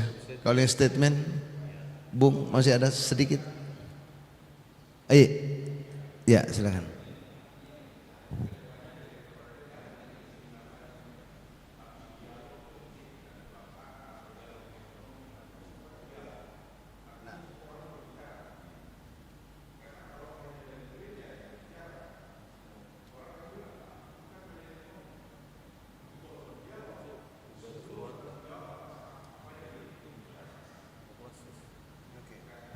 Oke, saya kira ini akan dipikirkan ke depannya, modul dan model seperti apa membuat sesuatu itu sehingga betul-betul menjadi satu gaya hidup kita ke depan tentang menjawab kebutuhan-kebutuhan itu.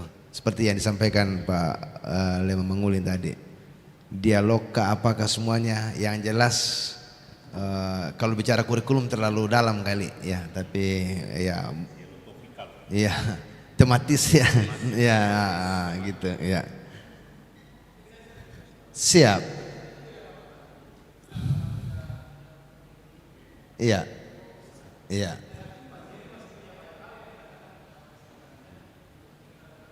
Iya. Iya. Iya, iya. Oke, Pak. Bung Jer? Ya, memang percakapan lanjutan bisa lah, tapi mungkin di kelompok yang lebih kecil ya. Sebetulnya Bapak-bapak, apa yang tadi saya kemukakan ini Gereja Katolik lakukan, dan itu kelompok kecil, dan sudah sejak lama. Itu sudah sejak lama. Kenapa? Kan saya sering dipanggil ikut dalam dalam percakapan mereka. Mereka buat pemetaan. Ada Romo, ada orang yang mengerti politik, orang yang mengerti pemetaan. Itu dilakukan. Memang lebih mudah mungkin ya, karena sifat mereka lebih hierarkis kan. Kalau kita kan lebih cair ya. Kalau mereka lebih hierarkis. Tapi prakteknya mereka lakukan itu. Bahkan tidak hanya mendukung orang-orang Katolik aja, karena itu tadi di banyak tempat mereka nggak punya juga. Tapi semua orang yang katakanlah dalam tanda petik didukung ya, itu diajak bicara memang, diajak bicara. Jadi bukan praktek yang cuma mungkin kita agak lambat ya, dan memang karakteristik gerejanya berbeda. Itu saya kira itu. Terima kasih. Saya mengucapkan terima kasih untuk. Oke, mari kita mengakhiri dengan sukacita, dan saya mungkin yang memimpin doa ya. Oh masih ada ya. Oke, kita kembalikan dulu lah kepada panitia nanti. Panitia kami undur diri dulu lah. Oh, rupanya ada kenang-kenangan yang akan disampaikan. Nah, silakan diatur ya. Langsung aja ya, Pak Ketua Panitia dengan kedua narasumber ya, bisa berdiri saja di depan. Ada yang foto-foto kah? HP saya sudah tidak. Oh iya. Pak Sekretaris ya, foto HP supaya. Tunggu Pak Sekretaris Panitia.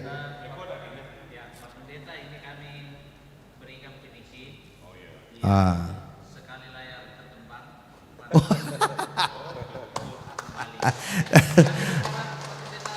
Luar biasa. Ya. Yes. Silakan Bung Jer. Terima kasih. Ini kami berikan Toraja. Ya. Semoga Pak Jerry selalu ingat Gereja Toraja. Oke, terima kasih. Luar biasa ya. Baik. Toraja. Iya, tidak mungkin kembalikan ya. Oke. Saya kira sudah tidak ada cara yang lain ya. Kita berdoa. Terpuji Engkau ya Allah Bapa di dalam surga. Penyertaan Tuhan boleh kami alami dari sore tadi sampai pada tengah malam ini.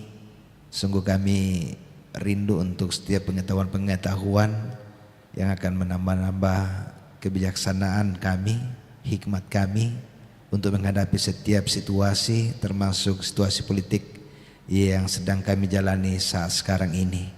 Terima kasih untuk Pak Pendeta Sulaiman Manguling, terima kasih untuk Bapak Jerry Sumompo, dan juga kepada semua warga jemaat PKB yang boleh ikut di Kelas Makassar Timur saat ini. Kami sungguh bersyukur untuk kesempatan baik ini. Diberkatilah kedua hambamu yang boleh hadir bersama dengan kami, diberkatilah panitia, diberkatilah seluruh warga jemaat PKB yang boleh hadir juga dan juga boleh mengambil bagian di tengah-tengah persekutuan saat ini. Berkati jika pada saatnya kedua hambamu Bapak Pendeta Manguling kembali ke Toraja, dan juga Bapak Jerry akan melanjutkan perjalanannya kembali ke Jakarta. Tuhan berkati sehingga semuanya boleh dijalani dengan penuh selamat hingga di tujuan dengan kesehatan yang baik. Bapa, ini doa kami, mohon ampun atas segala dosa dan salah kami, tuntun kami untuk kembali ke rumah kami masing-masing saat ini. Dalam nama Tuhan Yesus kami berdoa. Amin.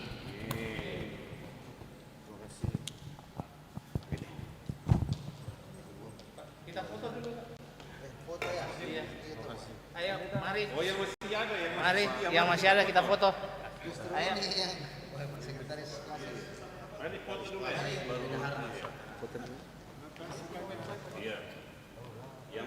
Pak, mari. Sini kita.